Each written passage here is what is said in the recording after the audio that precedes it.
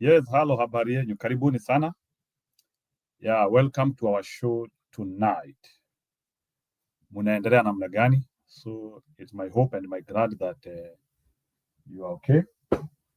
And I feel blessed to be with you at this particular time. Yeah, so I hope mmeshinda vizuri and you are here now so that we can now be able to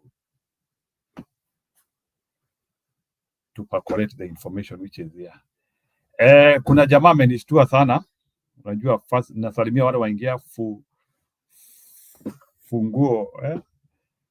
funguo. Okay, we are good. Huyo ni Anne. Ana anasalimika hata kabla hajasalimiwa. Leo kuna information. Sijui kama mmesikia Wanjakoya the Bangiman, what he has said.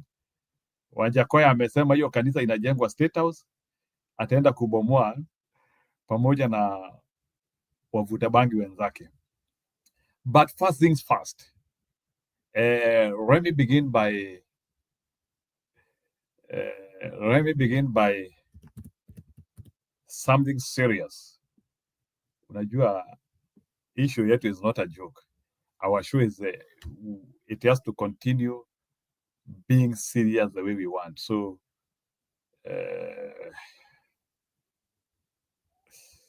wow. Wacha anaitwa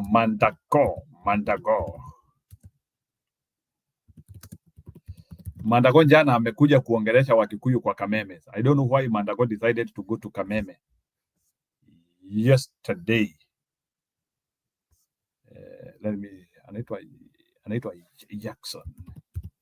Anaitwa Jackson Mandago. Tafutie. Anaitwa Jackson Mandago.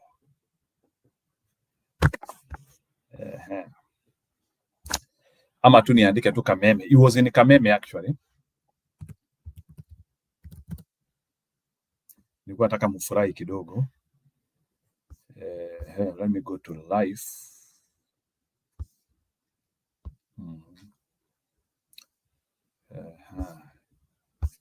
Wacha nione live yao. Mandago should be there.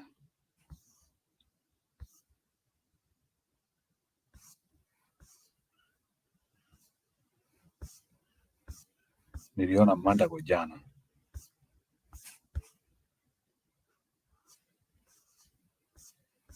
Yeah. Kuna information nimepatana naye ya Mandago. Okay, wacha ni type Mandago. Lakini Mandago is lamenting that doing away with Gachagua was a mistake. Doing away with Gachagua was a mistake.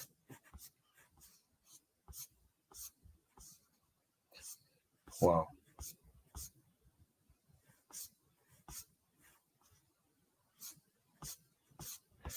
Okay. I'll try to find it. Nilikuwa nimepatana nayo maybe. Okay, naona watu wanasalimiana hapa. If wanampotevu. Wacha ni sasa unajua hizo vitu unakutana nazo huko kwa Facebook, Let me see if I'm also hearing Kafogo is overworking, Wacha nione kama nitapata hiyo.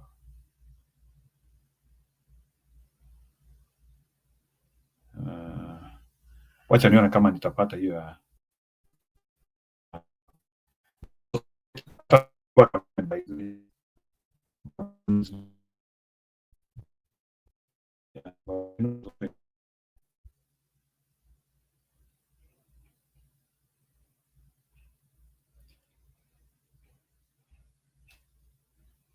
Pale university mtoto anakuja asome. Yes. Siku moja mzazi anajua mtoto atamtoa kwenye matope. Yes. Atamtoa kwenye shamba, kwenye chang'aa. Yes. Atamtoa kwenye odd jobs. Yes.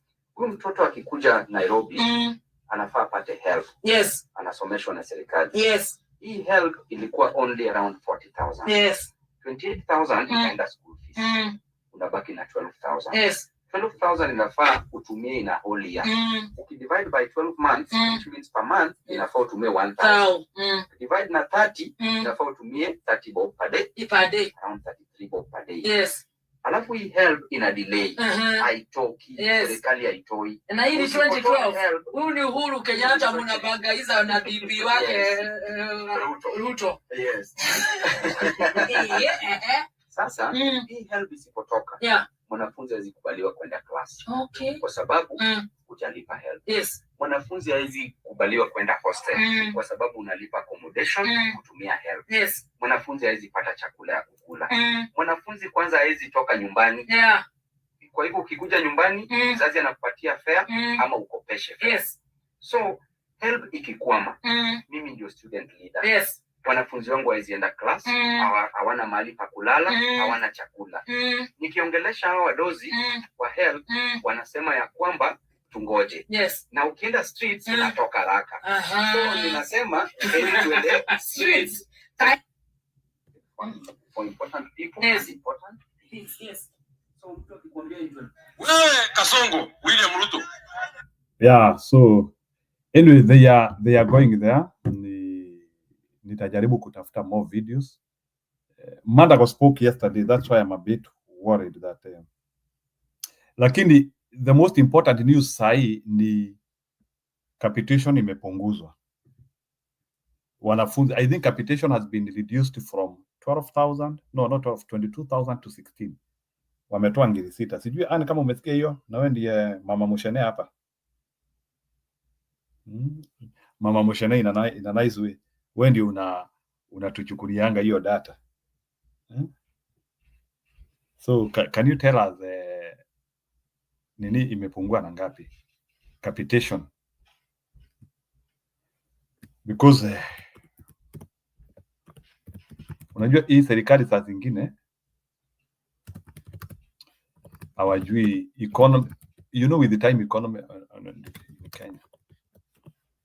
Unajua wanafaa kujua like hizi vitu hazifai, but anyway, we were not expecting anything. We are not expecting anything from Stira. I have not heard about not a capitation, but and wewe uko leo inakaa huko kwa drum. Yani kuwekea huko kwa drum usiki na mteka maji ama ramwadhi.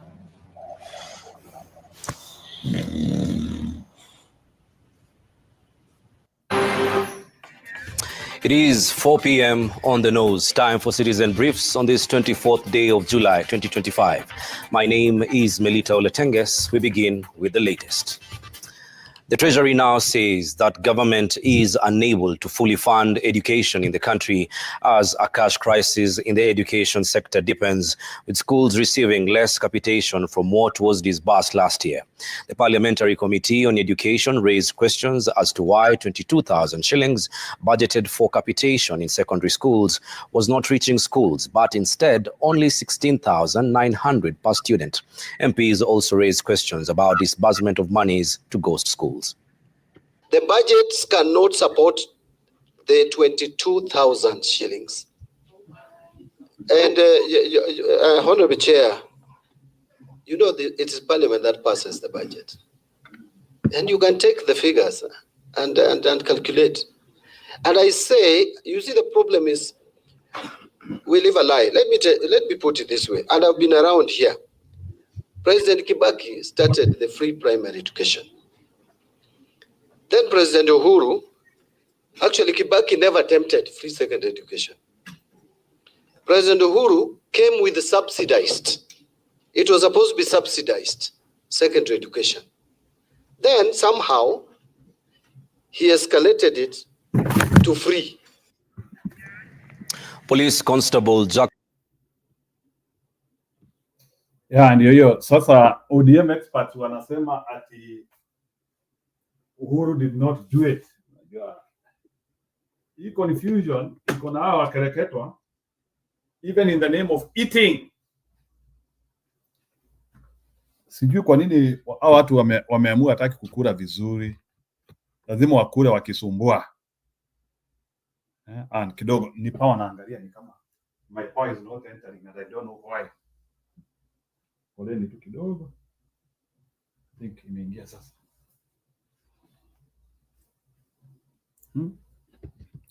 Sawa, acha nihamisha.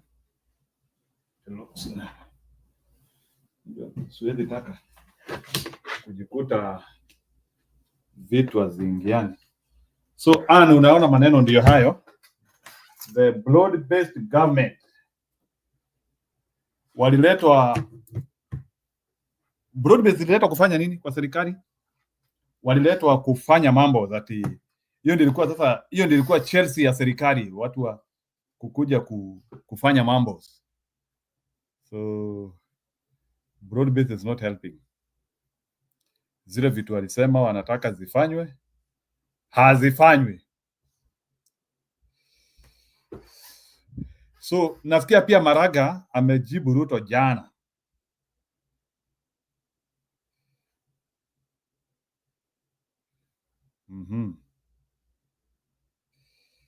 Maraga jana. Let's hear that story.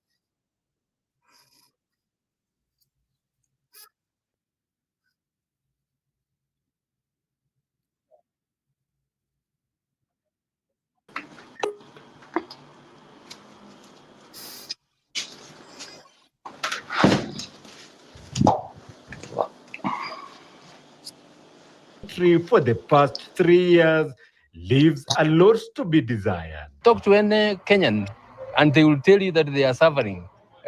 They don't know even where the evening meal is going to come from. If you seriously have a plan that does better on the economy than I have, you should be bold enough to tell us. One term, Kasongo, Ruto must go, is not enough. Maraga is now assembling his network of political, religious, and economic supporters with an eye to dislodge President William Ruto at the ballot come 2027. Jeff Kirui, KTN. Now, pressure is mounting. Okay, so there is this overnight.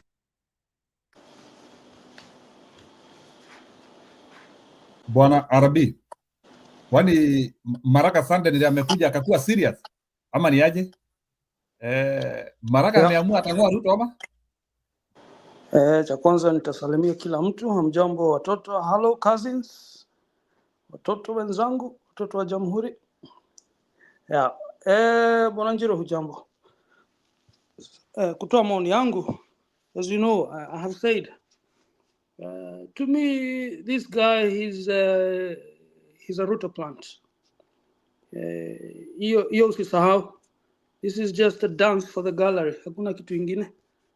I think it is rather conspicuous where you have a guy who does not have any political track record, yet he claims he doesn't have the funds to run to run a campaign, a political campaign at the highest level for the highest office in the land.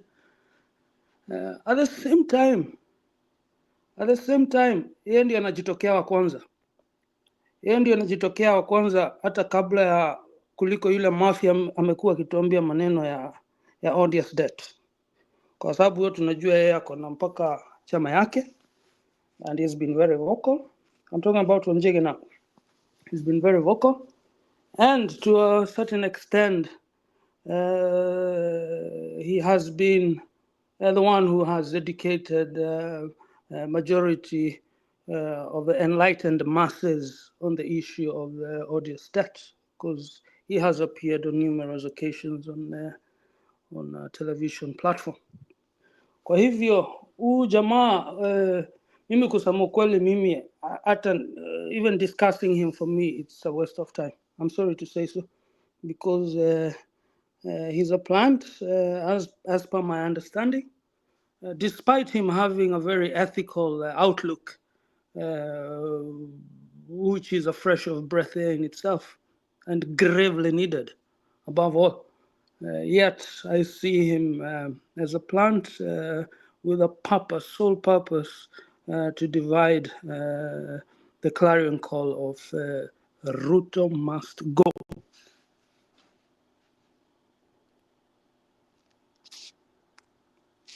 Umesikia hiyo?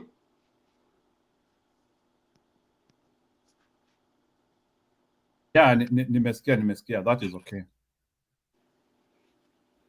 You know, I'm not very strong in discussing these personalities. No, I understand, but ile swali nitajiuliza. So do you think like hii kujibiana ya Maraga na Ruto is like a game, eh? Yeah, it's a play for the gallery. Watu wanajuana, so like it's like you want Ruto to respond to him with an aim of like wanting to give him a marriage. Is that what you think? Yeah, in whatever way, even if Ruto comes, unfortunately succumbs to that narrative, he will still, by the end of the day, gift Ruto in one way or another down the line. That's how I see it. Because remember, one of the strongest candidates financially is Ruto. Why? He has the finances, he has the power, he has the instruments of powers, plus he has the ability to control all the revenue in the country. So kwa hivyo hata Gachagua alituambia juzi, mbona tunasahau vile alisema, there are very few souls on this earth. I'm not a very good Christian myself, but I know that there was a fellow who denied the Lord Jesus Christ for 12 pieces of silver. And that is God himself incarnated in man. So who is not susceptible to being corrupted by funds? I mean, wewe niambie, this is a 2,000 old history. Hata Gachagua juzi ametuambia, was it on Sunday? He mentioned that it's very hard for an individual to withstand that sort of pressure. So I think this guy is on the payroll. He's very suspect. He's very suspect. Jamaa hana chapa, si mwenyewe amesema. And Kenya is a country which is known to be rather flamboyant in its case of conducting these extremely expensive general elections and campaigns. That should be an economic suicide. I mean, anataka kujifilisisha economically. Because, okay, he's against Ruto. Well and good. Thank you very much. You're the ethical card. Well and good. But at the same time, you have other huge elephants on both sides.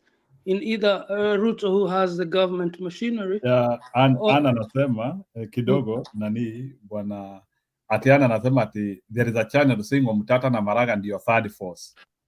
So like do you think like Maraga has that acumen which can build? He has on the basis of his professional background.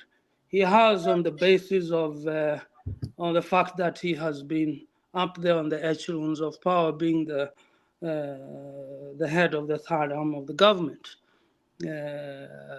He has some creds on the fact that he nullified the presidential election. However, this kama vile urafiki yako Miguna alisema, his things to the high heavens, right? Mimi nasikia uvondo mkubwa, yeah? Well, Omtata, where has he been? I mean, well, okay, we saw him actively participating in the demos. However, na hiyo ndio ile swali mwanzo ile niliuliza on my second appearance on this channel. I mean, Omtata, he's been on record. Yeye ndio amekuwa akitetea watu na kesi na hata hii mambo ya katiba vile pesa zinasukumwa huku na huku kinyume cha sheria.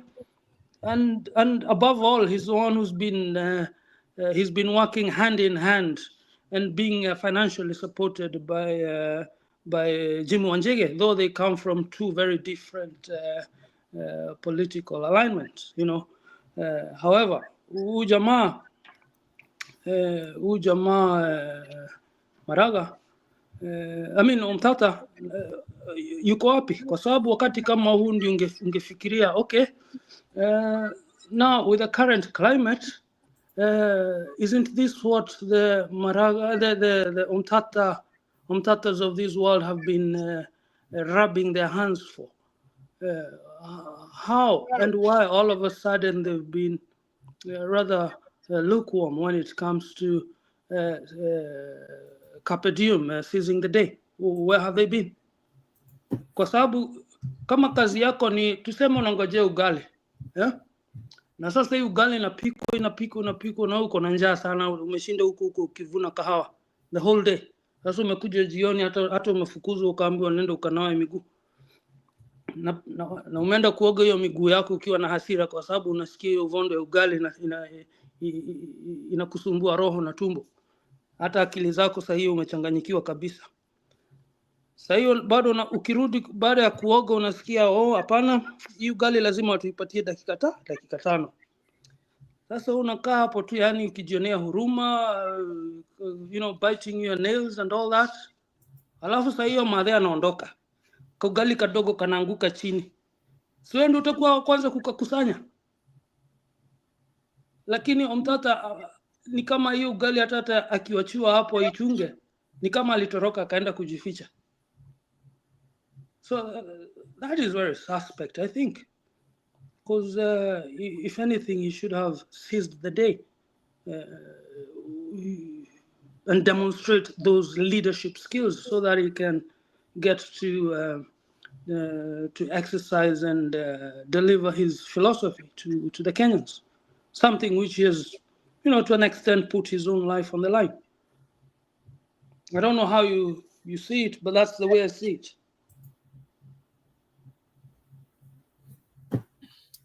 Okay.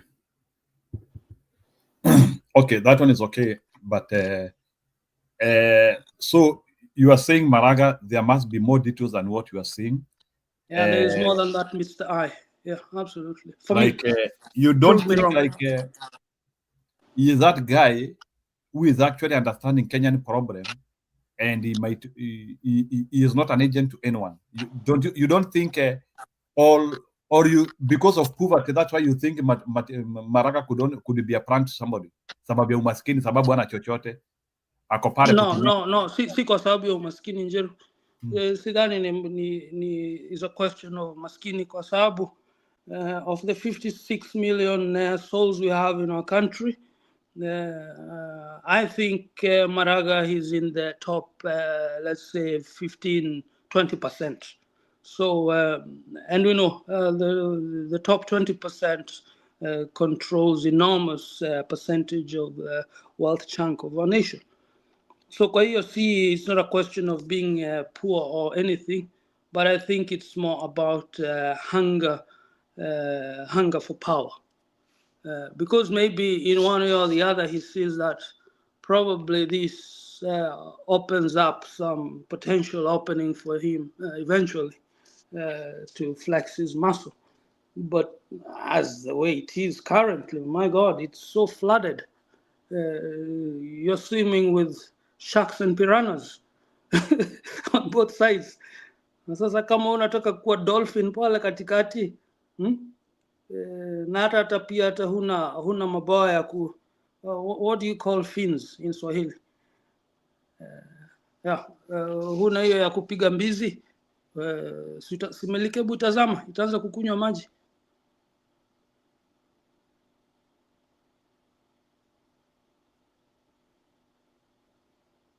Nasikia. Go ahead. So, you feel like he is not the person we are looking for. Is that what you mean? Well, he is on the fact that he presents that ethical card, which is highly valuable and gravely required. At the same time, he knows the law, the constitutional law in and out, and he knows the mechanisms upon which you can run this. And of course, he's also been privy to the misconduct the gross misconduct that has been happening under the Ruto regime, because that's the genesis. Let's just be honest and clear on that fact. Kwa sababu hapo ndipo walipeleka hiyo kesi ya kwenye bunge ili wapatiwe idhini ya kuanzisha account mpya so that they can bypass the consolidated funding account. So again, hakuna huyo mtu anajua hiyo kitu inside out. He can articulate it, he knows the mechanisms, and if he was more proactive and a shrewd career politician, yes, then he provides a very strong candidature. However, I see him as a plant, because in all honesty, that's what he is. Remember, huyu ni jamaa alikuwa he was buddy with Ruto from the get-go. Hiyo sijui kama mnakumbuka, hata kuna siku alipatiwa ile kagari, akafanya vile Wakikuyu wanasema kahura kanwa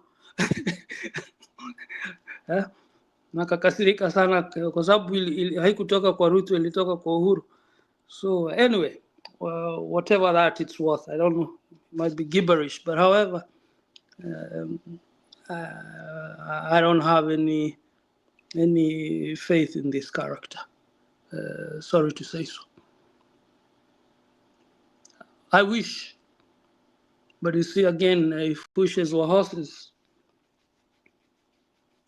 Okay, wacha tusikie what Anne has to say about that, about trusting Maraga, or do she think that Maraga has the right acumen to do the right thing in Kenya? And now that we are saying Matiang'i is not popular, Gachagua kona issues, you don't trust Maraga, munataka nani? Like na Maraga ni kama sasa amejitoa muhanga, and we still feel that bado. Maybe before that, let me first celebrate.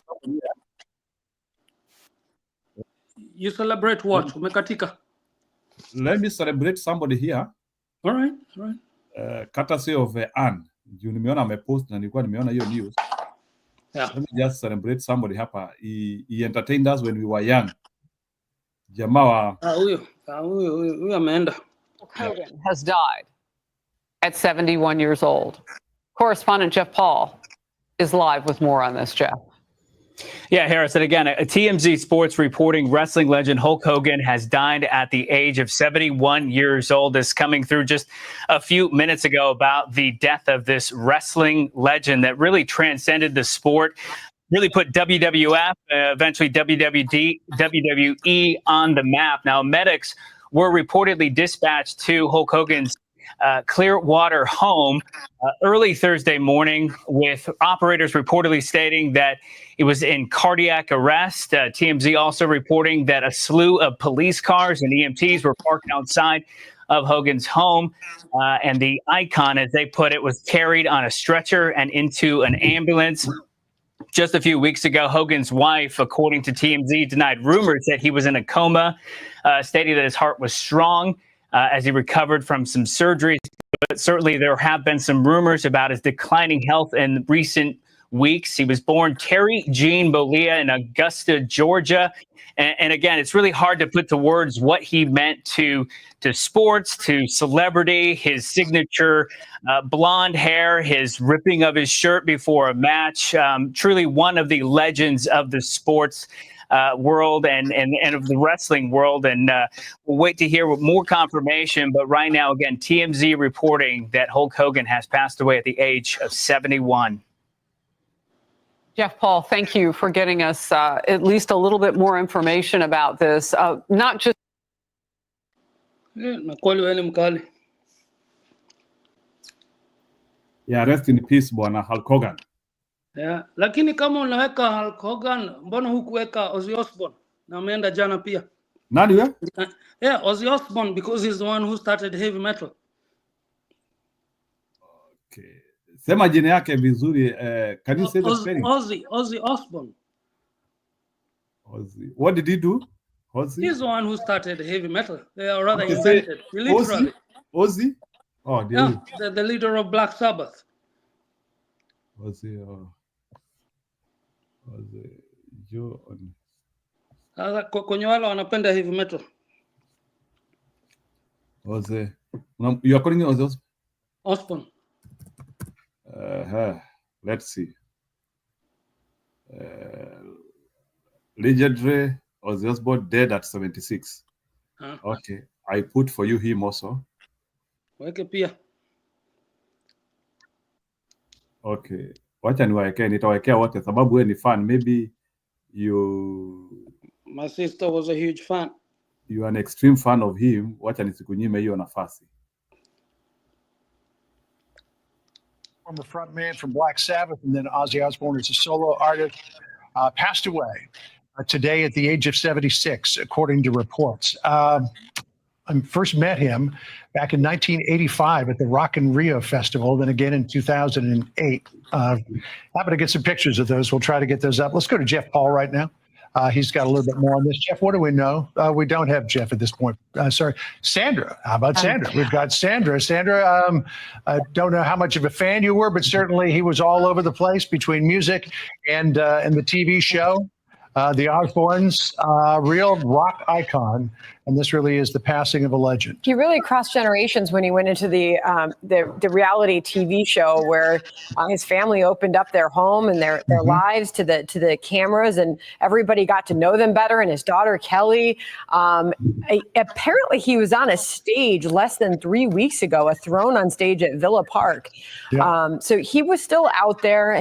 The statement from his family reads, "It was with more sadness than mere words can convey that we have to report that our beloved Ozzy Osbourne has passed away this morning. He was with his family and surrounded by love." And his family, as we can all picture it from the cameras being opened up in their household, they had very tight relationships, all of them. And he was obviously an incredibly talented musician, John. He was, and any aspiring guitarist, you see Tony Iommi there in the middle.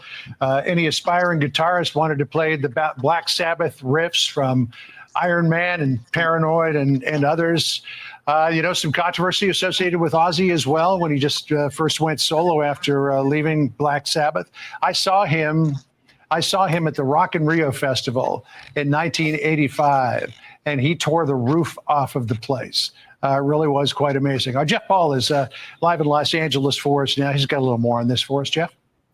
Wow. Oh yeah, John, nicknamed the Prince of Darkness, John Michael Ozzy Osbourne has passed away just weeks after he. Ni vile wameenda but yeah, life iko namna hivyo. Hiyo ndio maisha. Ana ameanzia then there is also that guy who drowned sio kama mmemjua.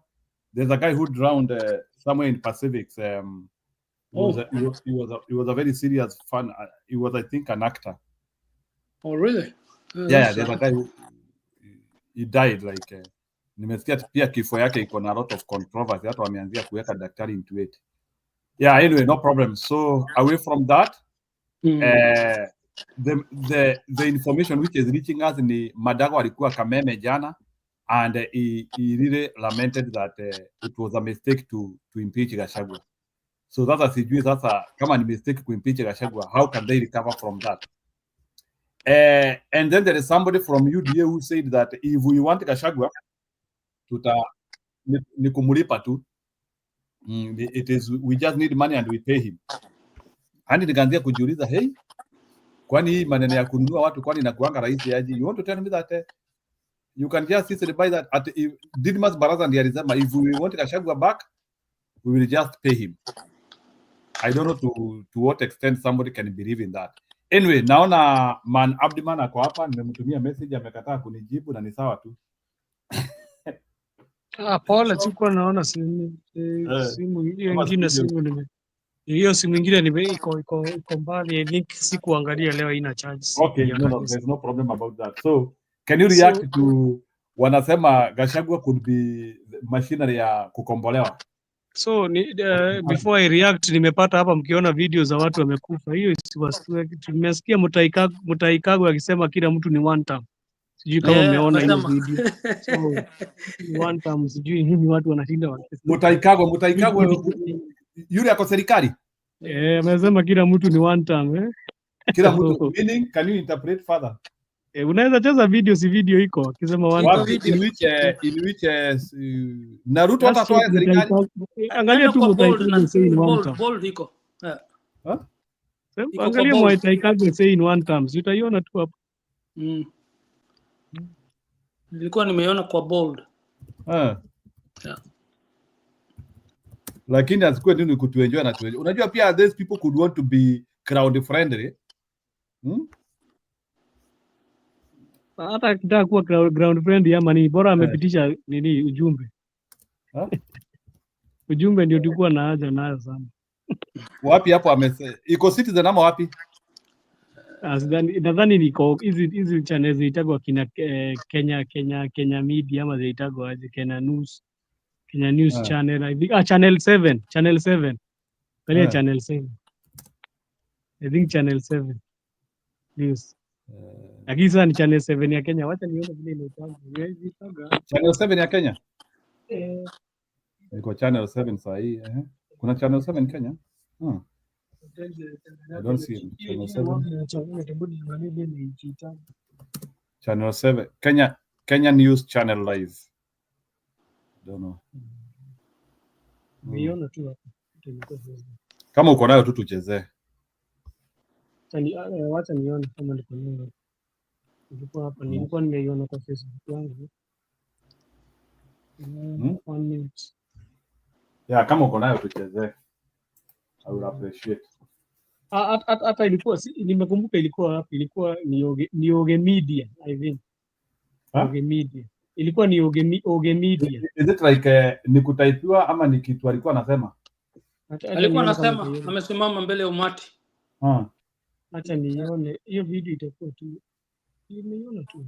I think it was a church function or something of the sort. Na ndio hii. Weka. Acha nianze.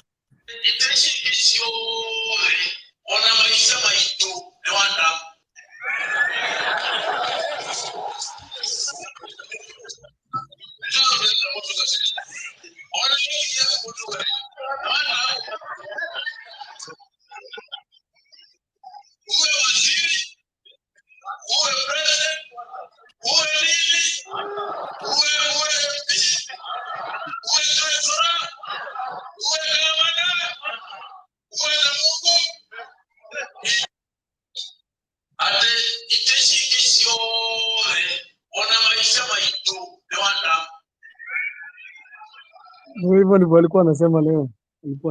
Alikuwa function. So the message is out there. Huyo ni kujifanya anajifanya. You know, I think ni vile he doesn't want recording. Ni vile huyo jamaa unajua pia ukiona ile pali unaenda is things are going against the grain. You pretend to be with them lakini kuna zile vitu unafanya. Lakini sasa hata pretend ama asi pretend amejua information imefika watu wanasema ni one time. So mimi nilikuwa najibu tu hiyo nini. Hiyo mambo mmesema ya Hokogan na huyo jamaa mmeweka hapa nimwambie maodo more than one time. Hata sisi ni one time tutakuwa hapo ni one touch. Hiyo ndio nilikuwa najibu. So niliona hiyo interview ya Mandago Uliona? I'm trying to look for it na sioni. Siangalie tu ilikuwa ni Inoro ama ilikuwa ni Kameme? Ilikuwa ni Inoro I think. Inoro FM. Angalia Inoro FM, Mandago Inoro FM utaiona tu. Ni Inoro ama ni Kameme?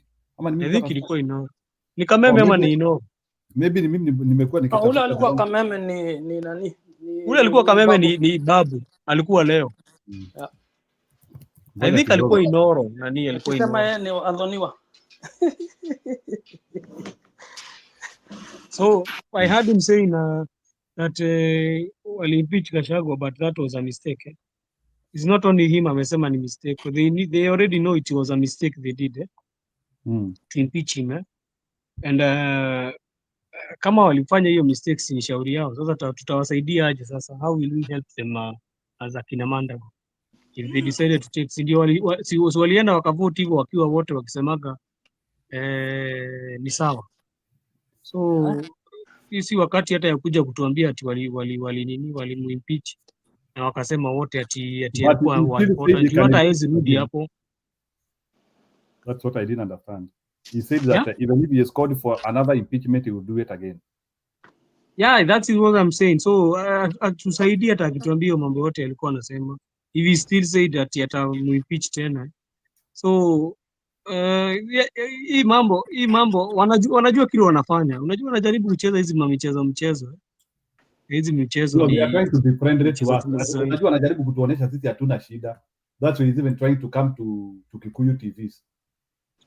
What ile kitu ilikuwa imenikasirisha kwa hiyo interview yake ni vile alikuwa anataka kututam kama ni vile alikuwa anataka ni kama kuoneshana sisi tunakuaga hatutakagi watu wengine wakiongoza. That is where me hizo mambo hiyo mambo sasa akifika hapo hizo ndizo mambo sasa mimi naanza kusikia nikikasirika. Nikianza kusikia ukianza kuongea hizo mambo ninaanza hata ninaanza kukuzima sitaki kusikiza ukiongea. Sababu ukianza ku and it's not only him watu wengi sana wamekuwa kifuata hata nimeona mpaka nani anafaa jichunge sana Kimani Ngujiri anafaa jichunge sana. He's spewing some things na si mzuri. Mzee of his caliber hafai kuwa anaongea mambo kama hiyo. I saw him mpaka ni kama anafurahia watoto wakiuliwa. He's a very old mzee with I think ukizeeka vile watu wanasemaga ati old is gold yake aga inakuwa ni clay. Do you have a video? Do you have a video of him saying like that? Mtoto. No, alisema ule mtoto alishutiwa. Alisema ule mtoto alishutiwa watoto wanauliwa wako kila siku. Hiyo si kitu kubwa. Lakini nauliza kama uko na video akitoa hiyo puzi yake. Nitakuchezea kama unataka nikuchezee. Jana akiwa Inoro hata Jiru anaweza icheza. Si alikuwa Inoro. Alikuwa Inoro Kirerembe. Do you know why I'm saying this, my brother? Do you know why I'm saying this? Because the bar has been set so high that in one way or the other you have to demonstrate your salt, you know? Let me play it for you. I play it for you. Okay, cheza tu. I have a lady who is called Shiro Hutiamondo. Like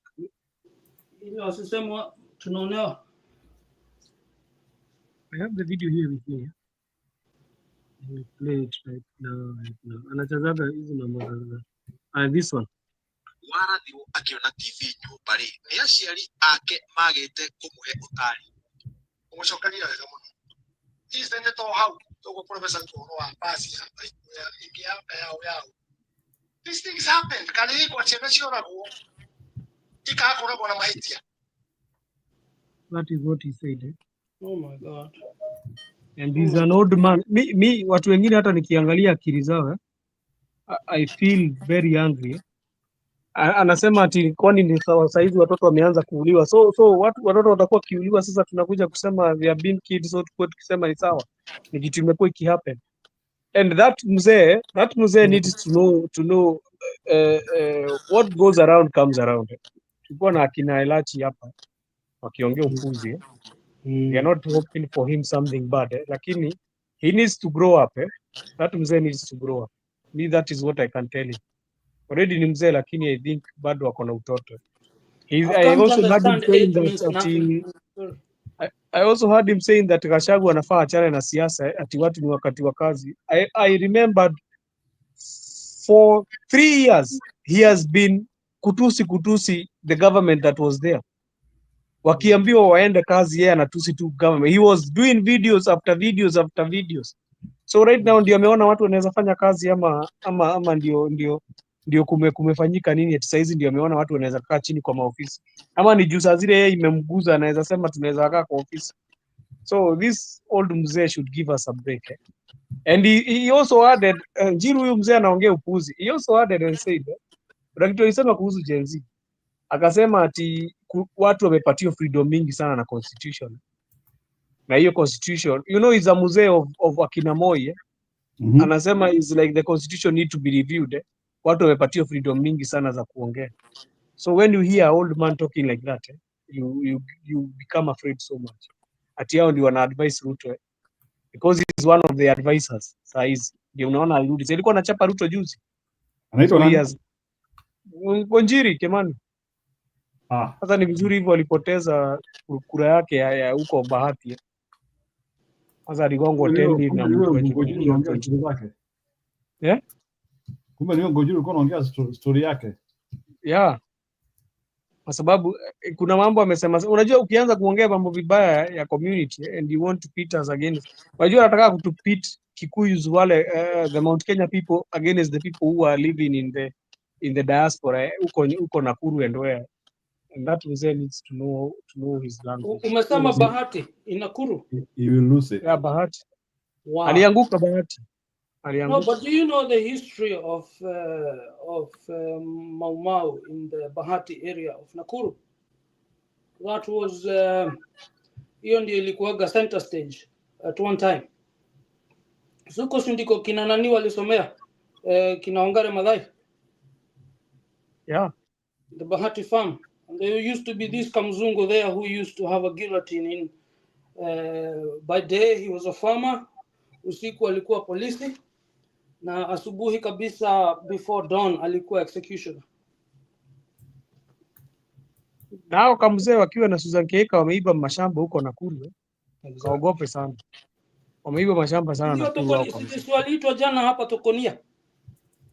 Watu wameiba mashamba sana mingi, mpaka ile walikuwa wanataka kuiba memorial. Sicheze na hao watu. Ile mashamba wameiba huko Nakuru, si ni normal. And au kamzee is very dangerous. Mi hata sikapendi. Ikapenda hata nikaona kwa interview yote. Ni vile hizo videos lazima utaziona kwa sound bites.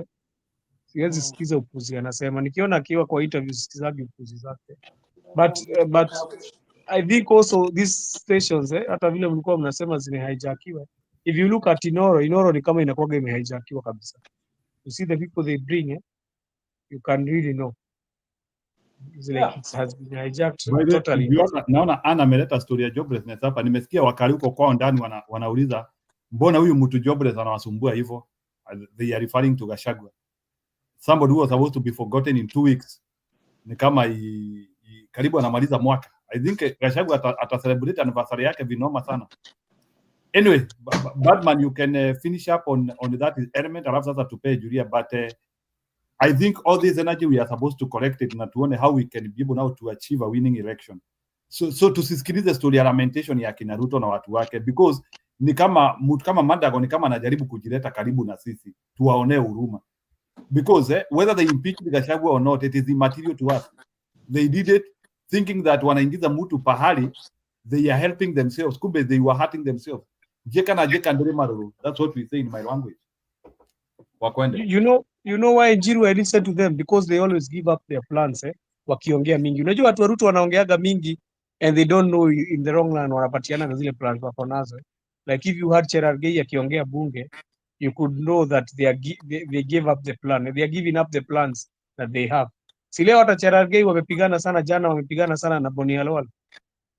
Ni leo I think ilikuwa leo walikuwa wanashirikiana kucheza maneno and he criticized Boni Halwal sana, akamwambia wewe hata ujui mambo inaendelea kwa serikali na unajifanya wewe ni wewe chief minority chief whip. So when they talk too much is good. Hata hivyo Mandago walikuwa wanaongea, we know the plans they have and we know how to counter them. But for Gachagua amewasumbua akili. Gachagua has disturbed their head mpaka wameinua mikono juu. And ukiongelelewa vibaya na ukitupiwa mawe sana, jua kuna kitu uko nayo ovua ambayo watu wengine wanataka kuichukua. So sijui kama pia mmeona about the news za education funding model, sijui kama tutaiongea baadaye, but ni kitu imenistua sana. Hiyo tushaweka, hiyo tushasema, you can comment about it kabla Julia akuje. Nimestuka sana na I think all the things I've been telling you here they are coming to life. Nilikuwa nimemwambia about pia university model. Nimesikia watoto hawana pesa watapewa. This time hakuna help. Ni wajipange vizuri. Kama wewe ni mzazi, jitayarishe. Nasikia mpaka universities zinaweza anguka, public universities hakuna funds. Then ukisikia mtu akikuja kutuambia capitation inareduciwa, just know now we are on our own. Kwa peke yetu sasa. Wazazi ni wajitayarishe next term tutakuwa kuna umana next term, kinaweza umana vibaya sana. Na si kuumana tu kwa nini walisema hata exams tutaanza kujilipia. Wazazi ni wajitayarishe sasa kudipi. Sawa Julie, unaweza kami? Saseni. Yeah. Hi, Paul, go ahead. Hi Makuzo. Makuzo. Kwa kunaendaje kwa Kasongo? Njiru umevaa kakofia kengine. Ama ako ni kadisi. Bado tu ni yeye anapenda. Hiyo naona kama ni promotion. Hiyo naona kama ni improvement. Sasa umetoa kale kabosori. Yaani Julia lazima uingililie kwa kona yangu. Nikuchomelea. Mwambie ukweli au kaboshoria kaka kazuri. Kataka kama wale wazee wa Nigeria wale wanakuja kuangalia kama mahali imefika. Hiyo ni ya AP. Wanakunywanga. Unajua kunywangwa kitambo. Uko kwa Kikuyu. So, na pia nyinyi mko majuu Julia, mtuambie ni nini hii tunasikia ati UN imekuja Kenya hii UN. Hiyo mtatuambia mama. Hiyo nitawawekea hapa, Ni ukweli, it is part of cost cutting activities wanafanya. So there are some agencies of the UN zinapelekwa Nairobi. So I don't know what is their target, but that is not something to be proud of. That is not something to be proud of. Something to be proud of, but personally, I feel like we should not complain about it because despite. No, I'm not saying we complain about it, Julia, but it is not something to be proud of because like for example, if we ask a honest question, who does the UN work for? Why do they want to be in Africa? So I don't think they are coming for our posterity. Yes, ni sawa, we can say tutapata makazi and the fact that they are a lot in Kenya, they will buy our houses na vitu zingine, there will be money there. But anyway, mimi sitaki kuongea mingi sana about that, but I can tell you it is not for our posterity. Okay, mimi, I look at it from a different point of view. Unaona kama in the recent past, there are countries that zimekuwa blacklisted na America. In fact, all the countries around us zimekuwa blacklisted apart from us. Jiru, umenotice hivyo? Na tukiangalia behavior ya Kasongo, unaweza expect siku ya kwanza kuwa blacklisted. Na ukiinvestigate, ukiangalia all that, it's like Kenya is kind of strategic to so many things, and like vile umesema, not for the gain of the common mwananchi wa Kenya, to the rest of the world. Unaona, si ati ndio mwananchi wa kawaida wa Kenya asaidike, ni hawa watu wanaona how is it strategic to the east, to the Middle East, strategic in many ways. Okay, now hiyo ni advantage kwa wananchi, especially those who want to live, wanapenda kusafiri. Kwa hivyo ni kama bado inafunika dhambi za serikali za Kenya. So that is how I look at it. Now, however, that does not mean inatusaidia in any way or even to change the governors ama anything. Okay, shida zetu ni shida zetu. Shida zetu lazima tungangane na shida zetu. Okay, we must face our problems head on. Kenyans, we don't expect any other person to come and help us. That is how I look at it, irrespective of whether we have United Nations in Kenya or not. Now, away from that, leo nimeona watu wamekuwa wakiangalia ile debate ya Sifuna. It has been discussed on and on again, and I mean people have gone on analyzing it again in other interviews again and again and again. And I think ODM and UDA are rattled so bad by Sifuna, but I guess they saw this coming, and I don't think they are surprised. Raila Odinga did not expect to hold this together all through. Sidhani ama alijiona yeye ni kamungo kandogo. I think Raila Odinga should realize, I think it's only the Luo community that may actually worship him kama akina Gaucho. Na si Wajaluo wote pengine. Lakini jana niliona Gaucho akitoa clip akitukana Sifuna, atienda ukaambia Waluya. Yani Gaucho is so illiterate and so bush and so primitive and so archaic and so barbaric and so, yani mtu kama anaishi kwa kichaka tu. So alikuwa anatukana Sifuna based on tribe. Hata ndio nilijua ati Sifuna ametoka karibu Mount Elgon. Sijui ukaambia sijui akina nani wafanye Mbukusu. Hata ndio nilijua Sifuna ni Mbukusu. Ndio wabiwa Mbukusu sijui wafanye nini. Sijui Wabukusu hawajafanya nini. Wabukusu wamepaka yani sisi hatukai kuwa segregated. Sasa tumewachwa na kabila zote. Tumebaki na Wakale. Sasa unataka hata Wakale watukatae. That is how Gaucho looks at it, imagine. I mean, those are the people Raila Odinga works with. I'm telling you. So Gaucho niona akitukana Sifuna amemtukana. But I hope Sifuna doesn't reply to that because that is stooping beneath his dignity. I think Gaucho should just be ignored. Na achiwe aendelee kuongea ujinga kwa streets na wherever he wants to talk. I think he's a man that belongs to the bush. He needs to be taken back to school again. Pengine akirudishwa form 1 anaweza kasaidika. That is if he at all he cleared any class 8. Now, so Sifuna's debate ni kama imerato so many people, and I think Sifuna should just take his stand because he'll lose his senatorial seat in Nairobi. He has no option but to leave ODM. Atapoteza hicho kiti. So that is what I'd want to say about that. I saw a lot of other things happening. I was pleased to watch. I was pleased to listen to Eugene Wamalwa. I love the way that man debates. First, I love his eloquence and how he can articulate points. He's very articulate.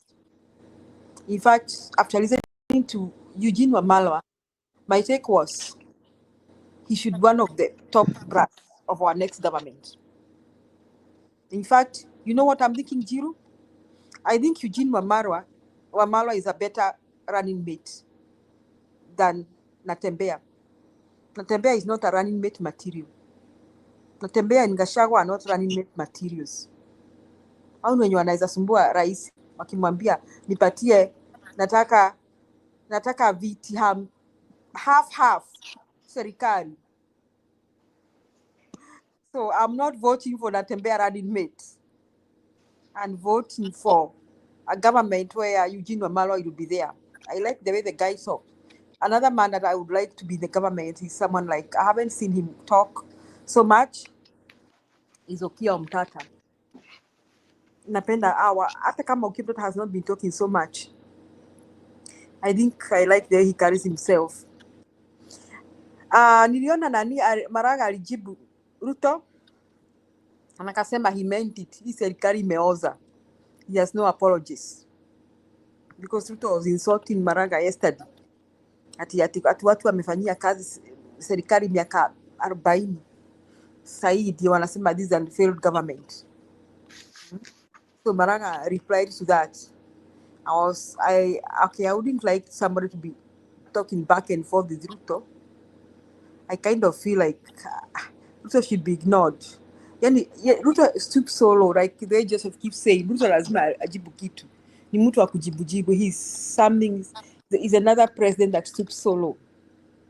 So those are the few things I watch. Na nimesikia just for example, is it Ngujiri alisema it was wrong to impeach Gachagua. Sasa hivi wamemtoa hivyo. Wataona hawajaona. They are yet to see what they are gonna see. So obviously, hii serikali ya majambas is falling. It's not a question whether it will fall, it's a question on when it will fall. Let me say that Jiru, RB na Joseph. Nifikisha hapo kwanza. Julia, nilipenda sana, unajua kuna ile wimbo inaimbagwa if education is the key. Unajua hiyo wimbo Julia? Why does the government make it so expensive for we? Unajua hiyo wimbo? Sijui. Ni wimbo ingine ya reggae hapo wanasemaga if education is the key, why do the government make it so expensive for we? So nilisikia hiyo wimbo nikakumbuka the scenes that are happening in the country.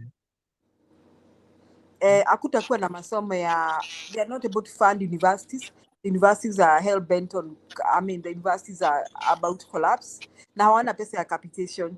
Niliona bandi akisema hivyo, ati hawana pesa ya capitation. Yani, and then, buddies on one side saying they hawana pesa ya capitation. And on one side, Ruto is asking why people want him to go. Is he, I keep telling you, Ruto is mad. He's sick in his head. Ni expert. Expert wanasema. Expert wake anasema watoto watasoma next time.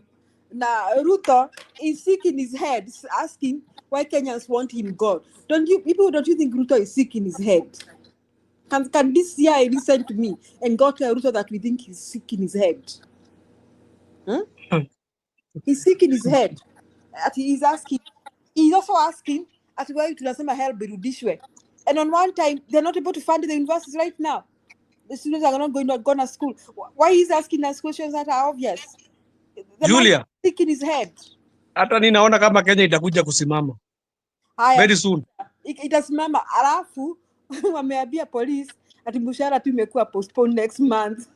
Kwa umeona kuhusu jeshi Julia? Mwanzo kuhusu jeshi. Jeshi ati wameambiwa unasaidiwa pesa. Polisi wameambiwa ati ile increment ati ni vile ati siji ati ni financial year iko imeanza. Sisi tuko July. Kwani inaanzanga lini? Ati ni financial year iko imeanza. Alafu akaambiwa ati the lowest person ataongezewa 10% first. 10% of the increment. 10. Imagine. Lakini wacha wafanye hivyo Julia, wanaga akili. Wacha afanye. In fact, mimi nilisemanga hivi some few months ago that I'm praying for a time that will come that there will be no salary for the police and the army. I'm praying, that is wanisikie penye wako. Mimi hiyo ni maombi yangu kwamba serikali ikose pesa mpaka ikose mshahara ya kuwalipa. Ndio wajue chenye Wakenya wanapitia. So that we are all at the same point now. Tukue level. Ama aje Jose. Tukue level. Mimi bwana nasemaga, mimi hata siwezi kuhurumia, hata wasilifu. Level. Sote tuumie. Tukue level ndio kila mtu unajua this Senator wa Kiambu alisema aje, when the Nazis did what? Jiru, can you repeat for me that statement? When the Nazis attacked the Jews, you said it was not me. When the what attacked who? Unakumbuka hiyo statement? Yani hiyo Julia, when the Senator wa Kiambu alisema that when the Nazis attacked the Jews, you said it was not me.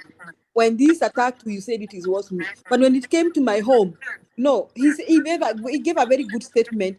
Jiru, I'm gonna look for the clips ya huyo jamaa mbili. He talks a lot of sense. Senator wa Kiambu. I don't know whether you can remember his statements. Ndaitafuta tu saa hii nikupatie.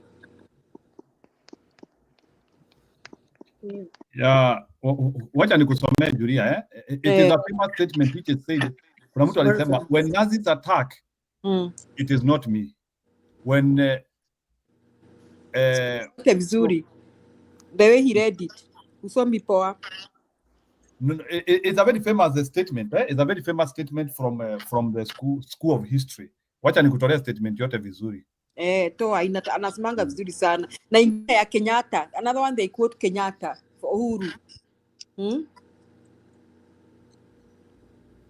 Uhuru alikuotiwa kitu. There's another famous quote for Uhuru, too, very nice, that refers to what is happening right now. I think hiyo kitu ilikuwa inasemekana because of the people who sit in the fence. Lakini wacha niwachezee UN, Julia, wacha niwachezee hii video ya UN musikie so that you can react. Nikasirisha sana hii. Yeah, so wacha niwape kwanza video ya UN for the purposes of reacting well. Hata ni Chinese wanaongea hiyo story. 1949. Yeah. Plus, imagine a world where the centers of global power are, well, subtly but surely shifting. We're not talking about some dramatic earthquake, more like tectonic plates slowly rearranging. And one African city is really emerging as this quiet but mighty force on the global stage. Our deep dives today looks into Nairobi's rapid ascent as a critical global UN hub. Absolutely. And our mission for you today really is to unpack the compelling reasons behind this pretty significant decentralization by the United Nations. We'll look at the current status of this ambitious move, and then importantly, discuss its far-reaching implications, for global development, for local economies, and maybe even for your own potential career path. Okay, let's unpack this. We'll be digging into the specific UN agencies involved and just how historic this move actually is. It really positions Nairobi alongside, established UN powerhouses like New York and Geneva. Right, let's kick things off with the big picture. Why Nairobi? And I guess, why now? The core news, which came out February 2025, is that Kenya officially announced the UN intends to establish 3 brand new global headquarters in Nairobi, and that's by the end of 2026. We're talking about the global HQs for UNICEF, Children's Fund, UNFPA, the Population Fund, and UN Women for Gender Equality and Empowerment. Mm-hmm. And these aren't just like new regional offices. They're set to join UNEP and UN Habitat, the 2 global UN bodies already based there. And what's really remarkable here, I think, is the historical significance. This move makes Nairobi only the 4th city globally to host multiple UN headquarters. Think about that. It puts Nairobi, squarely on par with major international centers like New York, Geneva, Vienna. That's quite a profound shift in the UN's global footprint. It really is incredible. So, okay, beyond just putting cities on a prestigious list, what's the strategic thinking here? What's actually driving this decentralization push by the UN right now? Well, this expansion is really a direct outcome of the broader UN at 80 reform initiative. That's the UN's kind of strategic plan for its 80th anniversary in 2025. Yeah.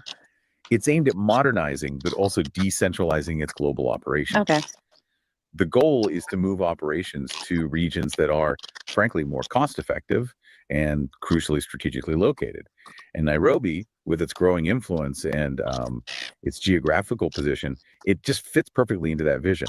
This isn't just about saving money, though. It's a strategic pivot. It's recognizing that global challenges are increasingly localized, right? So embedding these HQs in Nairobi means the UN can foster more agile, locally informed responses, ensuring solutions are not just global, but truly glocal in their impact, you could say. Glocal. I like that. That's a powerful way to put it. So we understand the why now, but the practical side must be enormous. Here's where it gets really interesting. What about the infrastructure in Nairobi? Is it actually ready to support a shift this big? Yeah, that's the key question, isn't it? On the infrastructure front, UN sources have confirmed that the office infrastructure in Jigiri, that's where the existing UN complex is. It is indeed already completed and prepared to host these new agencies. So the basic physical spaces seem to be largely there. Okay, that's reassuring. But I also hear there's a pretty substantial investment happening, something like US $340 million, which is roughly $38.8 billion, a huge upgrade. What exactly does that involve? Are we talking brand new buildings or? Some major expansion, yeah. That investment includes building a new 9,000-seat assembly hall, which is a really big deal. It's the first UN General Assembly size facility built outside New York since, 1949? Wow, since 1949. Yeah. Plus, Construction of 30 new conference rooms, a new media center, visitor facilities, and better dining and exhibition buildings. Yeah. And just to clarify the timeline on those broader campus upgrades, the meeting room expansion is happening in phases, starting 2025 through to 2029. So it's a multi-year effort to fully modernize and expand everything. Got it. So the buildings are mostly ready or underway, but what about the people, the human element? Even for a global organization like the UN, it sounds like some of these logistics are still, well, a bit of a moving target, literally. Yeah. Are there still some uncertainties around the staff relocation plans? Well, there definitely are, yeah. While the physical spaces exist, the exact plans for moving staff, they're still being discussed. For instance, we heard that local staff at UNICEF hadn't yet received formal communication on exactly which departments would move or when. Mm. And at UNFPA, while up to 25% of their global staff are expected to relocate in 2025, detailed timelines still seem pretty fluid. It's just a very complex logistical puzzle, coordinating thousands of moves across continents. Fascinating. So still a lot of flux on the ground with the actual people moving. This raises an important question. How did these practical logistical challenges connect to Nairobi's broader strategic positioning? Yeah, that's a perfect segue. Because Nairobi isn't starting from zero here, right? It already has a pretty significant UN presence. Kenya hosts 86 UN offices in total, with a staggering 73 of them located right there in Jigiri. Mm-hmm. And just to give you a sense of scale, the staff numbers have ballooned from maybe 300 when UNAP launched back in 1973 to support over 6,500 today. And they support around 11,000 dependents. And that growth trajectory means Nairobi is actually officially the UN's fastest growing duty station globally. It's already a city buzzing with international activity, and that growth clearly hasn't gone unnoticed by the UN leadership. And this expansion is just going to accelerate that, surely. The new HQs are projected to bring in at least 800 more UN employees directly, but some estimates go way higher, up to maybe 20,000 people, including dependents, by 2026. What kind of economic impact are we actually talking about here? Well, the UN already contributes an estimated US $350 million a year to Kenya's economy. And get this, that's roughly 4 times Kenya's foreign exchange earnings from coffee. 4 times coffee earnings. Wow. Yeah, so you can imagine the multiplier effect when potentially thousands more people arrive. It's significant. So we're talking about a major ripple effect across different sectors then. The influx of staff must be stimulating growth in, I don't know, real estate, hospitality, retail, transport, maybe even media within Nairobi. Absolutely, all of those. But this isn't just about like pure economic growth. It's also about formalizing and accelerating Nairobi's emergence as East Africa's sort of de facto diplomatic capital. The multiplier effect will be huge, yes, but the real insight, I think, is how this strategic investment in a key African hub signals a new era for global governance, one where power centers are less monolithic, more distributed, demanding local integration alongside global coordination. That makes sense. And this growth isn't just happening in a vacuum. It builds on Kenya's existing strategic advantages. Its designation as a regional logistics and financial hub makes it really attractive. With over 550 Kenyan banks having regional branches, Nairobi is incredibly well positioned to host these kinds of international operations. So, beyond the clear economic boost, how does this further cement Kenya's role on the global stage, diplomatically speaking? Does this give them a stronger voice? Oh, profoundly. This development significantly strengthens Kenya's role in regional and global governance. It's a journey that really started when they joined the UN back in December 1963. And Kenya has ambitious aims here. They want to position Nairobi right up there with Geneva and New York. Eventually, they want the capacity to host full UN General Assembly sessions if needed. It's a clear statement of intent, about its place in global diplomacy and a strategic move to influence global policy from an African perspective. So what does this all mean for you, the individual listener, whether you're a professional, maybe looking for opportunities, or just a local resident? Well, for professionals, the outlook is genuinely very positive. This expansion is expected to generate thousands of job opportunities across operations, programming, admin, consultancy, various support services. The demand will be pretty substantial. Okay, so if you're listening out there and maybe thinking about a career in global development, what are some specific fields that are likely to see, significant new demand? We're talking about professionals in areas like gender equality, obviously, population health, children's rights, public policy, education, urban planning, climate action, humanitarian response, finance, governance, all those areas where new opportunities are really going to be opening up. And for people interested, are there resources already available to track these kinds of roles, or is it still a bit too early? No, not too early. Platforms like Development Aid, for example, already list full-time roles in consultancies in Nairobi. And these are the kinds of jobs these newly opening agencies will be. Let me not continue about that. Mimi UN sifuatanangi na wao. So because mimi challenge yangu na UN ni look at these developed countries, America, Germany, UK. They have no any project. Project zote wanaletanga zinaletwa kwetu sijui matano what. Very suspicious. Then na museme ati ni vile ati anti is not about being anti. Then United Nations they are meant to bring peace. Kuna pahali kwa dunia wameileta. Anyway, to me, it's an institution which is just wasting time. But anyway, you can follow them, but for me, those are people wasting time. But wailete tu Nairobi tufanye biashara vitu zingine. Lakini anyway, shida watawezana na maandamano hao watu. Lakini hakutakuwa na maandamano kwa sababu mtakuwa mmeondolewa huko. Nasema next year. So wanasema wanakuja lini next year? Maandamano is kwao Joseph. Maandamano is always they are usually away from the CBD.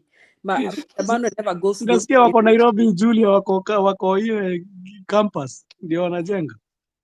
It will be sealed up. That will not be Kenya, my friend.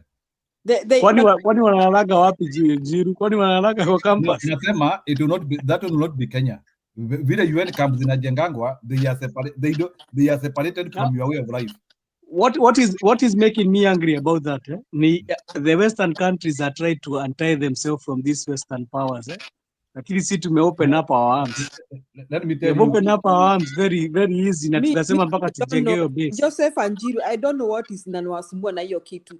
All these African countries are part of the United Nations. Whether they ata nini akina Cameroon and all that. I don't know kwa nini inawasumbua. It is not like they are invading Kenya or something. No, they are not invading, but no, you don't know. Nations. Their big presence in Kenya could be a very ujui.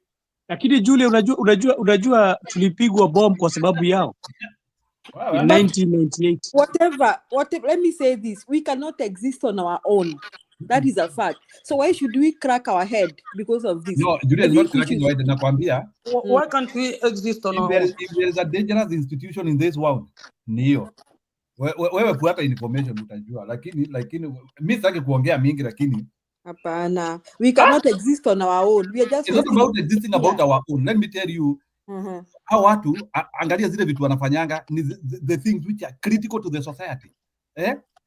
Unasikia sijui matano yao sijui nini.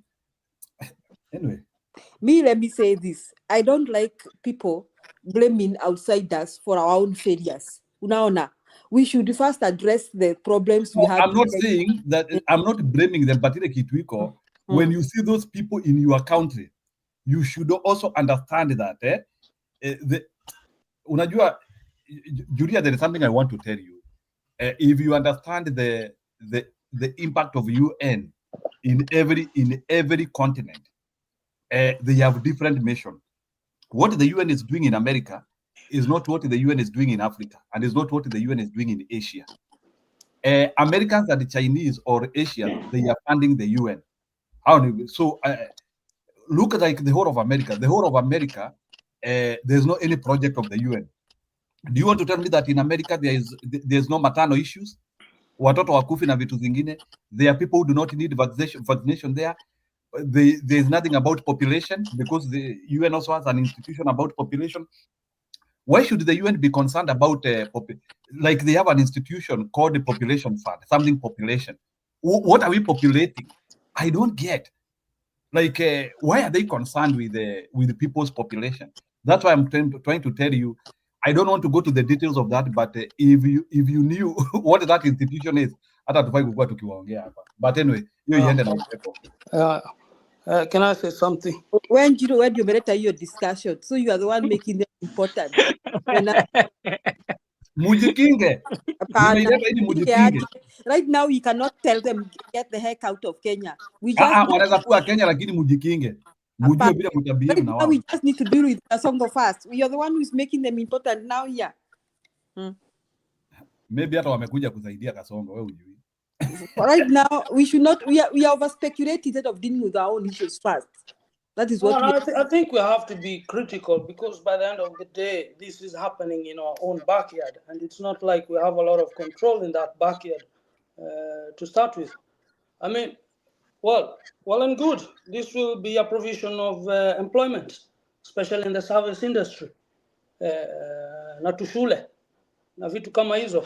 But on the other side, expect some food items to shoot up, and including the service industry, let alone the housing. Utaona sasa kama sasa wewe ulio ng'ambo ukijaribu kurudi hapo tunataka kununua ka flat. Already it is an impossible task right now, but now you're compelled to also deal with an extra 9,000. And now this is a city with frequent power outages. Garbage collection hakuna. No, you and your video. I think we have to be a little bit even go and look even at the UN campus in Somalia, you'll be shocked. The UN campus in Somalia is not like Somalia. So hiyo video tu wanajenganga. Kuna backup systems. Hawezi kuwa na hizo maisha. Hata nimeona mpaka zile shule wameanza kujengeneza shule, by the way, an international school. So, but do you think this is a subtle attempt to internationalize the governance in Africa? My friend, whatever they are doing, na hii ni kitu sitashinda nikiwaambia tena. Sasa, that is a destabilization wing for the whole of Africa. Because this is democracy by proxy in a way. I don't know. That's how I see it. Let me tell you, wanakuja hapa sasa Nairobi. Uko Nairobi, unaona North Africa huko, uko Nairobi, unaona Middle East huko. Well, you don't know. Ni kurudi wanarudi. Lakini Julia nikikuuliza swali, unaweza dhania mzungu anatutakia vitu mzuri? Mzungu ni kurudi anarudia mali yake. But when did nini aliwatakia vitu mzuri na nini muliji unaona, just let me say this is just a non-issue, because UN offices have been in Nairobi for quite we have UNEP in Nairobi, unaona ilikuwa ni store sasa unaleta ofisi sasa unaona sasa nyinyi na embassy zao zimejaa Nairobi. Why are you whining and whining? Right now, we should address our issue. Let me tell you something. The moment you become independent and you can handle your... Jill is talking about maternal health care. The moment we can do that on ourselves, you won't see them talking about those things in Nairobi. Hutawaona, watawapea heshima. Mtu kwanza na afyangu heshima juu ya ile heshima amejipea. Unaona? You won't see them bring such things in Nairobi. You won't see them doing that. So we should be here concerned about what we are doing to address our own issues. Well, there's nothing you do about you when coming to Nairobi. There's nothing you can do about it right now. There's nothing we can do, Julia. Already Kasongo ameuza. Ameshauza. See, Kasongo, some of the things are international policies. Don't even have to do Kasongo. Those are international policies. Unaona, I don't even know why mnaongea hivi. And most of us... Unajua ni kwa nini Julia anaongea hivyo? If you go and look at the decisions Kenya has been doing at the UN, they are going to shock you. The decision Kenya has been doing in international front, zitakustuka. Zimezidi. Lakini niseme hivi, whining here, and he's here courtesy of his here courtesy. He's not whining, he's trying. He's here courtesy of where US places Kenya. Otherwise, Kenya kutoka US utakimunyinyi wengine Julia akunywi wine anakunywa chai, so he's whining here. And he's here courtesy of where Kenya US places Kenya. You see, me, I normally say this, kuna vitu however much unaona, it's just like having your neighbor. Let me say this, even when unaishi Jose hata uko Kirinyaga ama wherever, unaona na ule jirani mwako hata mwenye nakubo hata mnafikiria nafunga nyoka huko ndani, unaona. According to rumors say that he has pythons in the house. Lakini juu nyumba yako ikichomeka, he'll be the first person to come and help you. Bado unamsalimia, si ndio? Bado unamwambia hi. Kwa sababu for that time he's your neighbor. What I'm trying to say, UN policies and United Nations policies, some of those things are things beyond our control. So what we need to address right now is Kenya's SHIT. Okay? Kenya's They are not SHIT beyond our control. That is a presidential corruption area. it includes a lot of things. Sawa. Sasa hizi historia kusema tunang'ang'ana ati America njiru. Wacha kuongelea UN. Ongelea America. Mpaka wamwambie wanaekanga jeshi yao Kenya. No, unajua I'm trying to explain to you something which you are not understanding. Let me leo nitakuelezea itango. Njiru siku kwanza ungepatia Joseph atusalimie juu amekuwa hapa na. Patia Haya, Joseph salimia kwanza alafu Joseph Jiru ache kutuboni hiyo. Unajua nasikiza hiyo mambo, mimi sijaelewa hiyo mambo ya UN sana. Habari zenu? Nasalimika bro.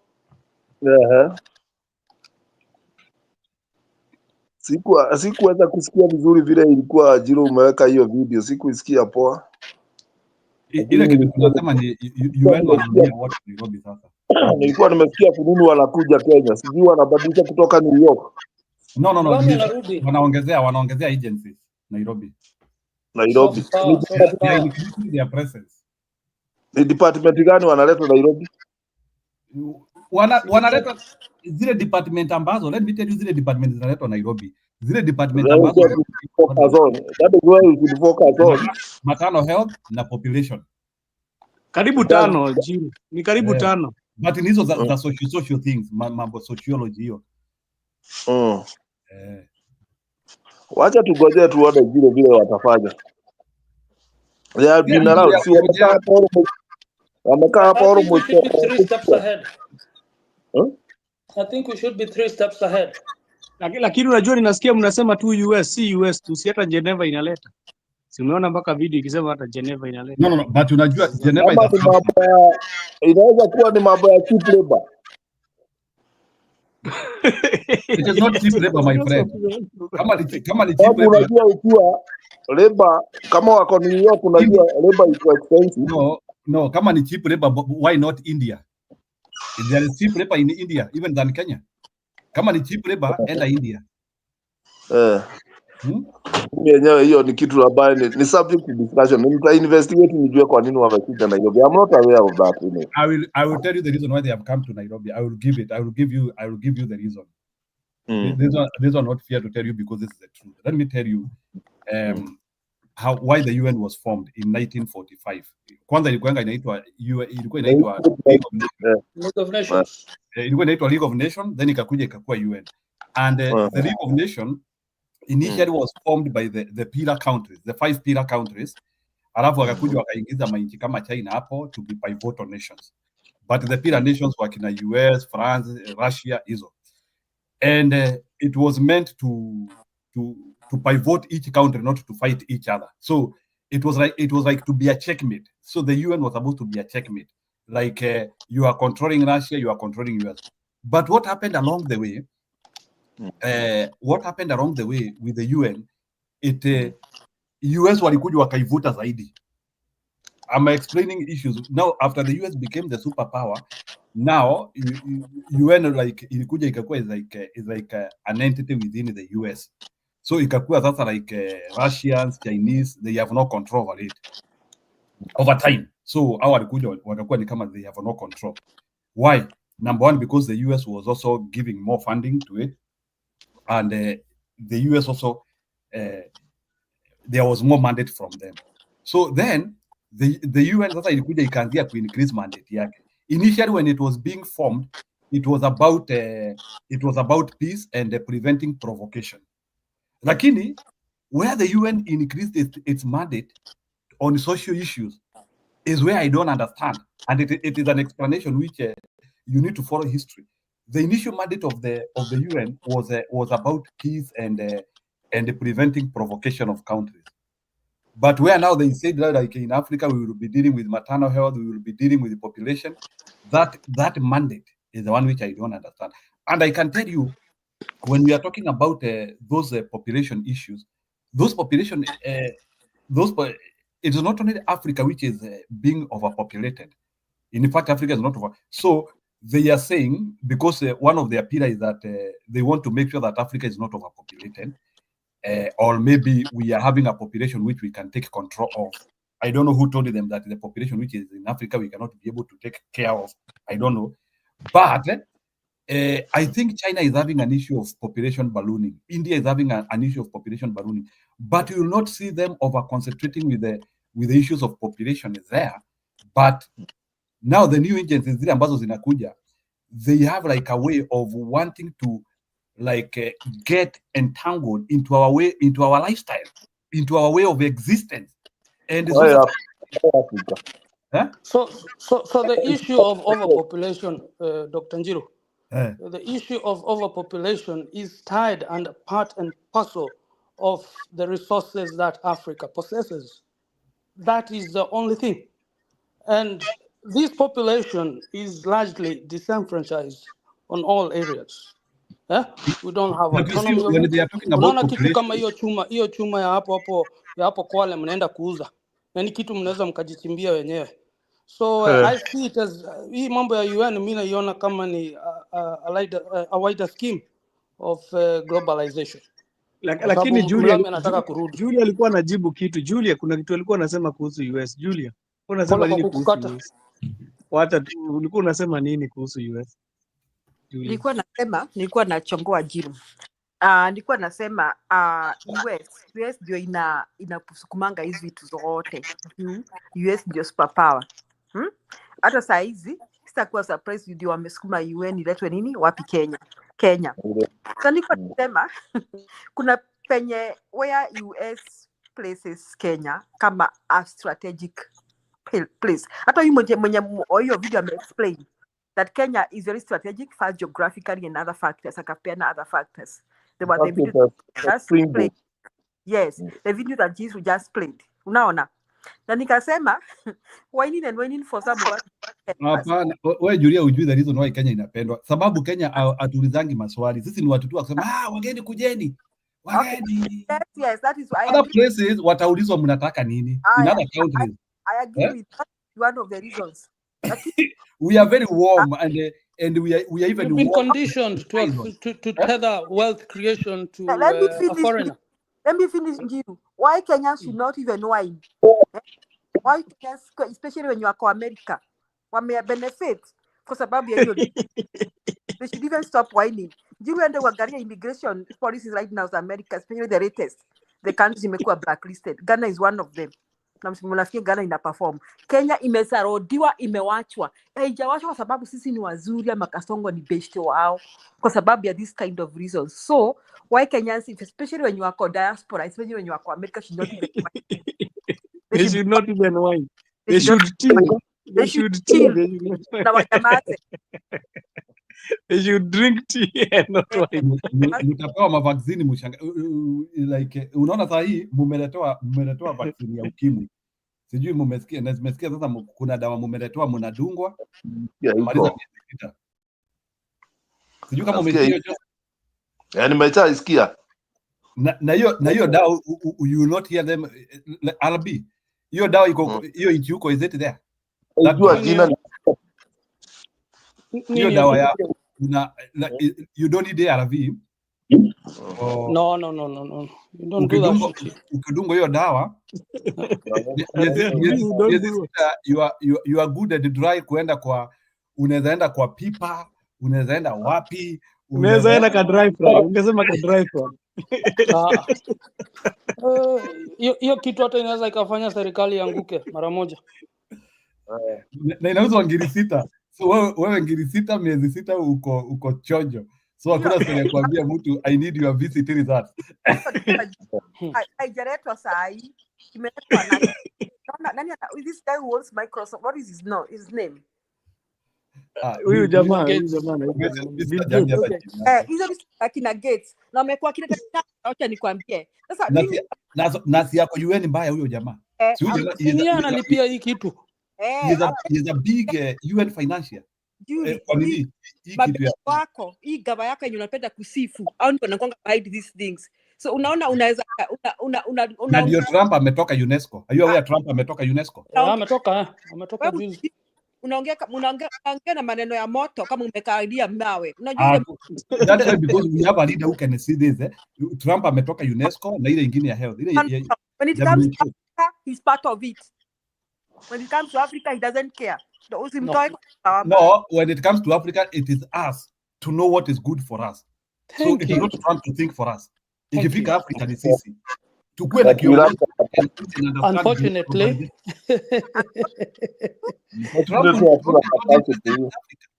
What do you mean, Julia? Trump is not interested with Africa. Ni wewe upush. It is you to push garbage away from your territory. It is not that tuseme ama aje bwana Arbi. Kabisa. I mean, so tunasema ati unajiita nchi huru na bado una expect mtu akuja kufagilia nyumba yako. That's tunasema ukikaa hapo ukilaumu UN, ukilaumu nani? Laumu the government. This messaging lazima ifike. Hii message lazima ifike, hawakuje kutusaidia. If every Kenyan knows that how watu wakuje kutusaidia. Information is power, Julia. It's not to your benefit, because if you're talking about job creation, if you're really talking about job creation, your government should be funding research institutes in Kenya. They don't do that. Na hiyo story ya matano health akina Bibi Kenyatta were already doing it. So Bibi Kenyatta alikuwa na ile vitu. Bibi Kenyatta alikuwa na ile kitu ya sijui ilikuwa inaitwa Beyond Zero. That was matano. Nilikuwa ni wa jamii ama ni wa dada. There was a program ya Uhuru ilikuwa it was taking care of pregnant women.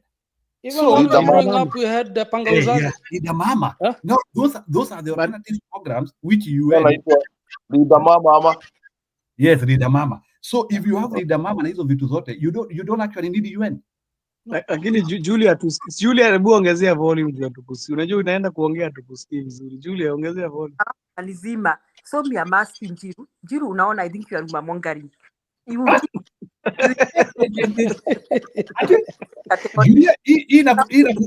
Inakupea imetoka dark web. Ni unaona hapa juju. Hii ni kofia yako ndio imeleta hii uchochezi yote Njiru. Hiyo nakwambia imetoka kule kwenyewe kule. No. Give us a clip right now and be very categorical that umecheza hiyo clip umecheza has not said anything about anything you are saying right now. Because it's the mainstream. Kama unataka information kama hiyo, alafu sasa mtu akwambie pale kwa kamera umenoa. Hiyo ni information ambayo it is you wewe mwenyewe unaangalia you gauge why is this person coming. Hebu nikuuliza saa zingine mtu anakukubefriend. Sio unaangalia na huyu besti ila ini anakuja. Let me tell you, like when a girl, I want to give you very practical example. Wakati kijana anataka kubefriend msichana, it could be maybe huyu kijana ni mtu wa one night stand, but hujui maybe huyo jamaa ni one night stand but you are not aware. Maybe huyo jamaa is a nice one, ama pengine huyo jamaa amekuja kukuibia, but no one will tell you about those things. So it's upon you sasa huyu jamaa as a lady or as a woman or as a guy, you analyze the person who is coming to you and kujiuliza huyu mtu ni mtu wa leo story ishe, huyu ni mtu wa permanence. It is you to analyze. Lakini Njiru mimi naona kama UN inajaribu kujitoa kwa shackles za US. It's like it is trying to unshackle itself. They cannot because UN na US is the same thing. What do you mean? Ukiona wakianza kufanya hizi mambo wanafanya no, you know unajua kitu moja Njiru, let me tell you something. Umeona huyu chairperson huyu UN Secretary General wamekuwa wakikosana sana na Trump. Hawajakuwa wako in good terms na Trump. Hebu just weka comment in decisions.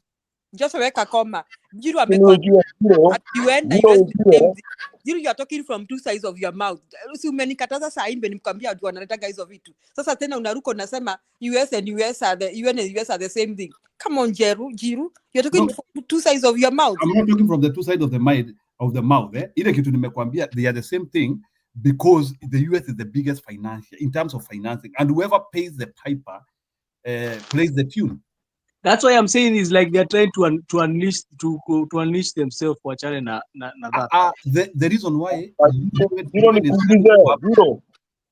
Zero nikuulize. Mambo ya UN hapa, na unajua policy ya Trump ni ile ya kukosa kusaidia watu wengine. Foreign policy yake hataki kusikia, anasema American first. Kwa hivyo inaweza kuwa UN inajitoa huko juu, funding inaweza kuwa ikoro, inataka kutafuta mahali. Sio na shida nikiambia Njiru hapa No, ninamwambia kama Trump shiriki na mambo za but history ya kusema the ball game is about helping us hiyo tutoe. Mimi sijasema, nimesema UN juu as a world body na iko na resources na iko na structures, inaweza kuwa inatafuta njia zingine za kujipatia resources. Njiru, unajua kwa nini nimesema hivyo? Mimi naweza jibak naweza jibak na zile comment nasema UN the decisions that UN has done for the past 1 year, they are not going with the way US likes. The decision UN imekuwa ikifanya, na Njiru, you are testament to that. Ende uangalie the decisions they have done.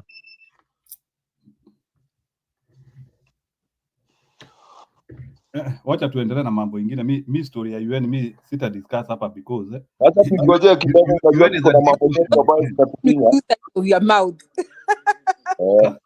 Nyinyi na mambo zingine China wa koloni, na wewe una benefit kwa wa koloni. Kwa sababu gani?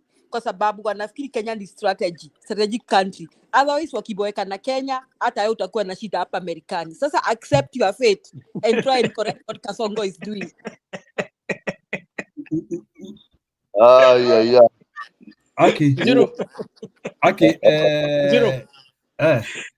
Kuna pole. Hapo umepatikana bwana. Hakuna story ya kupatikana. Wacha niachane na nyinyi tuendelee tu. Let me tell you, these people, they are coming to destroy our maternal health, they are coming to destroy our population, na nyinyi mumeketi hapo tu. I wanted you to take the topic. Nilikuwa nafikiria utabadilisha topic. Tuende kwa ABC. Tuende kwa ile mambo inatusaidia. Sasa Joseph, umeona Njiru amekubo, anaongea on the size of his mouth. Mara anatuambia US is one thing, basi tunamwambia UN na US one thing ni wakoloni mambo leo, na tunamwambia ako hapa kwa niaba kwamba Kenya imekubalia kuwa colonize mambo leo. Na sasa he should not be whining, he should be grateful for that. But then we should now grateful for what? He should be grateful. No, there is difference between the US and it is not United Nations which brought me to America. You should be no. Look at the policies. I can even quote for you right now the latest. No, UN was not involved in my not UN. My traveling to America. About UN, you said wewe umesema kwamba UN na US ni kitu moja. So wacha nikwambie ukweli wa mambo. In terms of funding, sababu ndio wamekuwa kuwapea 60% of financing. So wanasukuma policy yao. See, at UN can run away from US policies. At UN can do against US policy. US. Sasa if something is happening in Kenya, US imepeana green light. Now, na Kenya inapeana pesa ngapi kwa UN? How much is Kenya giving to the UN? Listen. Now, I don't know whether they give money by the watch and the same to say Jewy. But let me explain something. I looked at I will go back to the point. The latest immigration policies at America, saizi. Kenya, all the countries zimezunguka Kenya zimekuwa blacklisted. Na ukiangalia governance ya Kasongo ni mbaya mbovu hata kuliko Tanzania, according to me. Unaona? So kama ingelikuwa kuangalia hata governance, pengine hata Kenya ingekuwa blacklisted. Saizi wa Kenya hawasumbuki sana kama hizi nchi zingine kupata hizo madocument ya kusafiri. Kwa sababu inasemekana kwamba Kenya is a strategic point. That is why UN imeleta hizi vitu zao hapo. Unaona? Whatever the strategies is, tunajua Wakenya na Waafrika wanajua strategic or no strategic inakuanga at disadvantage of Africa. That is a fact. Nobody is denying that, Njiru. We all know disadvantage to Africa. And that is why I'm saying, instead of us wasting time analyzing US imefungua ofisi, haijafungua ofisi, we should analyze how can we get out of this by being independent. Now you're talking about maternal health care. Now umesema Linda Mama, that was a very good thing. Linda Mama ya nani Mama Margaret Kenyatta. You know, we should come up with such things in Kenya so that we don't really need this babysitting by UN. Unaona, waangalia waone Wakenya wanajisimamia from health to education. That is what we should address here. Lakini historia kusema ati UN inakuja Kenya ufanya, you can't, for now you can't, just accept your fate. Asanteni.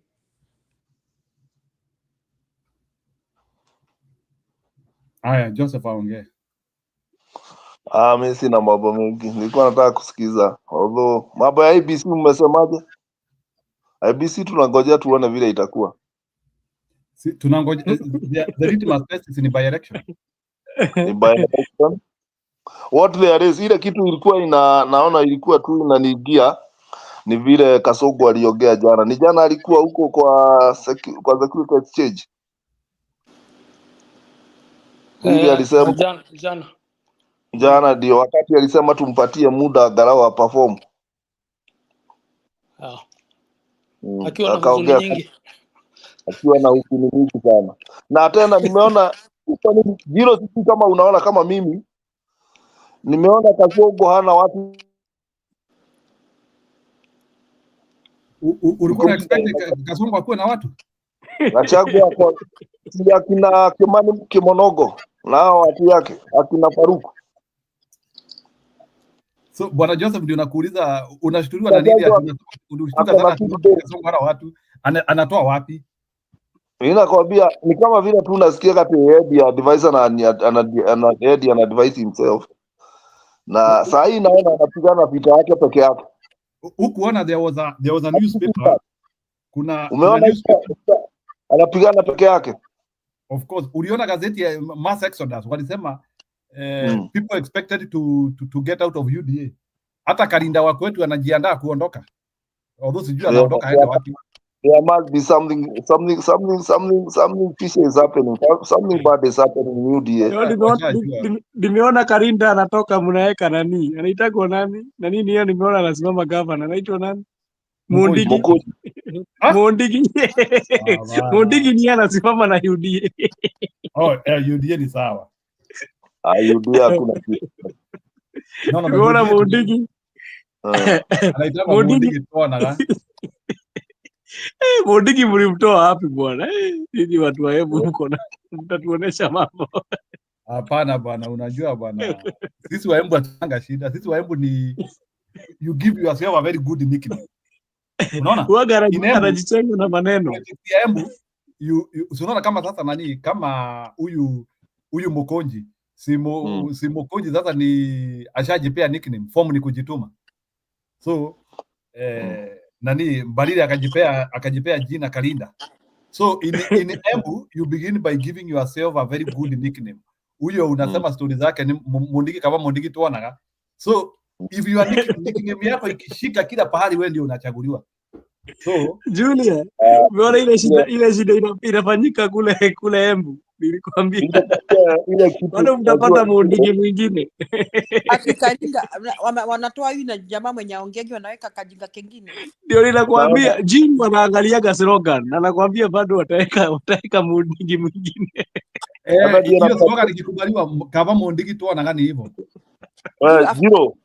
Jiro. Ile kitu Kasongo anaogopa na ile kitu nimenotice Kasongo anaogopa ni Quran against slogan. Kwa sababu ndio unasikia anataka kujua ni nani atasimama ama ni idea gani wako naye. Hataki kusikia hiyo one term. Unajua one term imeenda kama hiyo slogan ni Ruto must go one term. Hiyo ndio anataka kuondokea na ameshindwa vile atatoka kwa hiyo box. Kwa sababu hawezi Quran against slogan. Ndio alijaribu kukuja na hiyo yake ya two term hiyo ikio 10 bila break 2 terms hiyo zimemshida. Akiweza kutoka kwa hiyo anaweza survive. Ruto cannot survive hata afanye nini. Anasema kuna mtu alisema hata akiweka Rachel Ruto kama IBC chairman atapotea tu. Si Rachel Ruto ni mama Smoky.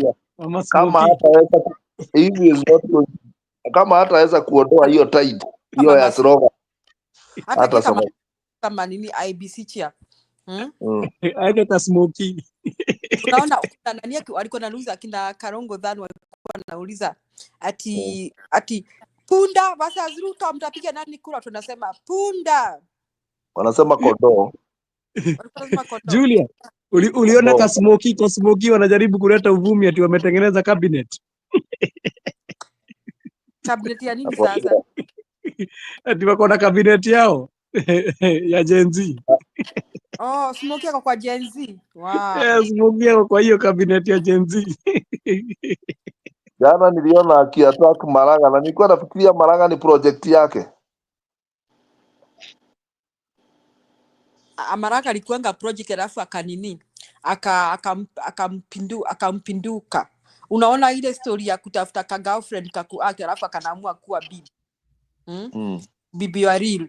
Hivyo ndio Maraga alifanya. I don't think hiyo siasa ya Kasongo this time round alikuwa anaonekana mwerevu, lakini siasa ya kupigana na kila mtu ambaye ameongea.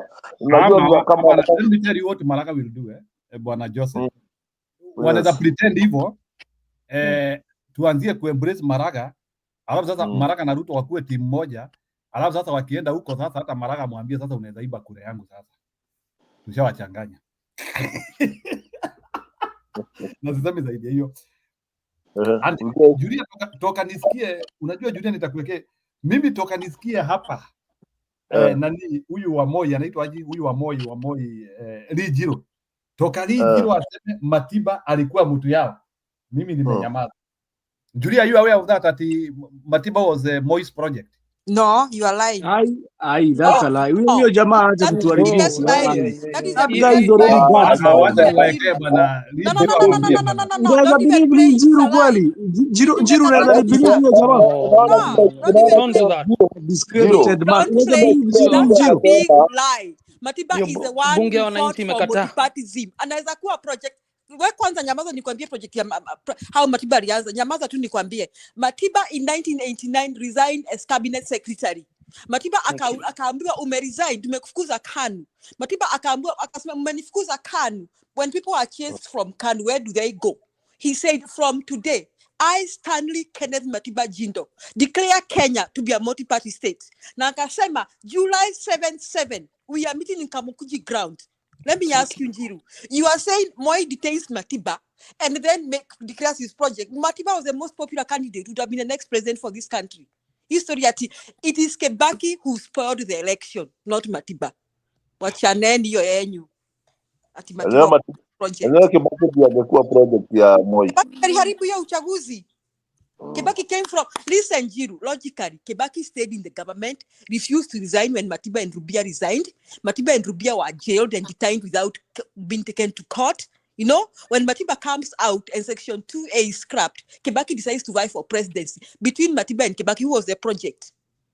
How can you even dare say that? Njiru, you need to apologize. That is an insult to the struggle for our democracy.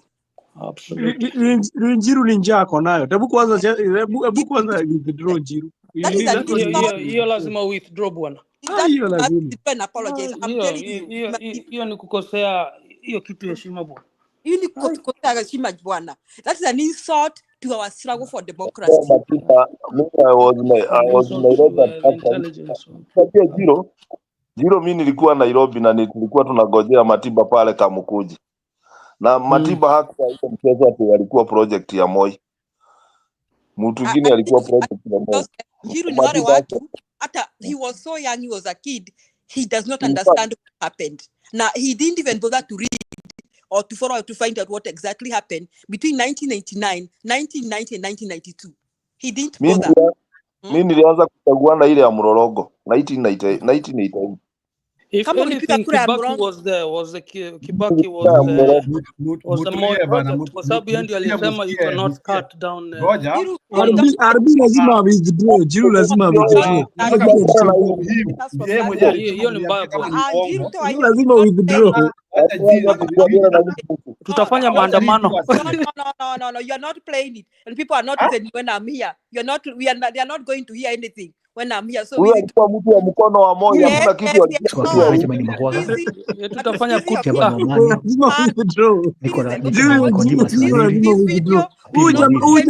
Jamaa alikuwa not pay attention to what he's saying. Everybody who is listening block Njiru na mtoke kwa show na mwambia alipe Matiba kule aone vipi anacheza hapa. Make sure you block him and you block him completely. Do not listen to him. Leo tunaraya hapa kwa Njiru because he's insulting our struggle for democracy. Fellow Kenyans, don't listen to Njiru. Block him. He is insulting our struggle for democracy. Njiru, you are not playing that thing. Withdraw it. You're not playing it. I'm going to allow you. Itoe, sai. No, but let me ask you a question. No, Njiru. We will not allow you. Because Njiru, some of us were very mature by then. By the way, I was in high school. Njiru, Matiba resigns in 1989. Matiba decides that he can no longer. Who tells you even if he is resigning, he cannot be. Listen. Let me also take you back. Joseph hapa amesema kwamba Joseph mwenyewe alipiga kura ya mlolongo. Me bado nilikuwa mtu. I was in high school. Let me tell you. Matiba was vying in Kiharo constituency. Na kitambo ilikuwa mbili. And Matiba was vying against the likes of Kiano and against the likes of Kamotho. Then at one time ilikuwa mlolongo with an attempt to kick away Matiba. Lakini mlolongo ya Matiba ikazidi. At one time they tried to kick him out of parliament because Moi hangetolerate criticism from Matiba. Hangetolerate. Then ilifika mahali kwamba Matiba has to resign from cabinet. When he resigned from cabinet, Moi was like, no, nobody has ever resigned from government. Untamuonyesha. Wakakutana, wakasema kwamba we are kicking this man out of KANU. Those days, jirocha ni kuelimishe. Those days, because Kenya was a single party state, ungefukuzwa, the members of parliament were the same people who were serving in cabinet. Haungekuwa kwa cabinet kama we CMP. Unaona? So a cabinet appointees were from the parliament. That is why the constitution was allowing those days. So now, once you are kicked out of KANU, it means you are not a member of parliament. Unaona? So once Matiba resigned, he was kicked out of KANU. Being kicked out of KANU, it means hakuwa MP. Now, when Matiba was kicked out of KANU, akauliza, nimeona watu wakifukuzwa kwa KANU, wanafukuzwa mpaka kwa bunge. Akauliza, where do those people go? Then he said, I, Stanley Kenneth Matiba Jindo, I here declare Kenya is a multi-party state. Moi aliumwa sana na Matiba akasema July 7-7, we are going to Kamukuji grounds. If you don't know where Sabasaba came from, Matiba is the man behind Sabasaba. He said, we are going to meet and tell Kenya and declare Kenya a multi-party state. And that's when Matiba was detained, Nayena Rubia. But good thing, when he was detained, the likes of Orengo, the likes of Paul Mwite, the likes of Jaramogi Oginga Odinga decided that there is no way we are still going to Kamukuji ground. And hapo ndio Rao zilianza, the 1990. They now started. I know that history, but you don't know, and you don't feel it. Anasema yeye ndiye alikuwa anafanya hiyo mambo yote. He's lying. Why you playing? Why can't you listen to that lie and then we judge? No, we'll not listen. Because that is hurting. That is really hurting Jiru. Mimi, by the way, I come from Kiharo constituency, and I know what Matiba went through. It is hurting. It is disgracing that man and insulting his integrity. So why would Rike Nyajui lie? He's lying. He's paid. Amelipwa na nani? No. He paid by Kasongo. Listen, Jiru. There are things you say, and seriously, Jiru, I know you are an educated person. You shouldn't insult the struggle. I'm not insulting, but I listen to what people are saying. No, he's like, don't listen to him. I am telling you exactly what transpired. By the way, my original constituency is Kiharo constituency, and I know what Matiba went through.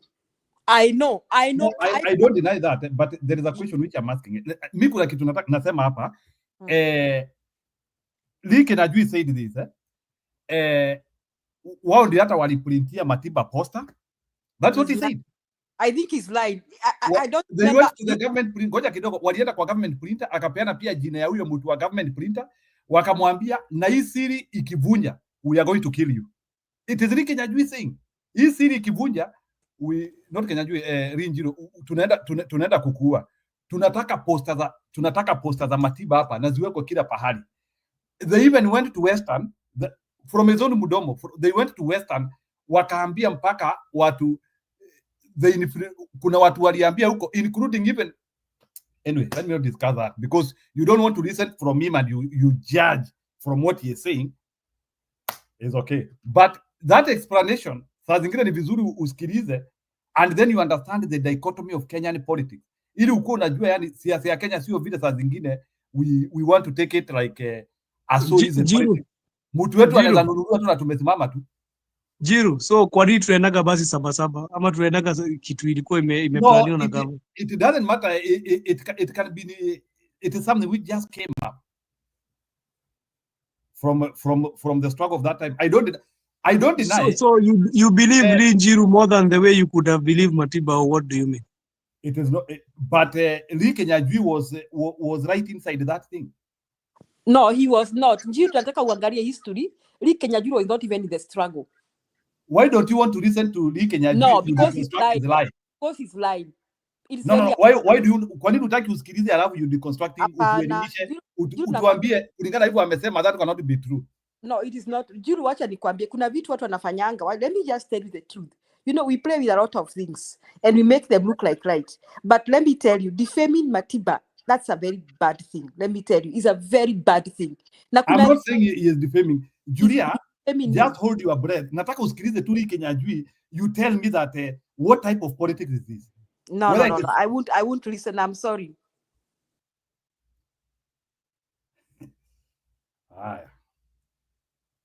Okay, RB, do you have courage to listen to this video?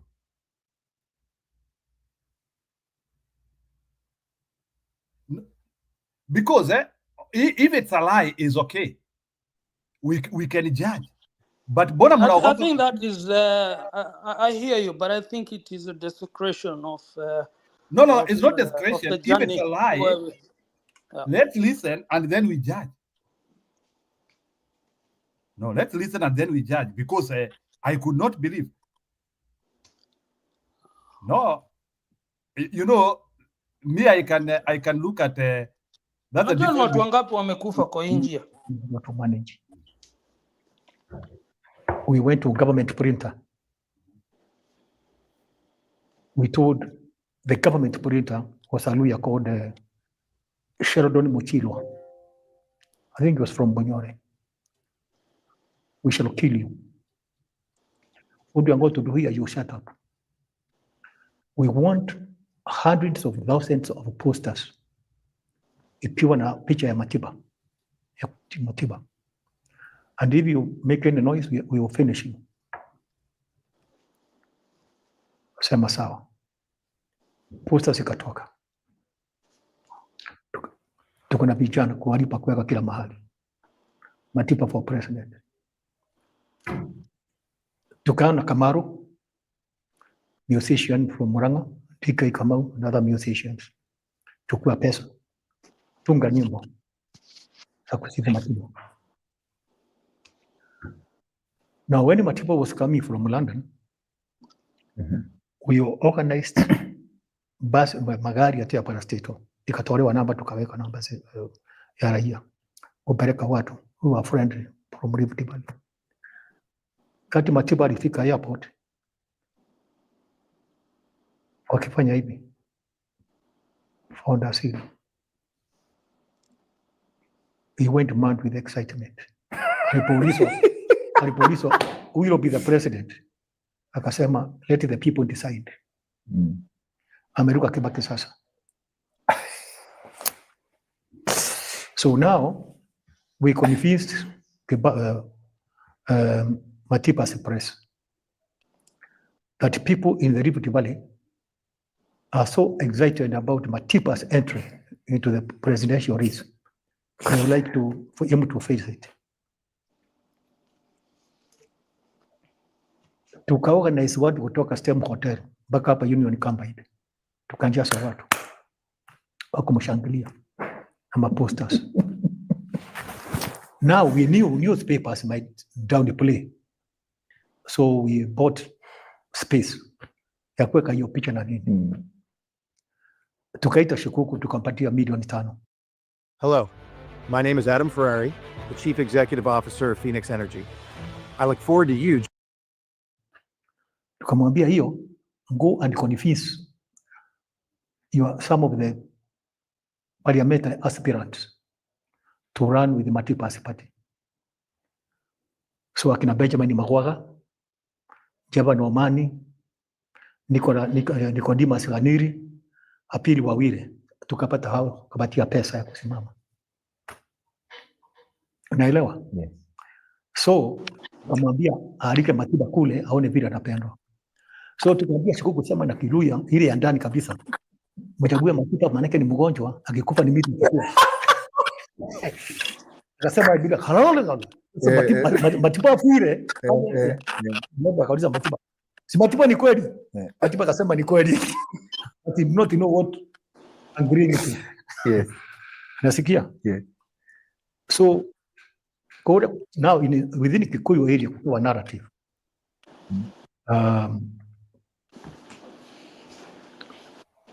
Kiambu wametoa Kenyatta. So Muranga ndio inatakiwa itoe president. Unasikia? Na Nyeri hivi. Lakini Nyeri wakakataa kwa Mwai Kibaki. So Kiambu na wao hawataki Kibaki. So Kiambu akaingia kwa Matiba na Muranga. So Nyeri part of Kirinyaga wengi wakaingia kwa Kibaki. So na Raila wakagawanya. So that is how we got in. Alafu ile nyimbo sasa ile cassette zikapatiwa watu ya matatu. Watu wa matatu wanaambiwa ukipatikana ukicheza nyimbo ya Matiba unapata 100. So we put some boys at strategic points. If they hear your matatu playing Matiba songs in praise of Matiba, you get 100. So we infiltrated. We spent about 50 million shillings. And he won. Let me authoritatively state here, and you will correct me if I'm wrong. That's the second time you made Moi president. I'll explain. Because how he identifies you, your first encounter with him, wewe ndio ulimpatia publicity. Yes. Across the country. Yes.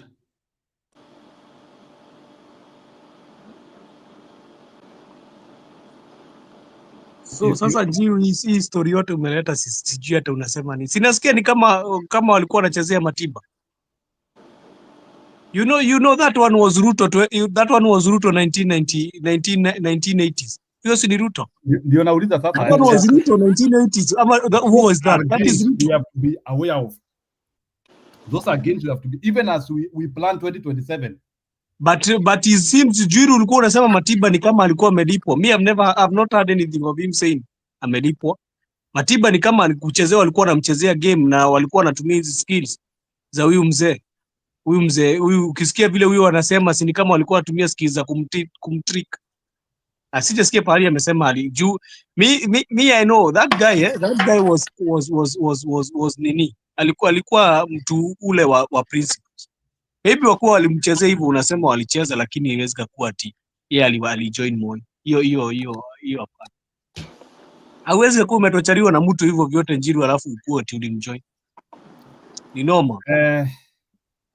You know, you can compromise someone through the pocket, but you cannot compromise his principles. Matiba, it was out of his principles he left KANU. Hiyo ni jambo ambayo you need to understand, Bwana Njiru. There is no way. Huyu jamaa alitoka, sasa umeambiwa hapo, alijiuzulu. Na kauliza, and this guy even should not even be given a chance to talk. This guy, yani unakuja kutuambia wewe ni umekuwa ukifanya tukue kwa hii separation yote ya RB. This guy even tends to laugh. Akisema vile amekuwa kiibia Moi kura. He has been making us have all this separation. Hata siwezi kachukua chance mimi nikimsikiza. Those are the people who has damaged the country. Ni kujipanga, anajipanga wagawanyiwe kitu kidogo na Ruto. Hakuna kitu kingine. Mtu bure kabisa. Mimi hata siwezi kataa kusikia interview zake. After pale nianza kusikia mambo yake akisema mambo ya Kenyatta na nini. I lost all credibility na yeye. So no show.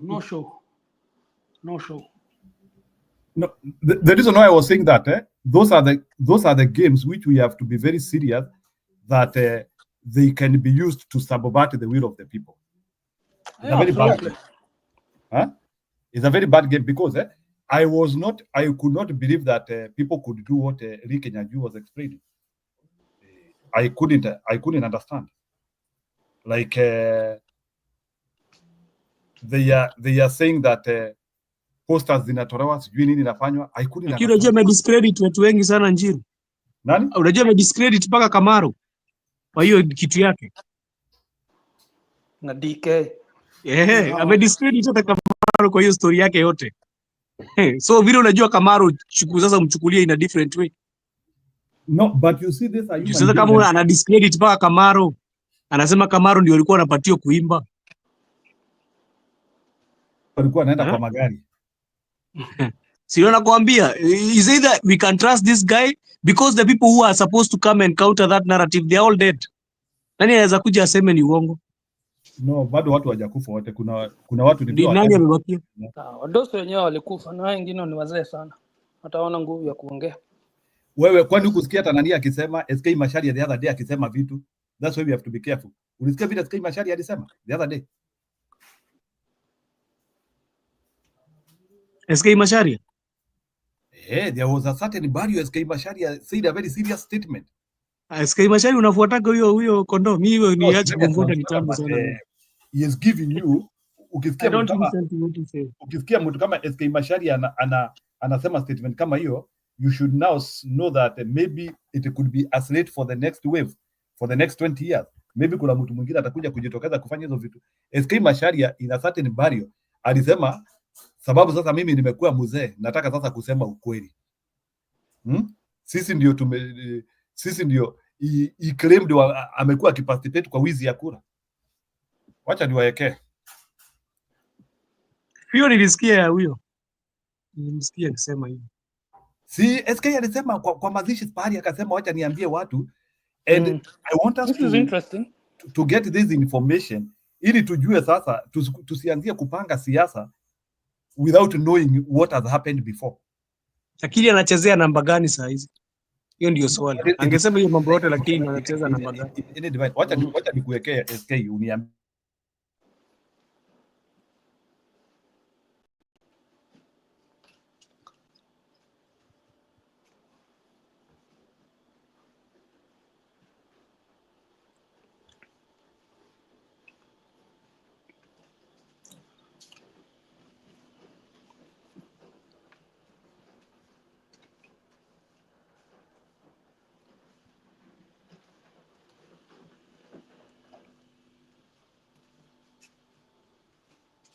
Nimepata, wacha nikuwekee.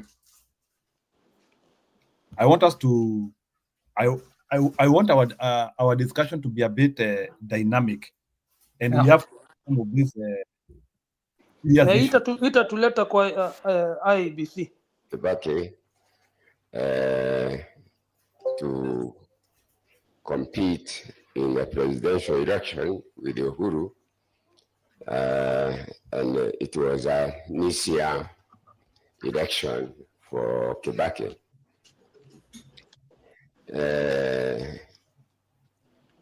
Then it came to 2007.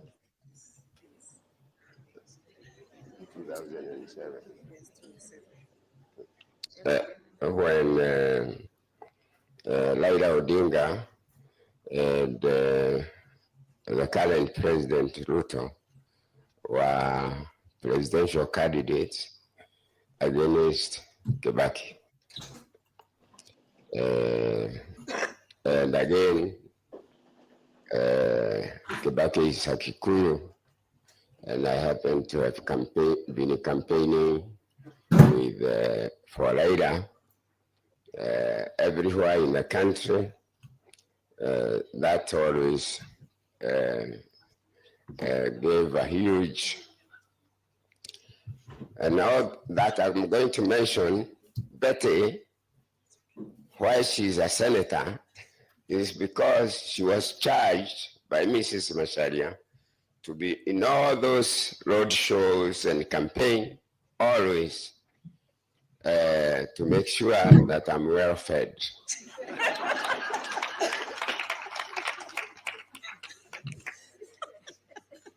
Then in 2017, 2012, is it 2012? 2012. No, the one that Kibaki won. 207 against Raila. 207. Kibaki won, and we had data, complete data, that it's Raila who had won the election. I know some people will run away here, But let them run away because we agreed with the Getahi. I'm speaking to the soul of Getahi. Here is only the body. And we had agreed whoever dies first will reveal this information for the country.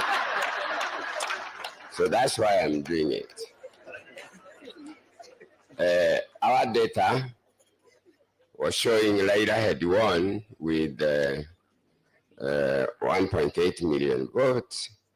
And I was picked from my house at night, and all the returning officers from Mount Kenya region were held somewhere, and their return forms taken.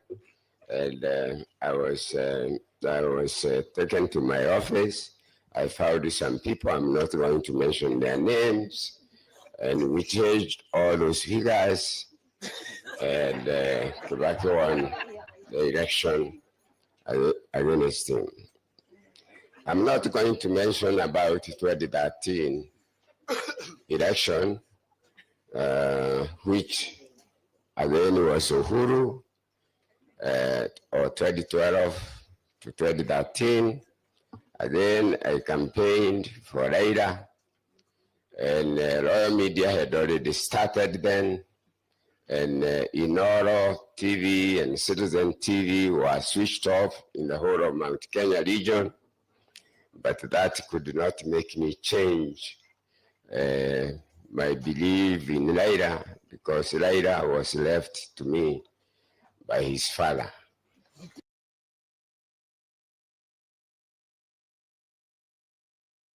Naona Kagura ananiambia you don't know the reason why nacheza hizo video. Ni ile nataka the reason why nacheza hizo video ili tujue siasa ni long game. Sio vile tunafikiria. If we have to win anything, we have to see beyond what is being said there. I'm just trying to open up.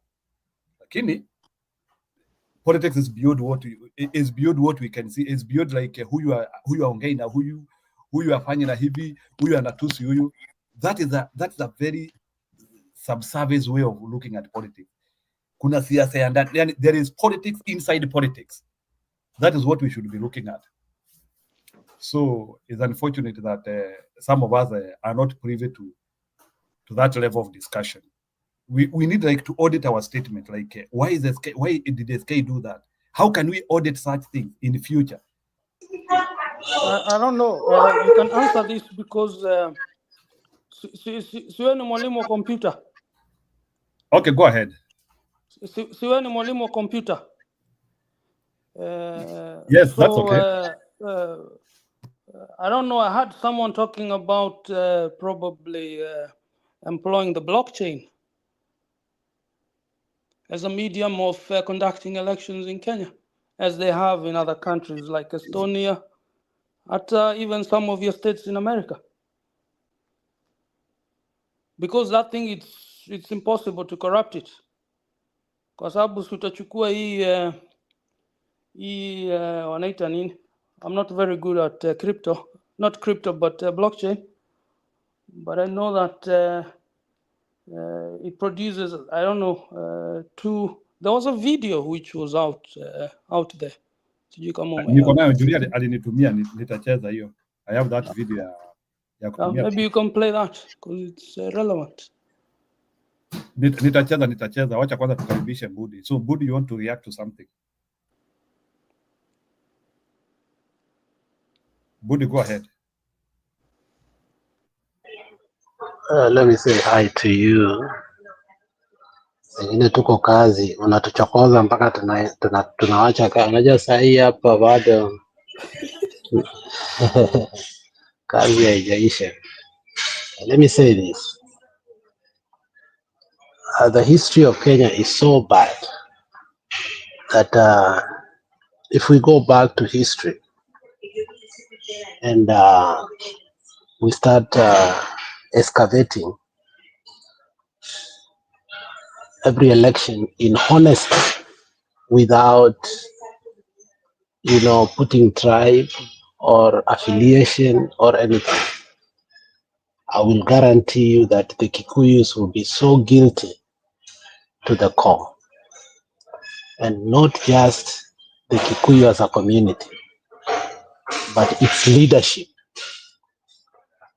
at its very core. The elites that have sold the will of the people in a way that is incomprehensible. A couple of years ago, that interview was deleted and also later on edited. Raila had an interview and he spoke that he was called to a country club. He was told, you have been subpoenaed. You either agree or something grave is going to happen to you. So he went, and a special room and a special carpet was laid for him.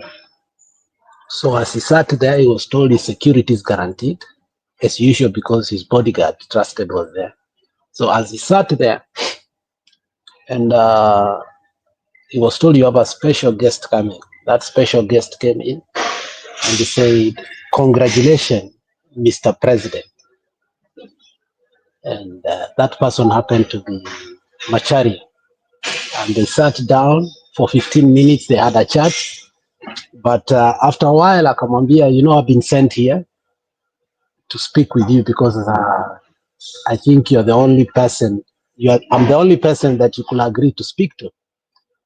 And yes, you have won the election. And these are the true figures. You have two options. You join the government, we support you to the next election. Or if you cannot agree to this, we take the presidency by force and ingine tumenyane. So Raila sat there. He did not speak anything. He did not give him an answer. He told him, let me go and think. And the rest is history. So when Macharia is saying whatever he is saying, Macharia has been part of the elite group that has betrayed their own people and also betrayed Kenya as a whole. As you look at Macharia saying that we agree with Tao that if one of us dies, the other one should say, I think Raila has already said a few things openly. The other thing is the issue of Linjiru. Linjiru just confirmed what Oscar Sudi has claimed, and that is essentially that there is no president that has gone to power and come out without stuffing the ballot in both cases. Yes, Sudi has said it categorically by giving examples. It's only that we go to TikTok and other social media whereby there's no comprehensive information on how Sudi actually gives a long, eloquent view on that. By playing those videos, you reaffirm and confirm that even if Ruto will do that, it will not be the first time it has been done, and there is nothing wrong with that. And therefore, if you people do it twice or three times, why do you deny? And if you look at Kalume, and I have the privilege of knowing Kalume,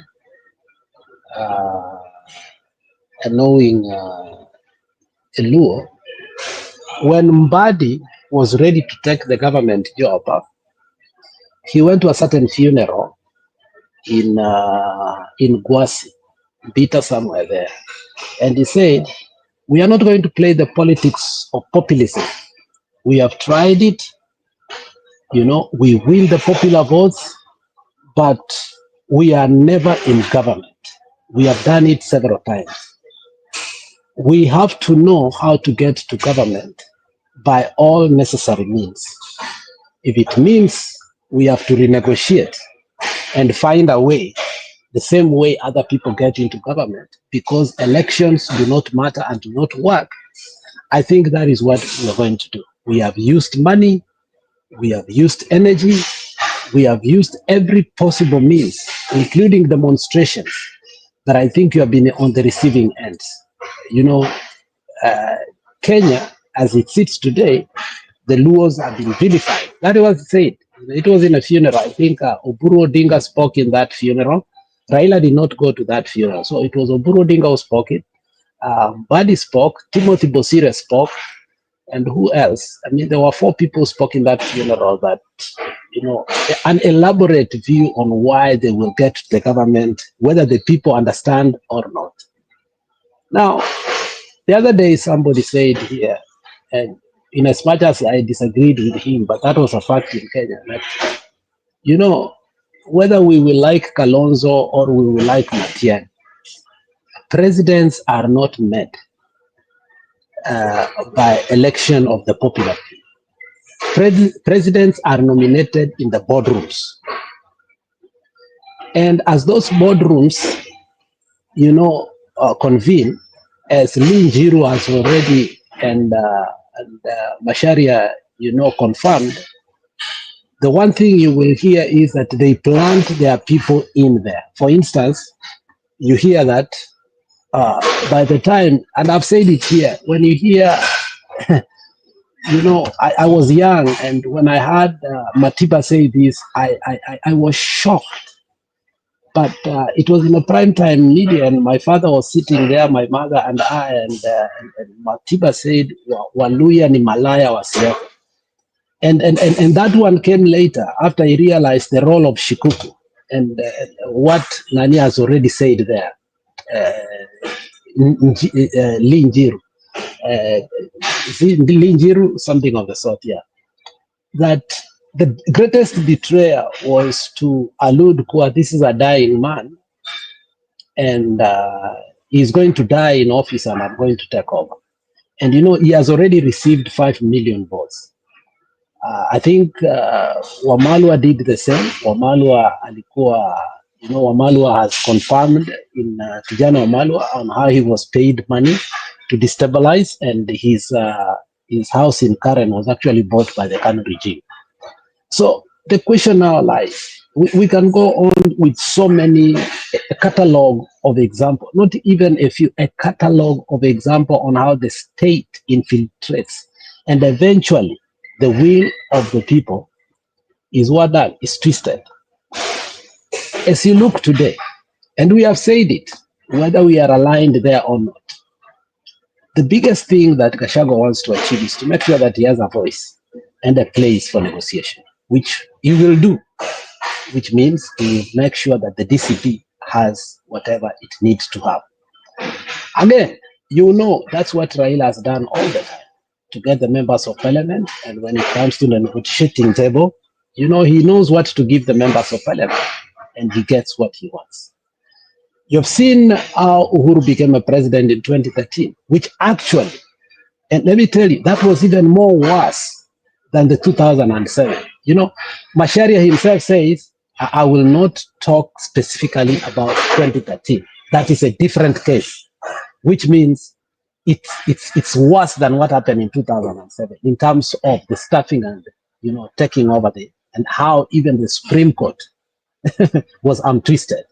The truth is, the evil that we have in front of us on both sides, be it Raila, be it Uhuru, be it Ruto, be it Kibaki, be it Moi, be it Raila Amolo Odinga, like the evil that we have to deal with in order to truly sanitize our election is of, like, it's so incomprehensible.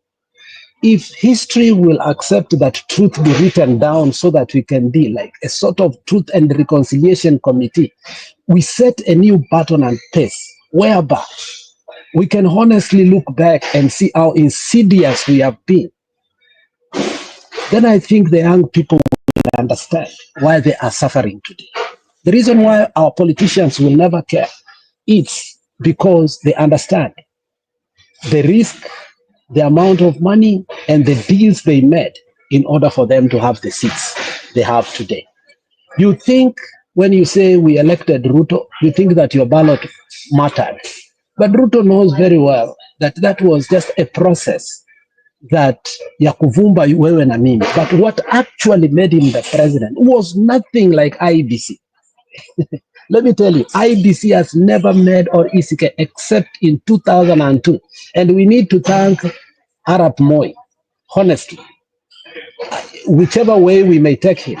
Yes, he stole election, but by the time he was going, he allowed the will of the people for the first time in the Republic of Kenya to prevail. Not even when Kenyatta was the president, not even when Moi came a president, and the subsequent elections that happened over and over until Section 2A was taken out, not even after Section 2A was taken out in 92 and 98, the only time Kenyans' will was only put the front was 2002. The problem is this, the problem is us. When we align ourselves with the tribe and the party, and we know very well, for a very long time, I know friends of mine who could say in 2007, Raila never won the election. But by the time when they were actually supporting Azimio in last general elections, they accepted that this guy, yes, said Kibaki Tosha. The problem is us. The problem is the leaders that we have. Now, the big question is, how are we going to deal with that with honesty? The current leaders of crops that we have, even in our front line, even within the coalition of the opposition, I don't think they will be able to sanitize our politics with truth. We still have a long way. It is sad that this man, Lee Njiru, at his age, he is dying, is fading. This is a cloud that is fading away. But he speaks as these things as though it was fun doing them. Yani, naming other people's names, datifying them, not knowing that these people died with pain and curses. And he thinks that he comes at saying Syria and Atoboa. He should be very, very ashamed. He should look at his grandchildren and the friends of his grandchildren and say, this is the reason people are suffering. I paid Matatus to play a song, Kuvumba, Matiba, so that we can split the mountain. Basically what he's saying, that I am responsible for the problems that Kenya is having until today. Because of that, he is very proud. This guy should be charged with treason. In a country that actually works, this guy should have gone to jail right away. Okay? So these are classical cases whereby we want Sudi to be persecuted for saying what he's saying, but yet SK Macharia is out here openly saying what he has done and the money that he has used before and his affiliations and why he was sent somewhere, what he did with the clerks. He comes openly and he says what he did with the clerks and how he did it. Okay?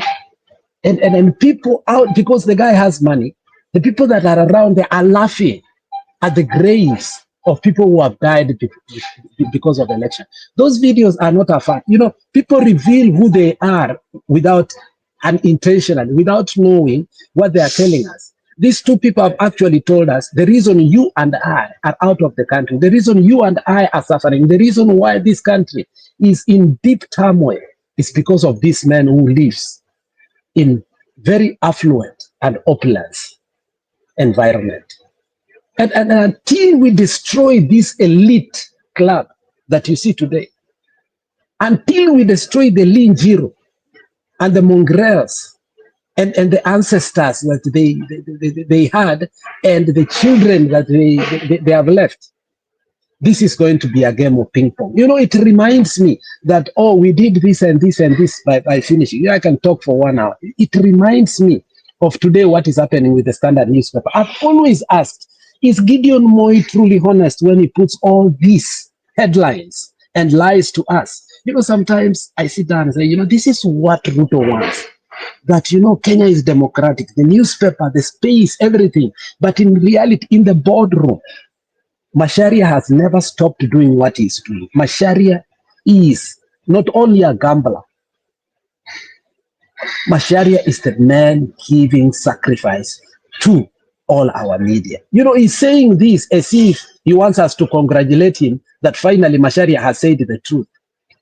The question is, Macharia went to State House immediately after the election, and they did say, shake hands with Ruto. What did they agree? The other deals are done. That's old now. That's history. What is the new deal that he wants to do? That's the question that remains. If he was able to do that before, is he not part of the people that has brought Raila back? Because he says Raila was left in my hands. Is he not the one again who was taken into Ruto? Is he not the one who owns almost all the media in the mountain? How can you trust him? That is the same question my friend just asked him. Now, how do you trust this person? I think we are here for a long haul and we are going to cry. These people are just revealing. And that's why somebody like Kalonzo can never be trusted. 35 good years in politics and being every kind of ministry and still surviving today. It's not short years for you to do what? To trust him. And I said lastly, Maraga is state-sponsored candidate. When you're a state-sponsored candidate, you are not aware but what they are doing for you. That is why Belfast comes here and shouts on top of the roof about Maraga, Maraga, Maraga, Maraga. Why? Because they understand how these things work. They lie to you the same way they lied to Matiba. Let the people decide. You see, they have already made t-shirts. They have made everything for Maraga. And Maraga said he has only 1 million. But how are these things made? Maraga is a state-sponsored candidate who is going to disrupt us. The question, how many state-sponsored candidates do you have? Uhuru Akot last time had to be in the ballot box when Raila left so that that election can be justified. And he comes on our TV on every night. He's trying to tell us that he's a political analyst. I think it's almost impossible to trust any politician in Kenya as we sit right now. This is a game of chase, and we are being used in a manner that we up emotions by supporting this side and this side. One day, if we get up and say we don't want to support any side, but this government must fall, whatever comes out of it, we don't care. What Raila was telling us that, the military will have come and your rights could have been taken. Let us test that and see if it is good, because it will be a collateral damage. Even then, they will never rise again. The same way, even as our life will be miserable. Let's make their lives miserable and our lives miserable, and we start anew. Because at this cause, at this end, what I see is that the rich, when they sit down, they will always support each other. That is the truth. We are nowhere near that table.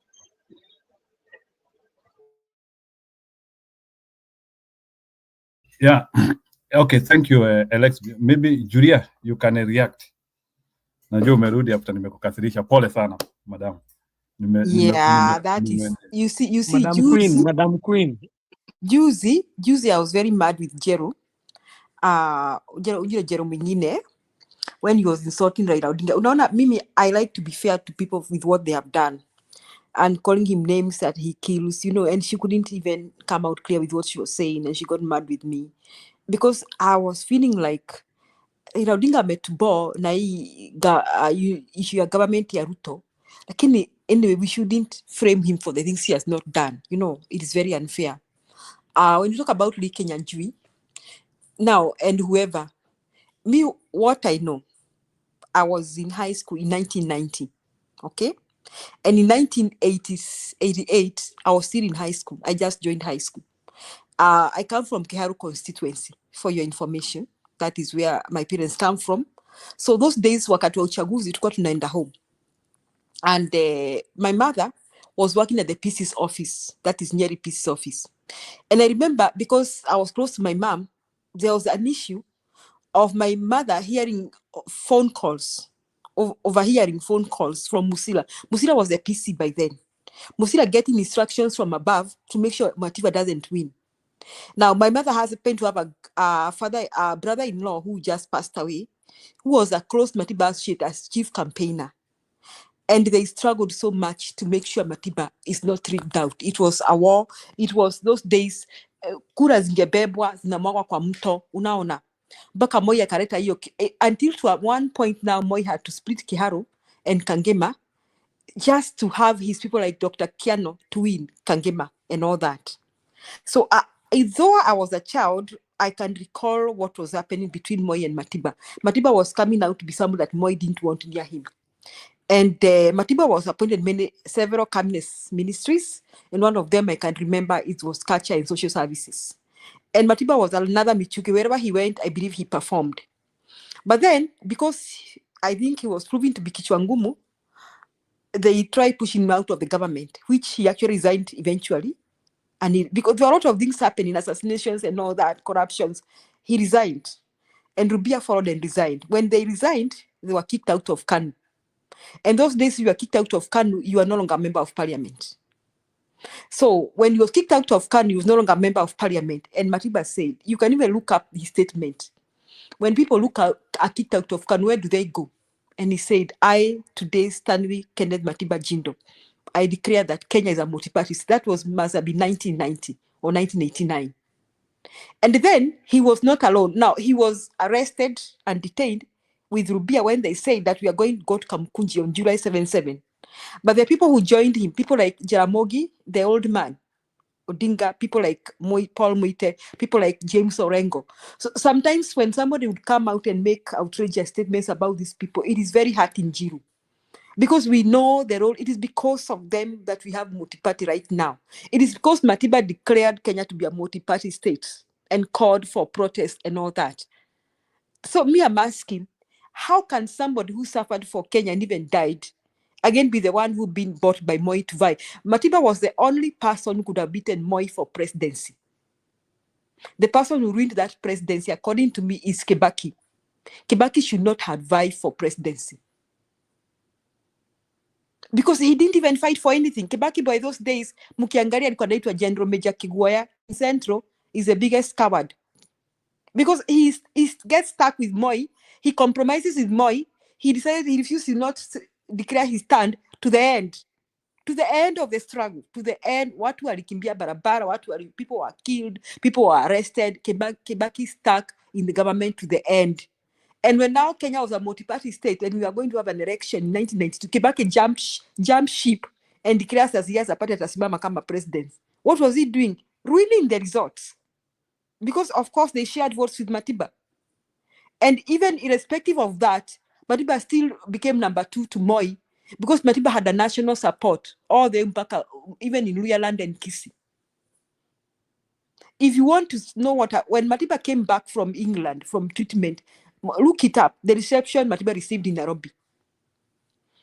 So when somebody comes and makes outrageous statements that Matiba was a Moi project, how could he have been a Moi project when Moi knew he was the only person who could beat him for presidency? That is an insult to the people who have struggled for the democracy of Kenya. It's a very outrageous insult. And me, Jiru, I belong to the school of thought. If I feel a clip is insulting, I never share it. I never play it anywhere. That is usually my stand. Because I usually feel like if I'm sharing it, I'm helping spread that evil propaganda. However, people may tell me that that is not good information. I will be spreading the propaganda, and it's like I'm playing to that propaganda. So people like Kenyan Jui and whoever, they are trying to dismiss the struggle we have come this far. So that is why I was very mad with Njero when she was trying to insult Raila Odinga and say that Raila Odinga has murdered people. When we know it is not Raila Odinga who has murdered people, it is the governments of the day that have murdered the people who have been struggling for Kenya. Now, if there are protests, Raila Odinga is calling for protests, and people are shot by the police, it is not Raila Odinga who is shooting the people. It is the government of the day that should be blamed. People have freedom to protest. Even the Mzee, Jaramogi, okay, Jaramogi finally decided to work with KANU, but before that, he fought for Kenya. He fought for Kenya. That's a fact. Orengo fought for Kenya. Even Moite fought for Kenya. So the only person who did not fight for Kenya is Kibaki. Unfortunately, he did not. I'm not Joseph Nakumbuka anything Kibaki did to fight for Kenya. Somebody can tell me the comment section. Unambie what Kibaki did to fight for the democratic space of Kenya. Alipita katikati yao. Alipita katikati yao. Walisema Kalonzo. Kama Kalonzo. Even by the way, Kibaki and Kalonzo. Because you remember Kibaki became president at one time and Kalonzo was his VP, right? Joseph? Hata 2002 alipita katikati yao. Hao ni watu wa aina hiyo. Unaona? You see, he didn't fight for the democratic space of Kenya. So somebody coming and making an outrageous statement at Matiba was Moi's project. That is so insulting, Jiru. That is so insulting. Mimi nakumbuka my mom, my parents, watu wa Muranga, they were so depressed when they were told Matiba amekuwa arrested. And they were depressed. They cried every day. When they were informed that Matiba alikuwa amepata stroke, they cried. They woke up and cried, shed tears every day. Now, unaona watu wa Kiharu wame-set marking scheme. The expectations are very high for their leaders. When Matiba was member of parliament, hakuna mtoto wa Kiharu constituency alikosa kwenda secondary kwa sababu hakuwa na pesa. Matiba used to pay full fee from himself. Unaona hizi vitu Didinyoro anafanya ni kitu amepata ikifanywa Mkiharu constituency. Julia. Na ndio hao watu wote walikuwa wanapigania Wakikuyu, the rights for Kikuyu walifanya. Si hata JM. Kwani JM alifanya kitu gani? It was done the same way you are seeing na kina Matiba walifanya. Joseph, I'm telling you, walianza kupiganisha JM na Kenyatta. Yeah, because Kenyatta didn't want JM asaidie watu wake. Kenyatta was also equally evil. Unaona, the Matiba fought for his people. Watu wa Kiharu people, me, I could see my parents crying. They cried tears every day. Wacha siku yenye ambiwa ati Matiba ameshikwa na stroke na amepelekwa Britain, they cried tears every day. Father mpaka amekupatia point ya kusema, amekuambia Kibaki alisema kutoa KANU ni kama kukata mti na razor blade. Imagine saying ati Matiba was Ruto's Moi's project, when Kibaki mwenyewe alisema kutoa KANU kama kukata mugumo na razor blade. Who between Kibaki and Matiba, who was Moi's project? In fact Kibaki was Moi's project because Kibaki aliharibu uchaguzi. He messed the 1992 election. So what I know because 1990 I just did my form 4. I saw Kiharu people crying tears when waliambiwa Matiba ameenda jela na bila mwambia ati ameshikwa na stroke juu ya Moi. So if you say such things, Jiru, what you are saying here, never say that, especially in the presence of people from Kiharu. It is very heartbreaking and it is very annoying. It is very, very heartbreaking to hear somebody insulting. Na Julia pia Jiru amesema ati nani ni Kunda Gutume. Amesema pia Kamaru. Si huyo Jiru amesema pia yeye ni Kunda Gutume. Na ni Kamaru the singer. Ndio amesema hujasikia kwa hiyo clip, amesema hata Kamaru. Sijui maneno ya Kamaru. I don't know. Amesema ndio walikuwa wanalipwa. Sijui maneno ya Kamaru ama nani. I don't know about Kamaru, but what I know saying that ati Matiba was Moi's project is insulting the integrity of the people who fought for Kenya. It is because juu ya watu tuko hapa tunaweza ongea. Let me say this before, Joseph, you may have been a child, but me I think Father Didi can tell these people in 1990 ulikuwa unaangalia nani yako karibu na wewe, ungeshikwa unapelekwa Nyayo House na unapotea tu. Before 1990 ungeshikwa tu unapotea tu. These people suffered, and it's because of them they brought the democratic space. We can yell at Ruto, we can call him anything on the internet. You can even go to Ruto's page kwa X mwambie unataka and you get away with it.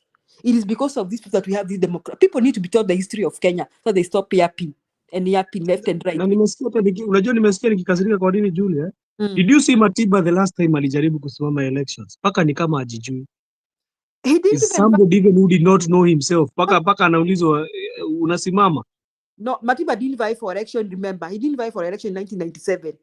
He only I'm saying after alikuja kuvai, he vied in 2007 or when? He did not vie. Akivai akiulizwa kama hebu niangalie juu ninakumbuka. I remember akiulizwa swali anasema kama anaulizwa kama anajua anasimama. Hebu niangalie hiyo clip. He did not vie ever again. He only vied once, and then he said that in 1997 Moi was going to steal. Hakuna haja hakusimama. Hata Matiba destroyed his electoral card. Mnakumbuka? He destroyed his electoral card in 1997. And he never, and then his life was never be the same again. He was broken, he was destroyed by Moi. So history ya mtu kuja na scandal at Matiba was Moi, that is an insult. He need to apologize to Kenyans. He needs to apologize to Matiba's family. That man need to be jailed and sent to jail. what wamezoea tu kuropokwa and they get away with it. Just what Alex is saying here. They are all used to talking trash and they get away with it. No, they need to be jailed. So they stop it. Naona. So me, that was my take. Njiru, that thing annoyed me so much and I tried to stop you na uka insist. Sasa mimi nikaona nikuache because you are young. You see. Oh, I'm sorry. It is about alisema Moi. They infiltrated that campaign. I think they found a way of making Matiba look like. I kind of agree with Njiru. Actually, it was Lee Njiru, the former head of presidential press unit, that revealed that Matiba was the government project, though Matiba himself did not know what Moi regime was doing. What happened is, when Matiba was out of the country, the day he came, Lee Njiru and his team, they prepared posters to welcome Matiba into the country. And also another thing they did, they hired buses to go welcome Matiba because their intention was to split votes between Matiba and Kibaki.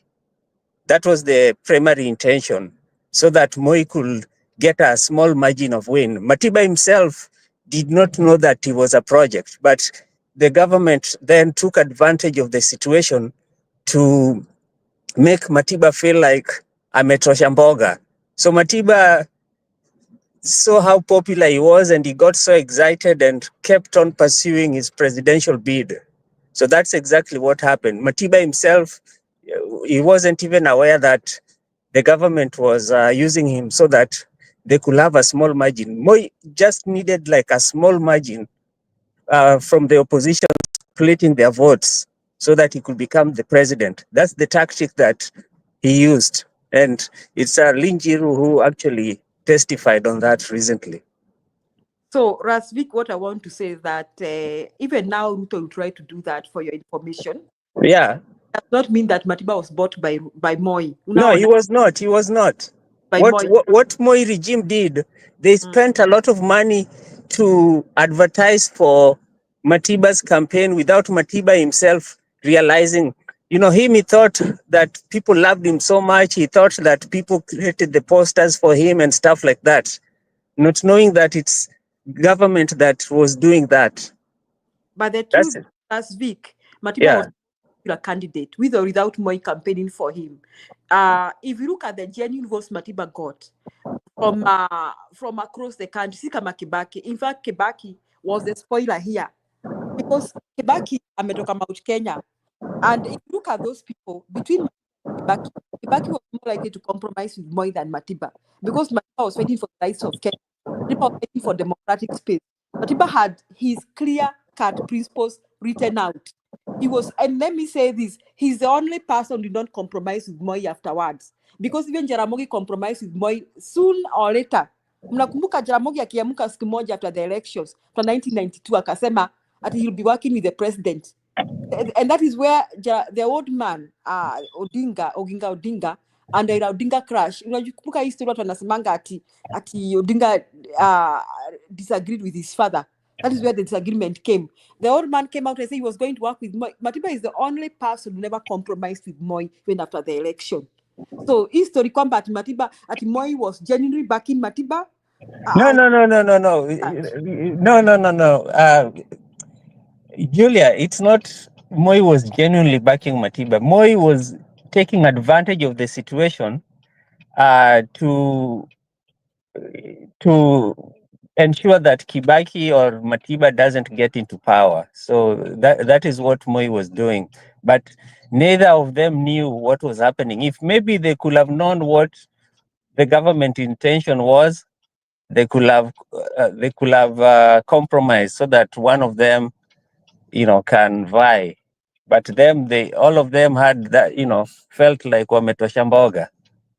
And Julia. that is exactly what Moi took advantage. It's not that Matiba, Moi was financing Matiba when Matiba realized. No, he took advantage of the situation. It's just like right now, with this one-term euphoria, we are getting so excited and so emotional about one term. we'll end up backing up one of Ruto's candidates, or we'll end up falling into Ruto's trap. Right now, he's even anapiga kifua anasema, oh, one time haitamtoa. So, you know, we need to come up with a less strategy whereby tukue focus vizuri sana. Otherwise, one of these people that anachukua advantage, watu wanataka kutoa Ruto at all cost, tuta end up tume support ama tume back up a Ruto candidate. The government can do anything. They'll take advantage of Gen Z movement. Na zile bado watu wako confused. That's what they do. Julia, what I was saying, kila nimeona, that's why I see you are so much afraid of somebody who is going to come and jail Kasongo. Because the same thing happened, Julia, in 2002. Nakumbuka? He came and told us, let us forget zile vitu zimepita ziende. Now I can see where you are going to. That's why I see, na ndio ninaona unaumagwa sana ukisikia tutachagua mtu na asikuje kuanza kunini Kasongo. Alafu unaona Kibaki, let me say this. People have said good things about Kibaki, but Kibaki also failed us. He was not drastic. He's kind of a compromising person. When hataki ku step on people's toes. Unaona. Let me say this. Matiba is the president that Kenya never had, because you not have compromised them with Moi. But because by the time Joseph, even by late 1990s, Matiba was very sick. I don't think he could vie for anything. They had messed his brain. He had suffered a stroke, I think, several times, and he was very sick. And Kibaki's presidency, and for your information, guys, Kibaki's presidency 2002, Moi did not mind Kibaki's presidency. And Alex has said that we need to commend Moi for allowing Kibaki to become president. It is because Moi did not mind Kibaki's presidency. Kwa sababu gani? Kibaki wasn't going to arrest Moi. Hakuna kitu angemfanya. Kibaki Hakuna kitu angemfanya. Na ndio nimeona sasa nimeanza kuelewa politics zako Julie. Where you are going. Compromising guy. Unaona kama unakumbuka stories za Golden Bag nini nyingine ilikuwa yule jamaa wa Mnyeri alikuwa anaitwa nani, this guy that was working for Kibaki very close. Was fired later on, I think in 2007. You know, Kibaki, and even remember Mother Karua working out on Kibaki. Is because Kibaki is another compromiser. Yes, Kibaki is an economist, tajaribu kujenga economy yenu, lakini hawezi funga wezi. Hafungi wezi hawashiki, anawaacha tu. So Moi knew that. That is why Moi happily handed over to Kibaki in 2002. Na tukaona sisi kama Wakenya kama tume make milestones. Na tukasherekea. Na tukasema kwamba ati Raila Odinga amesema Kibaki tosha. Kwa sababu gani? Moi did not have a problem with Kibaki becoming a president. But he had a problem with Raila becoming one. And he had a problem with Matiba becoming one. Angekuwa na shida na watu kama Makina Matiba. Tuseme Matiba was still healthy. Moi hangekubali Matiba kuwe sworn in. I'm telling you, he would have rigged that election. Because hao ni watu wengine wangemfunga jera. So we need to look at these characters and just, you know, and even now we can also analyze and find out and understand why we are still struggling with our democracy. We are still struggling with the rule of law. Sababu the people who have become presidents are compromisers. They don't want to step on people's toes. Now, Kibaki hakuwa mwizi.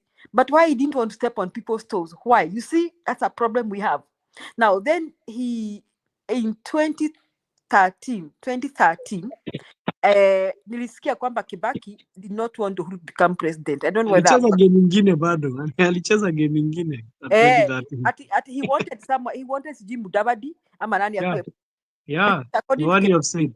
Yes, according to Kibaki, he was thinking it is not fair to hand over from one Kikuyu to another. You can see it's okay. And he tried to confuse them, Julie. Unakumbuka mpaka Uhuru akitaka kuja kusema hii shetani. Unakumbuka Uhuru akisema kuna siku walikuja wakasimamana wakasema kuja tutafute uko na kura ngapi uko na. Unakumbuka Uhuru akisema kuna kitu Uhuru alisema, Uhuru alisema nini? Kuna kitu alisema after amekasirika. Alisema sijui nini, kuna kitu alisema madaimoni. Aliulizwa ati kwa nini mlikuwa mmesema ni Mudavadi alafu mkakataa, akasema ati hiyo ilikuwa madimoni. Unaona? So you see, Kibaki is not helped our economy, but he's not assertive. He's not this people who say, hata kama nitapewa one term, it's okay, but let me change this country. He did not do that. Now, So now we enter into Uhuru Ruto. Na hii ni kama deal. First, these are suspects of crimes against humanity. So they are protecting each other. Unaona. Then Uhuru is the son of a king. He's a prince, for your information. He's a spoiled brat. So Uhuru has no business in your country, by the way, but because he's a spoiled brat, he may not steal from you so much. Lakini amewekwa kwa mtego. Who is his running mate? A thug. A real thug from Sugoi. Unajua? Muwaji, mporaji, and all that. So Uhuru for 5 years is held hostage by Ruto. And Uhuru nyinyi mnakumbuka Uhuru being defeated kiti ya Gatundu. Uhuru could not stand on his own. Moi went there and campaigned for him. Wakaweka miti ya stima yenye waliokota baadaye, and Uhuru was still defeated for a parliamentary seat in Gatundu. Because watu wa Mlima apparently, they won't vote for you because you are the prince or you are the son of a king. Uhuru lost that. Moi didn't give up with Uhuru. Akaendelea kumjenga, sijui akamappoint, sijui akamnominate nini. I don't know what. Somebody can look up for us what Uhuru was given. Just Moi trying to shape Uhuru's character. Somewhere he succeeded because he made him something, because in 2007 alifanywa chairperson ama alifanywa nini sijui alifanywa nini. So Uhuru is ile siku walikasirika akina Saitoti wakatoka. Uhuru is Moi's project because in 2002 Moi believed that Uhuru alikuwa ameiva. Unaona? And hiyo ni kitu kama ya kupass over from one dynasty to another. Wakenya nao But lazima angecheza game yake smart Moi. Lazima angecheza game yake ile side nyingine. Na ndio akaleta General Kegwe. Mtu hawezi mkuja hata kumconvict. General Kegwe hawezi mconvict. Ni General Kegwe, he has never changed. He's General Kegwe. He's never changed. You see, so now you understand why I'm very General Kegwe is when who ruined our election in 1992. It is not even Matiba, it is General Kegwe who ruined our election in 1992. Whatever more. So who is our General Kegwe now? Because we need to know. Kegwe is Maraga. Wacheni niwaambie tu kweli. Our general, and we may have several General Kegweas here for your information, because some of them are suspects here and left and right. Unaona? So Kenya hatujasaidika kwa sababu people who come in, you see like Uhuru was trying to cover Ruto. Ati wamesaidiana, alafu kuna hii kitu Ruto alicreate, ati if they are not friends with Uhuru, wakikwenywa corruption they will suffer. They suffered in 2007. So he made it magnified so much. So Uhuru all this long, kila saa anakumbusha ndio kumbuka watu wenyu wako Rift Valley. Kumbuka watu wenyu wako Rift Valley. Mnakumbuka Ruto has the audacity to say that he could have slapped the president. Ruto had the audacity to say that he could have slapped the president. Imagine. You see? Because Ruto alikuwa ameweka Uhuru kwa mfuko. Alikuwa amemdisrespect, he was like his own son, small little boy. Now, guys, that is the president we had for Uhuru Muigai Kenyatta. When the deputy president says, I could have slapped him. Niambie, from 2013 to 2017, mulikuwa na rais na president na mulikuwa na rais. You had no president. You had just had a puppet, Ruto's puppet. Then, 2018, Baba comes in to the government to rescue the son of Jomo. Okay? Now, even though son of Jomo is rescued, one day I woke up and heard Uhuru saying that they are budgeting for how many millions per day for corruption. Iyo kitu ilinibo. You are the president of the Republic of Kenya, the commander-in-chief of all the armed forces, and you have the audacity to tell us how much money we are losing to corruption, and you are doing nothing about it. Unataka Julia adu? I'm only a mere teacher, struggling to feed my family. Alafu unaniambia you, the president, you are budgeting for corruption, and you are doing nothing about it. Uhuru had a choice. Uhuru had a choice to let the government go. Uhuru had a choice to fire Ruto. Uhuru had a choice. Just say, kama mbaya ni mbaya. Nipoteze urais na upoteze deputy. Uhuru should have done that.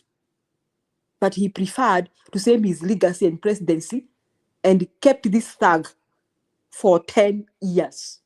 Here we are. We have a new constitution and Kenya has not changed. So now, if we are going to another election, guys, we need really to resolve and look at all these people when you're Nasimama. Njiru has been asking here a good question. Who can jail Kasongo? I think that should also be a consideration, because we need to have somebody who can even jail Kasongo, and that person should be ready on it to rule for 5 years. Ama kutolewa. Ama Anji Joseph. Mtu mwenye ameamua hata munitoe. Ndakwa nimefunga fulani na fulani. Mtu hataki upuzi. So all these people, most of them, or almost all of them, who has declared presidency, I'm even wondering whether Maraga can jail I'm not Maraga, Matiang can jail Kasongo. I'm wondering. That's a point of discussion that you guys need to discuss. Na muniambie, we need people to be jailed the first 100 days. Fanye kazi ya kufunga watu the first 100 days. Tumesema mbaya ni mbaya, mtu alipe kwa makosa yake. We start afresh. We delete our history and our rubbish and our nonsense. We start afresh. Kama watu wako kamiti ama shimo la tewa. Jiru wacha niweke koma up. That's my take.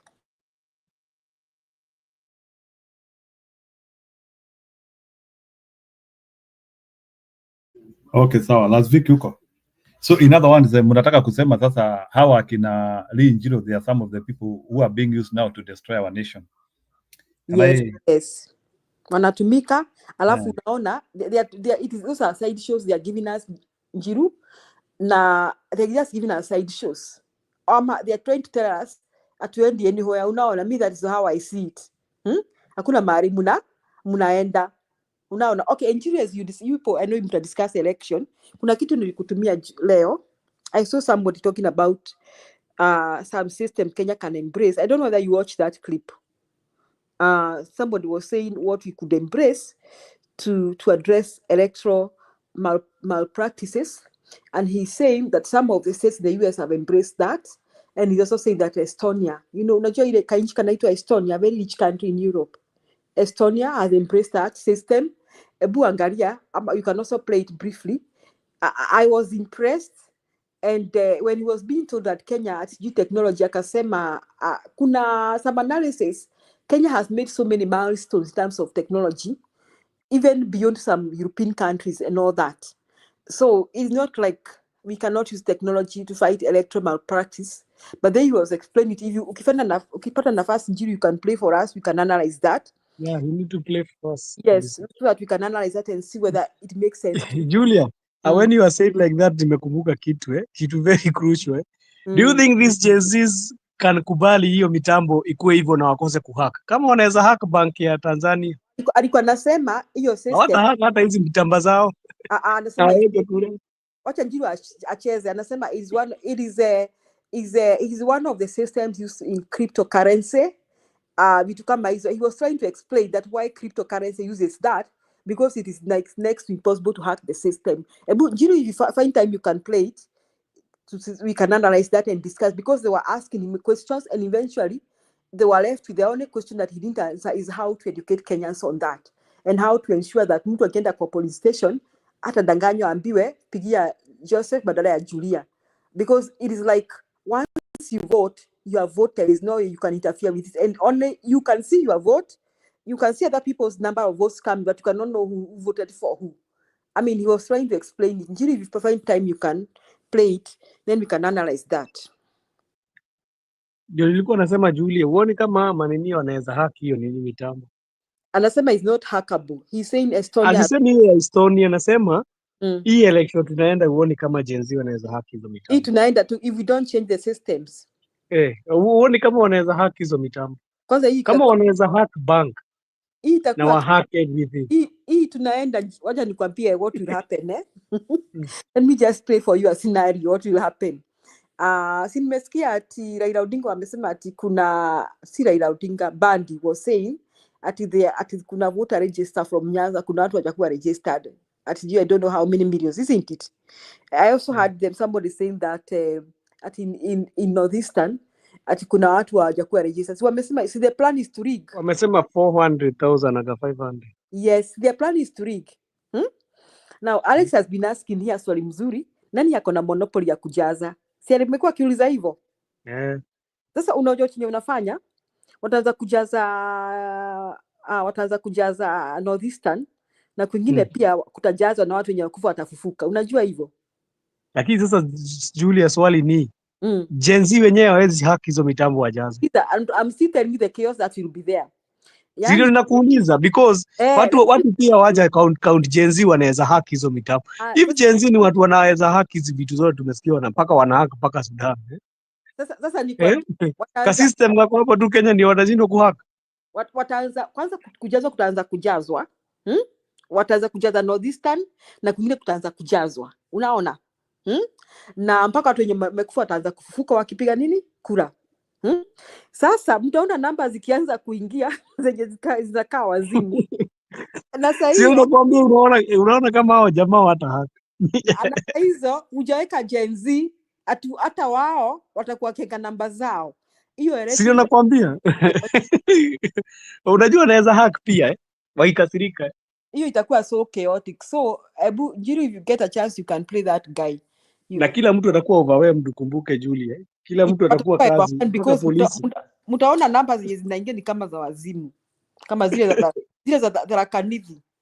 By the way, gava inaweza kuwa inasema ati chacheza au ka game na jenzi wamejitayarisha pia.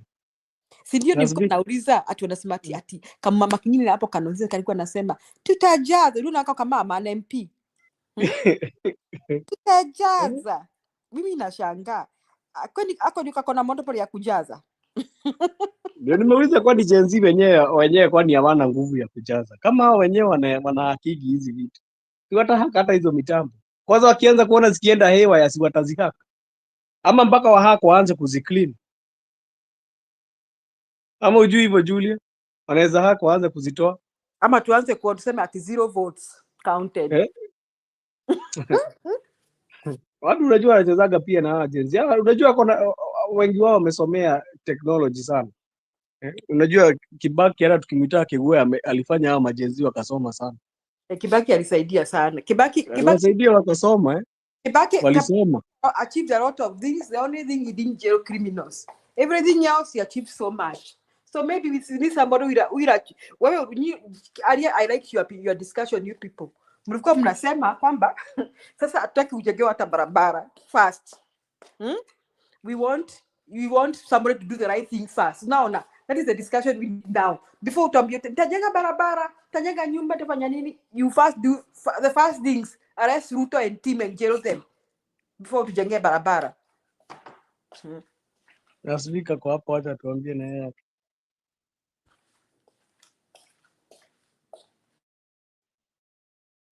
Yeah.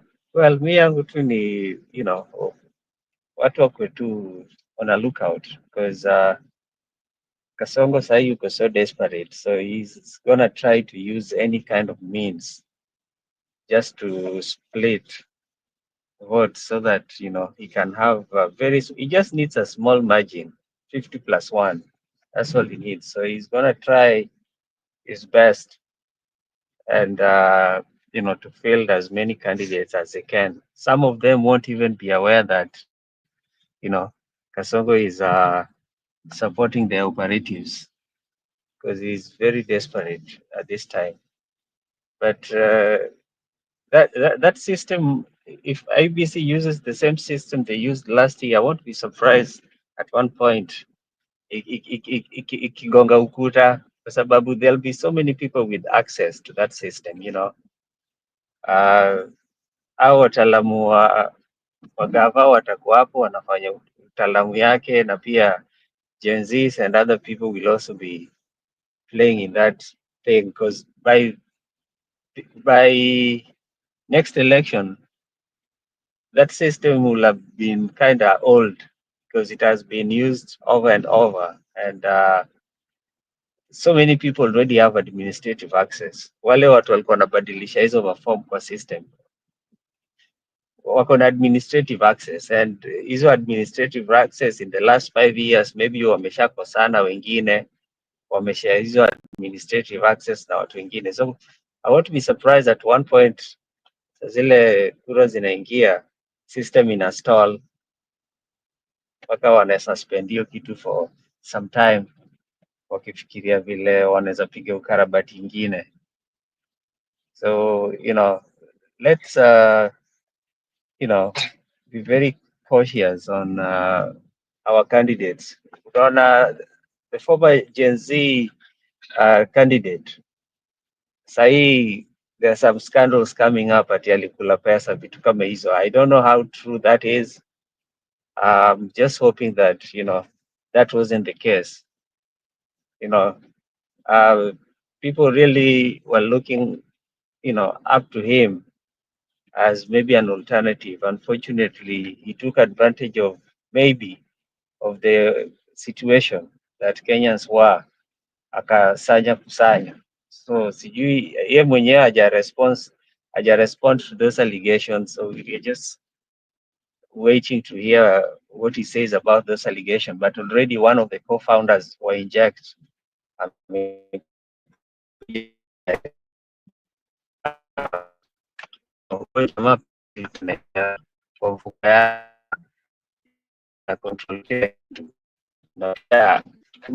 Just registered.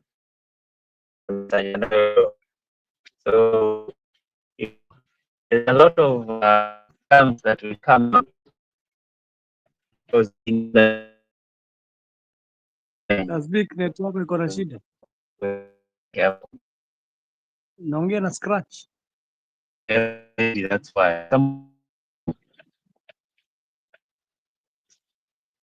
somebody can take over. I'm on the road, nani back route.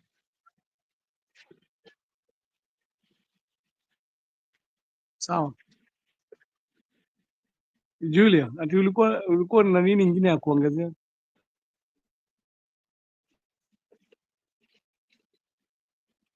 Nilikuwa naambia Jiru acheze hiyo clip tusikie vile kama we can interrogate it. Nilikuwa nakumbuka Jiru, kwani Jiru, cheza hiyo clip.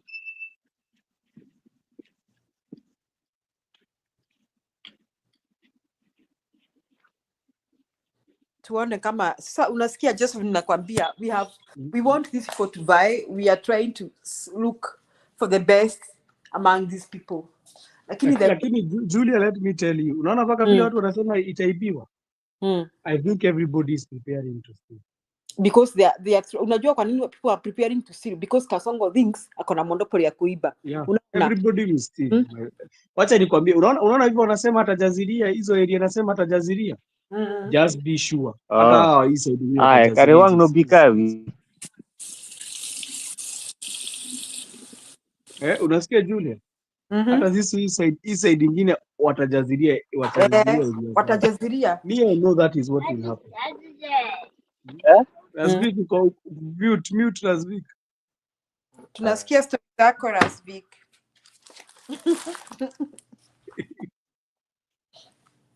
So itakuwa chaotic.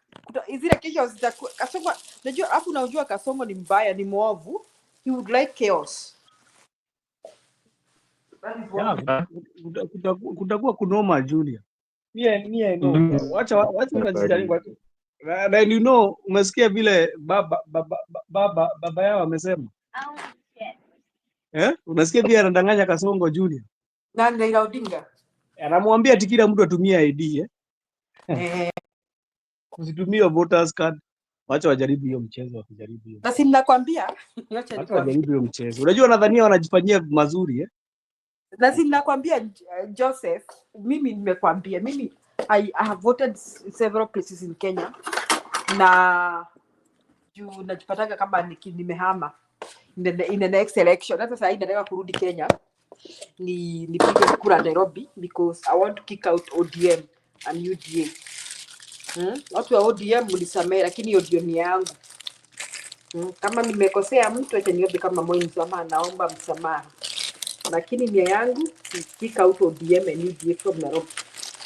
Now, I have seen in many cases, hata ukienda kwa hiyo polling station atuambie jina yako haisomeki, unapiganga tu kura tu. Hakuna siku utarudishwa nyuma. Utaamua tu ingia. Anybody to vote. That's all uko na ID na wewe ni Mkenya.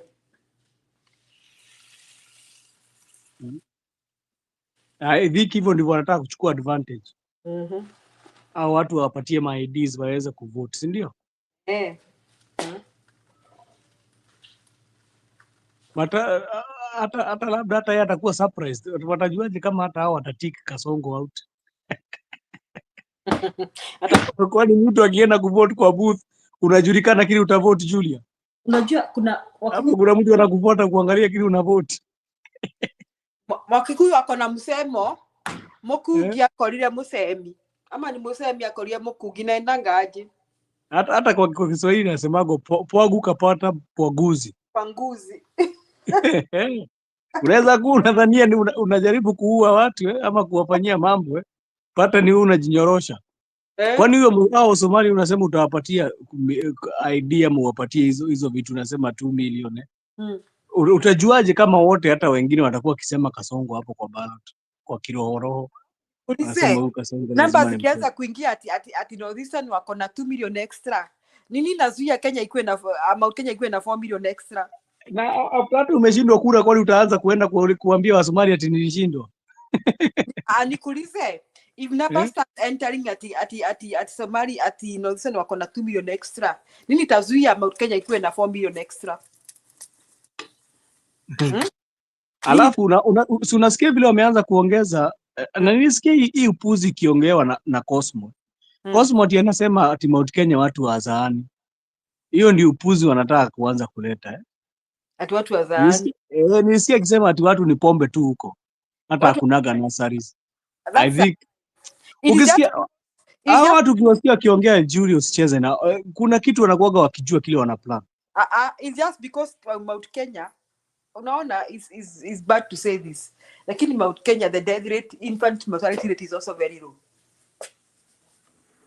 Wewe nikuulize bwana Badman, wewe una watoto wadogo? Mtu akisema watu wazai na mimi najua watu wengi sana wako na watoto wadogo. What does it mean? Sasa hiyo ndio analogy wanajaribu unajua the problem ni walikuja na analogy ya kusema kuna pombe Mount Kenya. Ama jini uliona wakisema nini? They have been saying that kuna pombe inaua watu sana Mount Kenya. Na wanasema wanaume walishindwa kuzalisha and water vive. I think that is what they want to use and say that Mount Kenya pombe is everywhere in countries, just Mount Kenya they grow our either we grow our unajua Julie wakitaka kueneza hiyo mambo yao ya upuzi, and I'm thinking that thing wanajaribu hata kuiengage and we see it. Jitayarishe mapema, we are trying to engage, we will see it. We don't care anyway.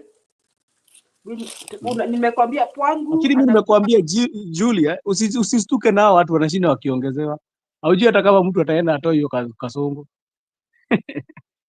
Hakuna mtu anaangaliaga ballot ya mtu kile ana vote. Ninakwambia wao watu wanashinda wakiongezewa, hata si worry kwangu. Hata hawa Burundi wengi wanasema Kasongo must go, hao wanauza kahawa yao haikunywi kwa wingi. Watu hawana kitu.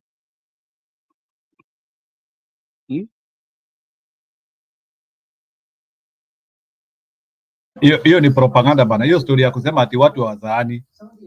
Kama sasa nikijua wale watoto tuko nao ni wengi sana. So watoto kupungua ni sawa, lakini sio kusema ati watu wazaani. How many kids do we have? Like wewe Badman, unajua watu wangapi wako na watoto wako less than 10 years? Wewe unajua watu wangapi wako na watoto less than 10 years? Ni wengi. Basi unajua hiyo sasa ni vile tu wanajaribu tu kuoneza hii analogy yao ya nini ya mpaka tribalism na nini. Watu but me I'm sure new atastuka sana kama hivyo ndivyo wanadhania. Naweza kuwa unasema wewe unajaribu kunasa mtu, unapata ni umejiweka kwa hiyo mtego. Anaweza kuwa na invite hao watu wote anataka kuinvite, lakini kumbe ni mtego anajiwekea. Voting, najua voting ni all about secret ballot. Ajui kile mtu ataweka, hata mimi ajui kama nitaweka nini.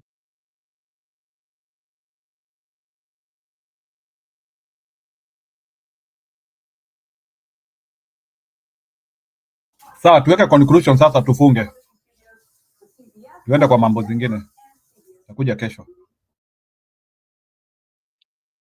Ile conclusion naweza sema ni watu waendelee kukeep hope. Kama tunakuja hapa tunasema ati kura imeshaibiwa na tumemaliza, sijui hata kuna haja gani tukue hapa tukiongelea mambo ya kitu unadhani imeshaisha.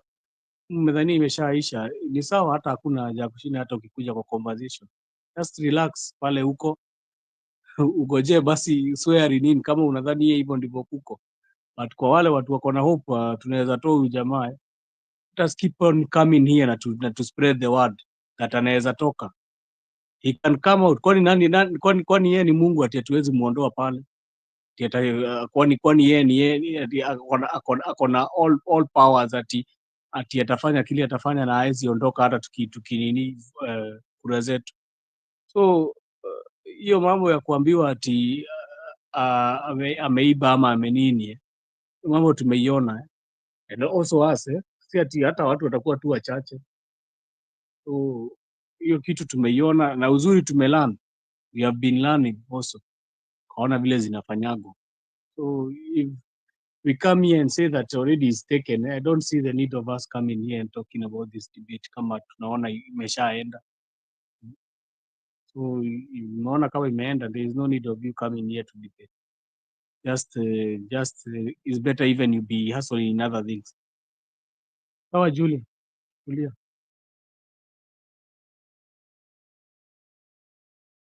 Yes, Julia, malizia. Njiru, kwa nini hukucheza ile clip nikwambia ucheze? Clip gani niambie, naweza kuchezea? Si nikutumia clip hapo. About elections.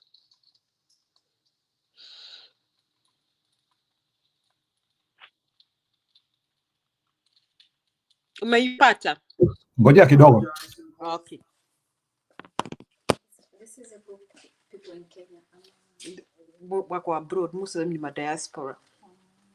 Australia. Unataka hiyo wanasema story ya blockchain Blockchain. I really wanted to understand what is blockchain. Okay, I tried to look it up in ChatGPT. Nikaona wanasema Estonia has embraced that.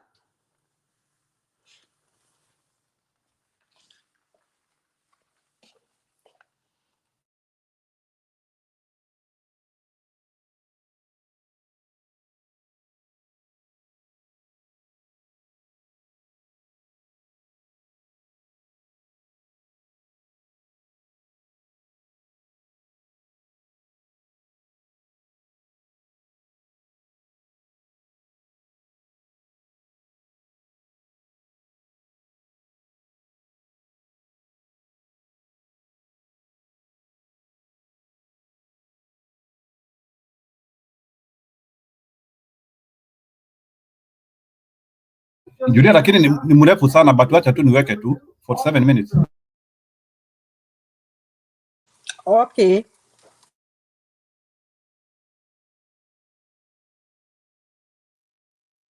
Pair mic. The idea is that you tell us, what is your big idea? What's your radical idea for fixing this nation? And today we have John C.W. Yani Mwalimu, Yani Pasipia, and he's telling us how we should use blockchain for the 2027 polls. I said 2022 in the last hour. 2027 polls. Blockchain, right? That's his idea. Welcome to studio, John. Thank you very much. It's good to be here. It's very nice to have you. Before we even talk blockchain matters, let's have you hear the quote from Jano. Mm-hmm. She'll tell you a quote. You can tell us what it says to you, if it speaks anything, if you resonate with it. Okay. Yeah, absolutely. This quote came from a visit of Barack Obama 10 years ago today. He arrived on the 24th of July, 2015, to the country, the first sitting US president to visit Kenya. He was co-hosting the Global Entrepreneurship Summit. On the 26th, he made an address at Kasarani Stadium, and he said, "Progress requires that we honestly confront the dark corners of our past and extend rights and opportunities to more of our citizens." I'll just say it one more time. Progress requires that we honestly confront the dark corners of our past and extend rights and opportunities to more of our citizens. What do you make of that quote? Change. Mm-hmm. I keep saying this. First of all, my name is John C.W. Thank you for allowing me to be here. Every leader that is going to journey on the road of becoming great must study change. We're in July, right? What I can see you have a sweater, and you know what does July mean to us as Kenya? Kabaridi. It means baridi. So your outfit is determined by the change that is happening around you. So the outfit, how Kenya looks, is determined by the change. So when you see people like going out to protest, it's not really the protest you should be after. It's what is that outlook, what does it reflect? So for me, when I hear that, I hear the need for every leader to study change. Do not fight change. Embrace change that needs to change, because if you don't, change will always make sure that you are removed from the table. That is a really good interpretation. I like the metaphor of the outfit. What you wear, it's because of the season that you're in. Right. Okay. All right, John CW, you have this idea that we should use blockchain in our 2027 polls. I don't want to preempt. I don't want to presume. I just want to hear directly from you. Let's have you shake a mic and tell us why we should use blockchain for the 2027 polls. All right, thank you. Dear Kenyans, I'll begin with the fact that you've heard that I'm a pastor, and so the Bible is my guide. Isaiah 43:19, the Bible says, "See that I am doing a new thing. See that I am doing a new thing. Now it springs up.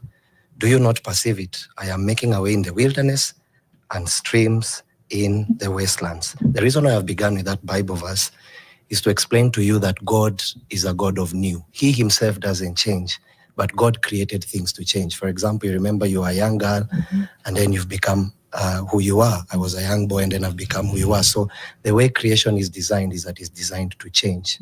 So looking at it from that perspective, this was the reason that, actually this was the scripture that made me come up with ways that we can be able to help our nation.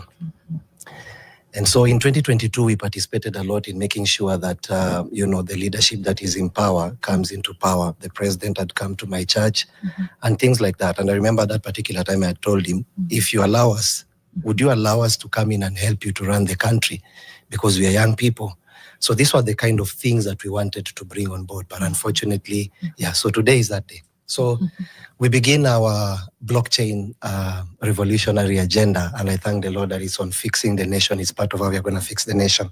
So first of all, what is why blockchain? There are two ways to look at it. There is centralized platforms, and then there is decentralized platforms. Blockchain by itself, which necessarily began gaining mileage in 2009, became through the most advanced of it all, which is the Bitcoin, became an avenue through which the security of that platform, you can look at it as almost not possible to hack it. You can hack what comes on top of the blockchain, which basically, let's say you have built a transfer network on top of the blockchain, but the blockchain itself is a very decentralized platform. What does it mean? When you talk about a centralized platform, it simply means one party is involved in making all the decisions. But when you talk about a decentralized platform, it simply means it's beyond the control of one particular individual. Let's say, for example, we make an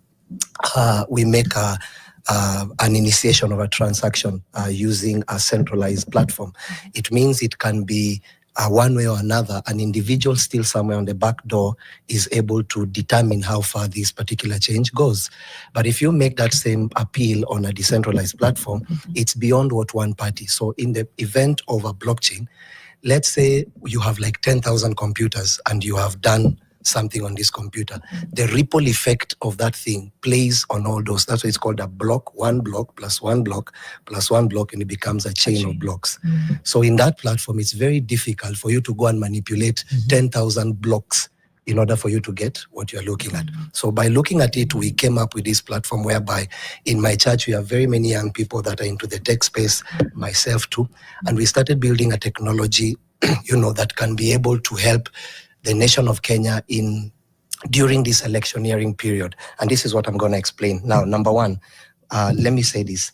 A foot-proof biometric-based blockchain powered electoral and governance system that enables fraud-proof, transparent, and self-variable elections where citizens control their identity and democracy is enforced through code. So in this particular platform, where we are seeking that the IEBC should listen to us, it's the citizens that are in control of what is happening. It's no longer on paper trail. Like you can, let me ask you a question. Have you voted before? How sure are you your vote counted? I have to trust the process. You have to trust the process. But now on this particular platform, you don't need to trust the process because once the voting has happened, you are able to really check the process. You don't need to trust anyone. Like you can be by yourself, take the code, check whether this vote of mine has gone to the necessary stages, number one. And then this is what we say. This system replaces manual electoral processes with a decentralized platform that, number one, uses biometric hashing for identity. So on a blockchain platform, biometrics are put into place. Two, records all votes on a public blockchain. I want you to see that all votes are recorded on a public blockchain. It simply means you are able to go and check for yourself. You don't need necessarily the IEBC, like we don't need to be glued somewhere waiting for, the IEBC director to come and tell us. We are able to verify for ourselves. The third one is execute electoral processes via smart contracts, and makes tampering of or manipulation mathematically impossible. So let's say you've seen that other platforms whereby people have been able to tamper or, change the votes and things like that. Right. When we go through the blockchain platform, it's almost impossible for you. And I've explained the reason is because you will need to find out all the blocks, all the computers that have received that particular reality to be able to change, which is impossible. Two, why? Here's why this system is not just revolutionary, but necessary for Kenya democracy future. Eliminates electoral fraud. It says this. So these are my notes. No duplicate voting, ballot stuffing, or ghost voters. Once you come on board and you make your vote, it registers on the platform. You cannot vote twice because the code that has been given to you has the expiry option. Once you put in either it's your fingerprints or your eye, whichever identification platform that you're going to look at, it expires immediately, that individual. Let's say, for example, there is the president, there is the governor. When you vote for the president, that particular code expires. So you cannot go back and revote again. If you vote for governor, so it's basically one vote, one person. Okay, so it goes deeper. Transparent, fast, and public adaptability. Results are counted and published in real time. It's not like the way you normally see the IEBC until we wait till tomorrow or 2 days and things like that. It's real time. It's there, and there. So once we vote by the evening, we are able to know who's the president. And normally we normally see it happening in the US and things like that. Quickly to move on, each citizen's vote is linked to biometric device, cryptographic wallet, impossible to fake or replicate. It's not possible when you look at it that way. Transparent, fast. Results are counted and published in real time.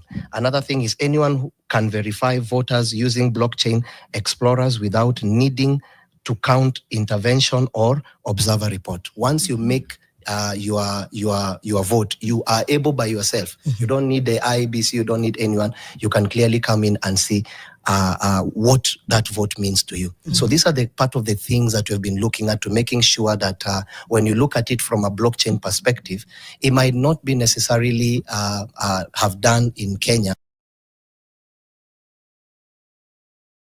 Julia, is that explanation clear? Or you want him to continue? Julia, aendelee? Okay. Wacha aendelee kidogo. So, Bwana Joseph, are you there? Okay, wacha aendelee.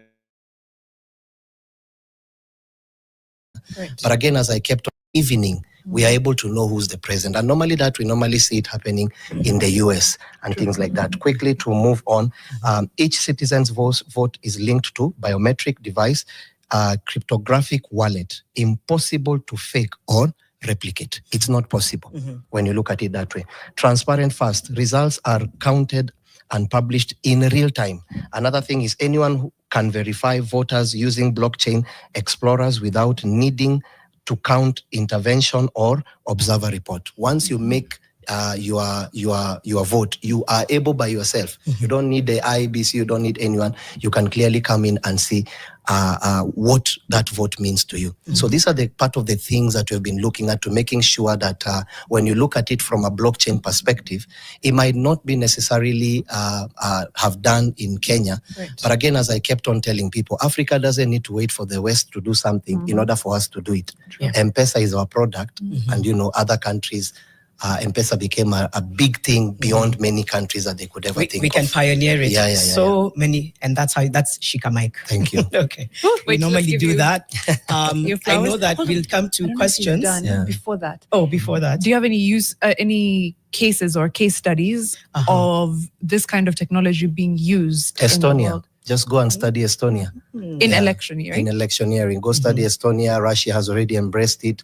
Part of the states in the US have already done it. But Estonia is a very great example. Did they conduct national elections using blockchain? They do. They do. Okay, so there's this overnight trading phenomenon, and it actually led to $823 in automatic profits in less than 24 hours. Yes, you heard that right. And if you want to see how that happened, click below to access a free presentation, and I'll explain everything to you in the Overnight Income Project. So did you know that some of the biggest market gains don't happen during the day, but actually overnight? And what if you could actually target around $823 in overnight income 4 times a week? Now stick with me for the next 90 seconds, and I'll actually show you how, because here's the deal. Most of the action in the markets actually happens after hours while you're not staring at the screen all day. And the strategy I developed is focused on placing a trade right about 3:30 p.m., basically right before the market closes, and then automatically closing out the next day. And that's it. There's no stress, no watching the charts, no panicking. And if you click here on the ad right now on this video, I can show you exactly how this overnight income strategy works. Now, if you take a look at this chart, so this is according to our back test, if you started with $2,500 on August 5th, one trade would have brought in about $1,453 overnight. Wednesday, same week, another trade. This one, $2,171. And then Thursday, an extra $611 would have hit your account. So that's nearly $5,000 in 1 week, while the S&P and the NASDAQ were actually sliding. They weren't even positives. So that's pretty incredible, right? Now, granted, along the way, we have smaller wins. We have trades that don't work out as well. And I can't guarantee any future results, but I'll show you how you can start trading this overnight income as soon as today. And if you look at the total testing, it's actually pretty incredible, about an 89.5% win rate, according to our study, with an average target of right around $823 based on a $5,000 stake. Now, some of our top students, people like, in my classes and following along, are seeing some of these incredible results as well. Here's Art, a Navy vet, who said he started with $3,000 and has 5 automatic wins, pocketing around $4,650 over the last 6 weeks. Or Carlos, who took just 9 trades in 6 weeks and grew his account by $5,000, again, starting with a pretty small stake. Now, this isn't hype. It's using proven data based on this phenomenon and applying it for a unique overnight market edge that most people simply have never heard of. So if you're tired of looking at your charts all day, trying to find direction, not finding any, or just being stuck there and not being able to live your life, well, then I think the Overnight Income Project could be a really interesting strategy and something that could change the game for you. So follow the link on this video, click it right now, and I'll see you in a free presentation that explains the entire strategy.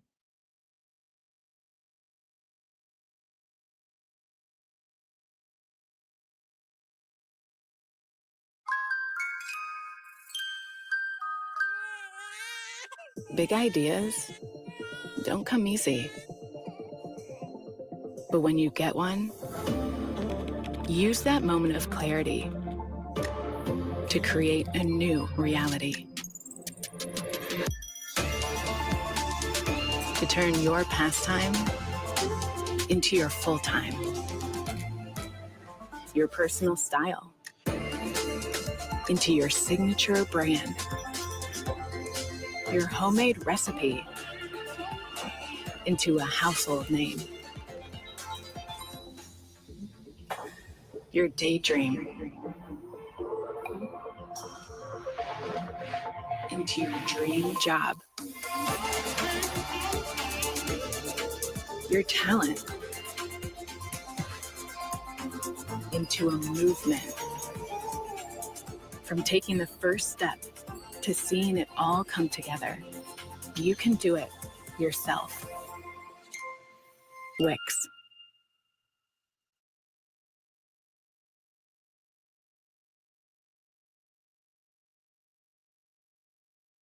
Okay. Estonia is very tech forward. Right. And I had read through because he sent the Shika Mike, and I was like, okay, possible. Possible. And even based on that, I wonder whether it leaves out people in rural areas in Kenya. So I'll get to that. Like, how does it include everybody? Right. Some people may not have that kind of technology. So what would that look like? I just want to read some feedback because I don't know that we'll have a chance to because of time. Okay. So far, I thought I saw a question, but it's a lot of people saying, this sounds great. That's Martin, I am official. Francis Chege says it's a brilliant idea. IEBC should consider this for Kenyans. In 2017, we saw the use of algorithm where there's a percentage that remained. Okay, you can keep your feedback coming in. I hope that we can sample it. I have quite a number of questions. I think I wrote some of them down. One of them is, you talked about the fact that there's a public platform where you can check whether the vote counted, but I wonder whether this protects voter privacy. It does. Okay. It does. When you are voting, there are two codes. One is a private code and one is a public code. Okay. In the public code, you don't see who, but you can see this number of votes came in. But the one that is private, that person is able to see for themselves. So when you do, and anything goes back on blockchain platform, there is what goes public and then there is what goes private. It normally sends two codes, the public code and the private code. So in the public platform, you can see 10 million people voted, but you're not able to see Anne voted, Mary voted. But now Mary can go in with the private code and see Mary voted code so and so, I voted and my vote counted. And this is who I voted for. Tech failures have happened in past elections, right? So tech is tech. It can still, the same could still happen. How confident are you that this won't be another chance where tech can just fail? Or do you think it was manipulated, or do you think it failed? I started by speaking about centralized platforms and decentralized platforms. There are two types of technologies. There's a technology that is built on a centralized platform, which simply means one individual somewhere still has the power of play. In a decentralized platform, for example, blockchain by itself has not been hacked. Now, what is built on blockchain, which are things like wallets, that's why you hear people saying they have lost money on their wallets. Blockchain itself has never been hacked. But the wallets that stand on the blockchain, that's what can be hacked. Things like wallets, things like smart contracts and things like that. So what we are saying is, you are not going to build a system, then come and place it on the blockchain. You are getting the specific blockchain, then building the system on the blockchain, which cannot be hacked. You understand the difference? I get that, yeah. So okay, we'll that's what normally happens. That's what happens. Sorry, Mariam, come to you just a bit. I didn't want to forget about inclusivity and how you feel like this is something that can invite all Kenyans to exercise their right to vote. What does that look like? Access to technology for all Kenyans. So there are three things about it. First of all, when you look at it from the people that are normally desiring to vote from abroad, the number is limited. I saw the other day there is over 3 million people that would desire to vote. But if you really look at how many votes come from abroad, is because tens of thousands, just a few. The reason is because think about America as Africa. I mean, it's just a little bit smaller than Africa. Let's say the voting platform is in Kenya. Think about it that way. Someone has to travel from South Africa to come and make his vote. So definitely you lose that timing or opportunity. So what is the difference with this one? Within the comfort of your house, on this particular device, you can be able to make your vote. What does that mean? It increases the voter number. That's number one. Number two, the flexibility of voting. Number three, you might say, what about the people that do not have technology? Still within this platform, the polling stations are not being left out. The polling stations are still there. But now what you have done is that you have limited the number of people that are journeying to the polling stations, because most of the people would desire to do it from the comfort of their houses. So the polling stations are still there for the people that are not technologically, advanced in things like that. Now, another thing about this particular device, because we've already built a platform. Let's say, for example, we've gone to Western. It has the language of that area. All the languages of that area. You know, the way you go to an M-Pesa ATM and then you see English or Swahili, we have make sure that we have, put into context all the available measures to make sure that the voter understands what they're doing. So it increases the voter number. It makes it easy for voters to vote. And number three, this particular platform, let's say one person in a family has a phone. You can use this one phone for everyone in that house to vote. But you cannot manipulate, because once you vote, that particular code expires. It becomes very safe to deal with it. Okay. I wanted to go into The reason I asked for any case studies is because Estonia uses blockchain to store election results and to keep those logs, but not so much in the voting bit. So then we would be the first to actually do that, right? To have this platform on phones that then allows you to vote from your phone, and then it's logged on. So I'm trying to think about it. Why hasn't anyone else done it? And you're right, we don't have to wait for other people to do it, but why hasn't anyone else thought of doing it? Are there legitimate security concerns aside from hacking with this kind of platform? And why has Estonia is very, very digital savvy. It's like, the real Silicon Savannah. But if they're just like, you know what, let's use it to keep the logs of the election results so that we can see how many people voted, and that's okay, but not for the actual voting process. Okay, so I will need to say this. Think about the president Traore.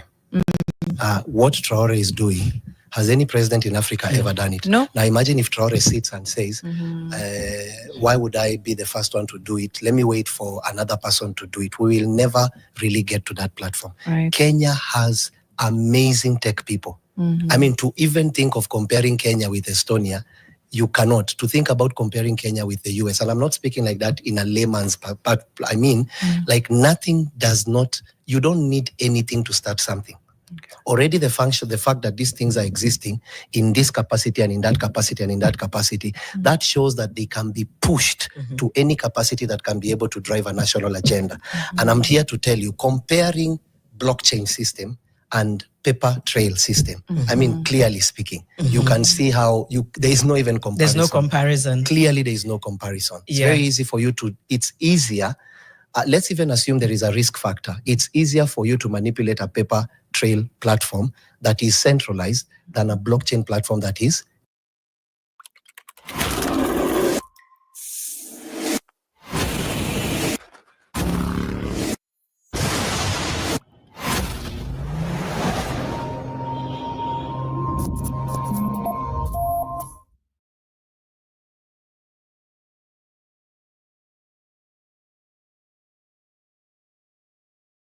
Now that I use Monday Service, AI makes solving tickets my form of meditation. Monday Service is a ticketing platform that helps us manage and automate our entire service operations with efficiency and with no code needed. IT, HR, ops, or any other department, everyone can manage ticketing their way and stay on the same platform so we can create a unified experience for our customers. Every incoming ticket is automatically categorized and the repetitive issues get resolved. Whatever tickets are left get routed to the right available rep with recommended resolutions and next steps. And you can see it all here on our dashboards. We customize them to focus on the strategic stuff, identifying company needs and opportunities so we can finally be proactive and also showcase our business impact. Turns out my job doesn't have to be that chaotic. Right, Taylor?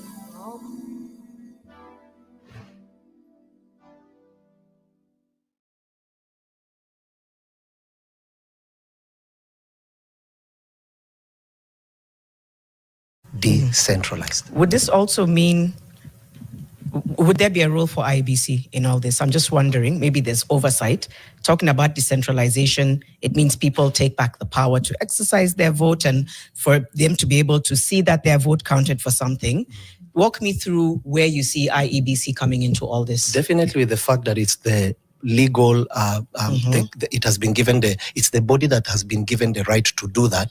In as much as you have built this technology, you will need to present it to the IEBC because it's only the IEBC that gives, the last answer towards who has won here and there. But the IEBC cannot control it. You can only submit it to the IEBC, but the power is in every person's hand. So even before the IEBC comes and declares this person as the winner, we already know because the blockchain platform is visible to each and every person. Right. So they are just simply coming to do what is constitutionally mandated for them to declare the winner. Some would argue we kind of already, anyway, IEBC does count the votes essentially, but there is some transparency. And I see the holes you're trying to plug. I'm just trying to think through it. We're at a point where election results are considered final at the polling station, right? We have election observers, we have representatives from parties and candidates as well, all there. And it's literally a lift and count and lift and count and lift and count. And then that number is posted on the polling station, and that's what's transmitted to Bomas, and that's what we use to tally. So there is some already transparency. I'm trying to see from a cost perspective, before I even get into cost, from a public perception perspective, Kenya is one of the countries with the highest users of cryptocurrency and blockchain technology, which is really amazing. But it's also a country where a lot of people have not used this technology whatsoever. So the trust factor is a big one. Yeah.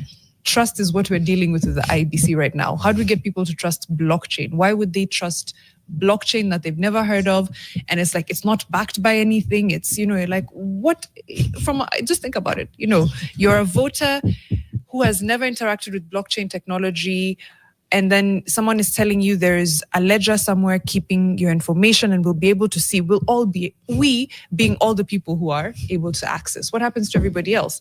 Because for a large number of people, it's hearing on the radio that when we announce results at the polling station here, and these are the results. It's seeing on the TV. So there's a good number of people that you're going to leave behind from a trust perspective. There is a saying that says, only a fool does the same thing and expect a different result. Now, we have been doing the same thing. Can I ask you a question? Apart from actually 2002, which we saw a landslide in terms of choosing the president, which still had some things here and there, can you name for me any election that went well without people claiming that votes have never been stolen?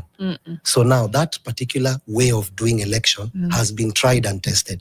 The question is, what has it given birth to? It has given birth to 2007 post-election violence. It has given birth to redoing the whole voter platform. So it has brought a lot of cost implications. So what are we saying? We've nullified elections as well. Exactly, we've nullified elections. So we have already seen the results of this way of putting elections on display.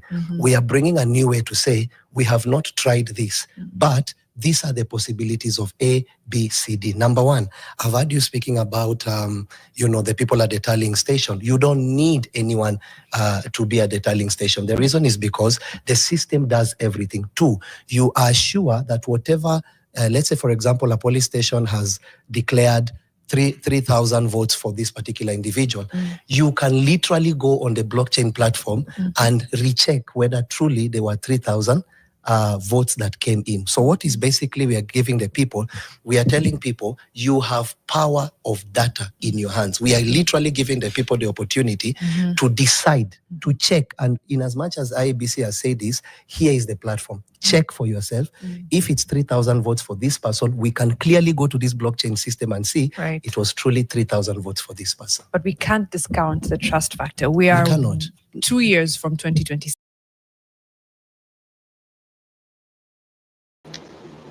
Sawa. Julia, sijui kama umepata ile information ulikuwa unataka?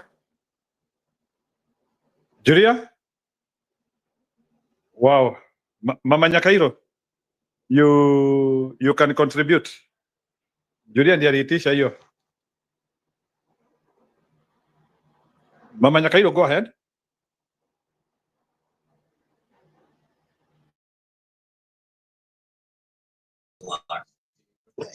Hi, Njiro, Julia, and the rest. Comment section. Kila Mkenya pahali yako. Najua tunang'ang'ana na hii maneno ya kujua how things will go. And it will be fine. Mi sioni shida, lakini tutang'ang'ana. We be vigilant because we need this in a bigger way. Mumeongea mambo mengi, nimesikiza. Everybody is having his point or her point, and it is good when people argue and they come to a point of agreeing, and it is the good agreeable thing that has been discussed. Hata mimi nilikuwa najiuliza, why can't we have your online voting so that everybody, wherever you are, you get a chance of voting. And I don't know how hard it is to create that, that,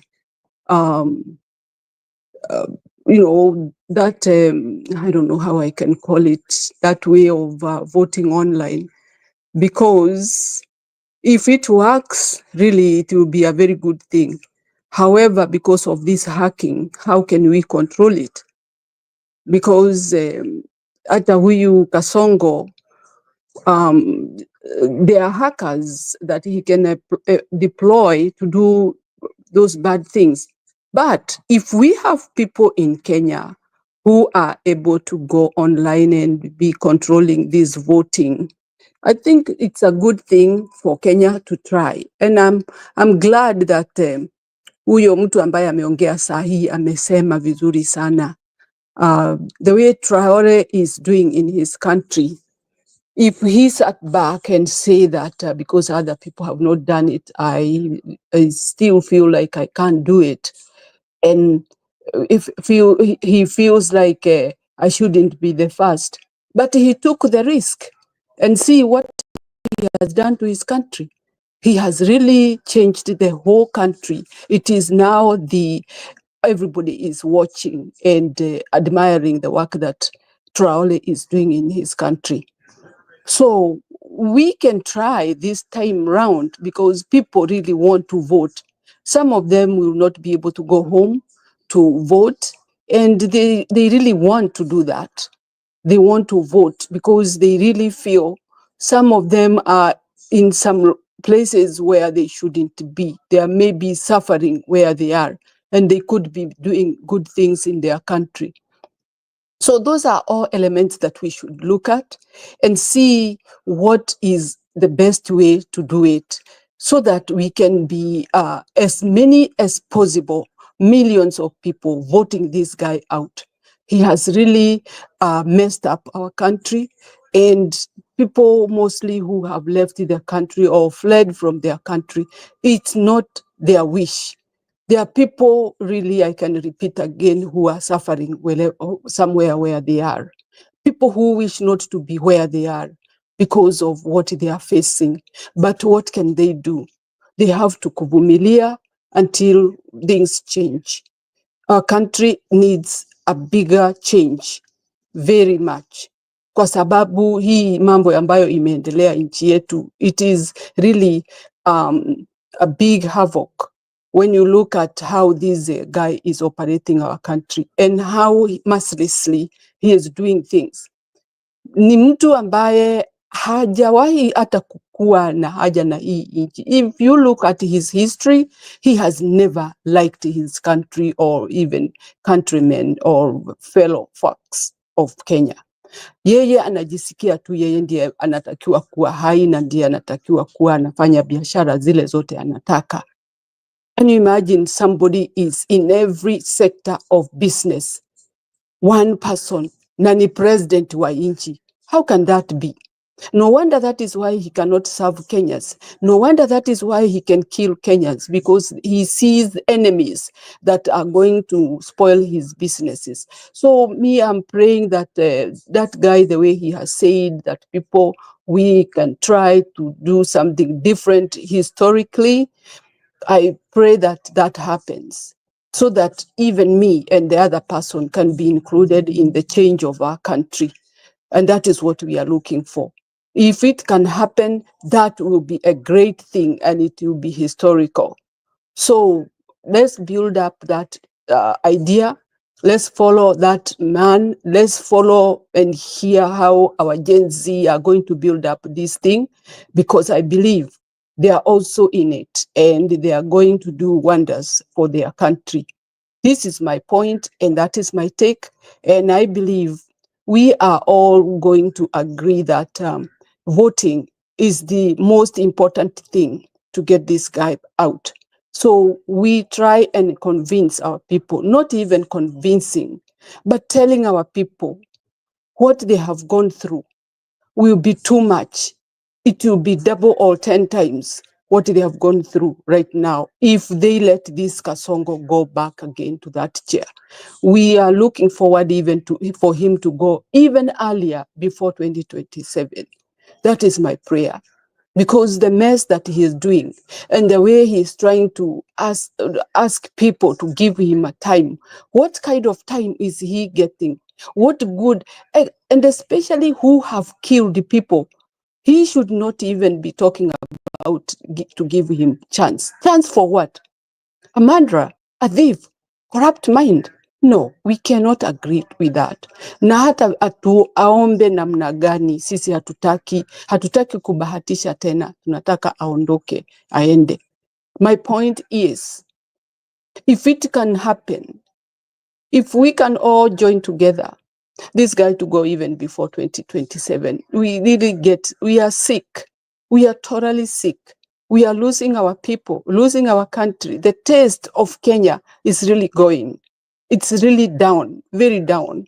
Na hatutaki hivyo, tunataka nchi yetu isimame. Na kwa hivyo tusahau kusikiza huyu mtu. Tukae mbali sana na maneno yake. In fact, let us assume that we don't have a president. We are looking for a president so that we can work hard and work together, join hands and pray that we keep that fire burning so that we can reach our goal in a better way. Ni hivyo tu nilikuwa nataka kusema, Njiru. I have been listening to you guys since you started, but I was a little bit held up somewhere. That is why I could not come early. But my point is that we join together, we join hands, get this guy out of that place. If we work together, everything will work. Thank you. Thank you, Jiro. Santeni.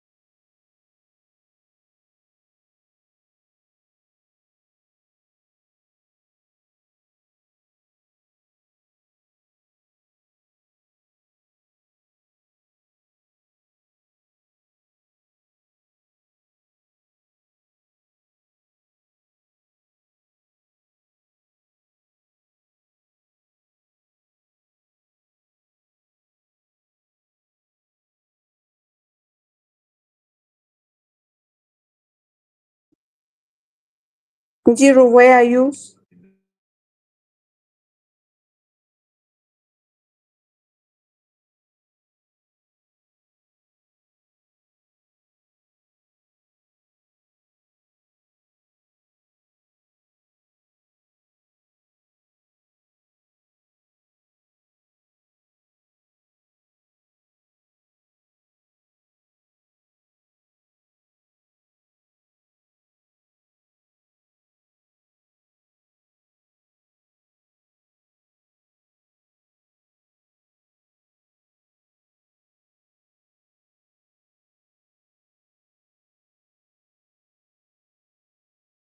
So, Mama Nyakairo, what can you comment about the regrets of Mandago on impeaching Gachagua? Na hiyo maneno ya kuweka mapanga.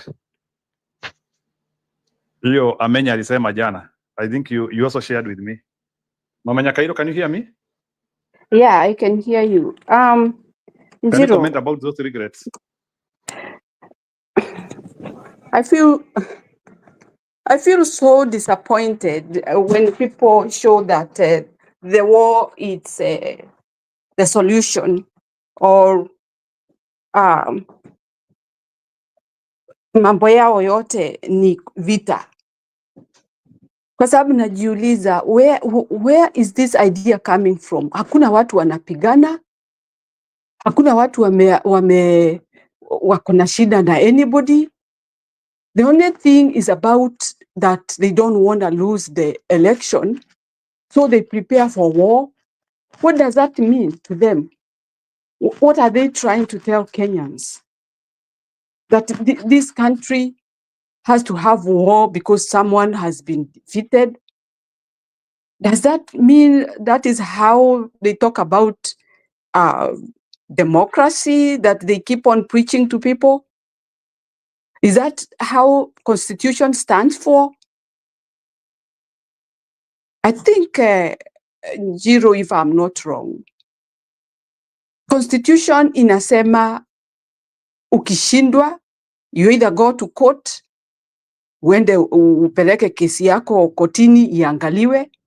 Kama sio hivyo, kubali kushindwa.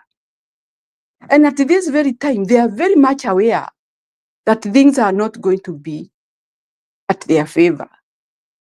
But they feel that they start rumor mongering about war to make people fear, so that kama mimi nilikuwa naenda kupigia mtu mwingine, nina change mind, napigia huyu ati ndio nisichapa. How do you know that there will be war?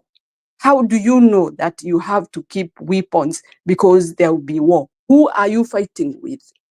Kenyans are not fighting. Kenyans are just saying what they will do. They are saying we will vote so and so. Does that make you feel that you have to fight with that person? How about if I vote for you? Are you going to fight? If I vote for you, are you going to fight? And if I don't vote for you, you fight. Why? I have a right. And furthermore, Jiro, nafikiri kila mtu ana vote secretly. Hakuna mtu, hiyo ni kitu ni siri. Hakuna mtu atajua amevotia nani. So you'll be fighting with the people maybe who vote for you. So I don't see the point of these guys trying to make people fear. Na nafikiri watu wameona mengi, wameona vita. So let them just talk the way they are talking, but we cannot stop what we really need for our country. Na sisi hatupigani na wao, hata wao wanasema maneno na sisi tunasema yetu. So kwa nini unasikia vibaya tukiwa tunasema yako na wewe unasema yetu? Why do you feel bad? Already mlisema mtaiba. Endeleeni na kuiba. Wacha sisi na sisi tufanye kazi yetu in the right way. So don't even try to tell us that that is what you plan. And by the way, Amenya does a very good job. He informs people in advance what evil things are going on in our country. Kumbuka habari ya Andani vile alitangaza na ilikuwa ni kweli. Na ikatokeleza ni kweli, hiyo maneno ilikuwa inaendelea. And many other things that Amenya has told people in Kenya. So we have to be careful with these people. They are just warlords. Hakuna kitu na ukiona mtu anatoa vita, hivyo ni kumaanisha hakuna kazi ingine anajua na hakuna mambo ingine mzuri anaweza fanyia nchi isipokuwa kutengeneza vita. So we don't expect these people to make any development in our country. The only thing they want is to fight for people to live poor in that country. It's very sad. They ought to sit down and think twice. Yeah, sure, Mama Mary. Let me ask you a question. Then, based on what is happening now, na kulingana na zile vitu watu wanaongea, so do you think like Ruto ame lose hope the way that now we can defeat him with our strategic point? Vile sasa yule mtu ana-identify sahi wa kujibu ni Maraga, like wanajibiziana na Maraga, hata hajafika kwa Matiang'i wetu, sijaisikia anajibu Gachagua. So what is the strategic reason of to and fro with Maraga? Is it thing like Maraga has the most credible candidate? Hata sisikia hata akiambia Kalonzo kitu. Why would Ruto jibiana na Maraga. What is the gist in it? For me, in my life, I've been always skeptical on somebody until I prove that person is genuine. Nikiangalia Maraga, you never know whether wanajibiana hivyo. Si tumeona hata Raila mwenyewe wanajibiana na Ruto, and they are still together. Chada na pete wako pamoja. So let's be very careful not to get mixed up with some people who are playing their games. I would not say Maraga is wanajibiana na Ruto kwa sababu wanachukiana ama Ruto ameona easy way of kujibiana na mtu. Lakini sisi tuwe vigilant, tuwe careful not to mix ourselves with these people. If Maraga is genuine, let him be genuine. But for me, that the fight that they are fighting with Ruto, let them continue and see where they will go. Me, that is what I will feel. Because Maraga came slowly by slowly, mtu ambaye anaongea, anataka hivi na vile, na mbeleni hatukuwa tunamsikia, lakini sasa ametokelesha, na hiyo kujibiana, tumeona most politicians wanajibiana hivyo na kumbe wanakula meza moja. We have this notion that these people always jibiana mbele ya wananchi alafu wanaenda kwa meza moja. So I will not be okay answering that question, Jiro, about Maraga na Ruto until we see how far they will go and why they are fighting. Ni kweli alimwambia mambo mabaya sana, aibu kumuita mtu alimefanya kazi 40 years in the government, ati sasa ameretire anataka kuja those kind of it's kind of nasty way of describing somebody, but let's see how far they go. Sisi hatuwezi kuingia kati yao ati kwa sababu wanajibiana, lakini Ruto ameona, maybe to me I will speculate this that labda ameona njia rahisi ya kujibiana na Maraga, ama ameona wacha na huyu ni msakanye kidogo kabla nifikirie what other step I will take. Kwera wona gikoyo ate ya homa yobagaruriyo niwe kiria kiu ni uri waigua iyo Njiro?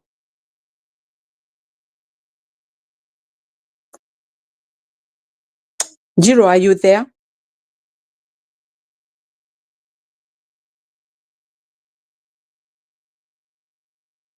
Wakenya, mimi nilikuwa nasema kama hivyo sasa hawa huyu Ruto wanajibiana na huyu Maraga. We don't know where they started or how they are going to end.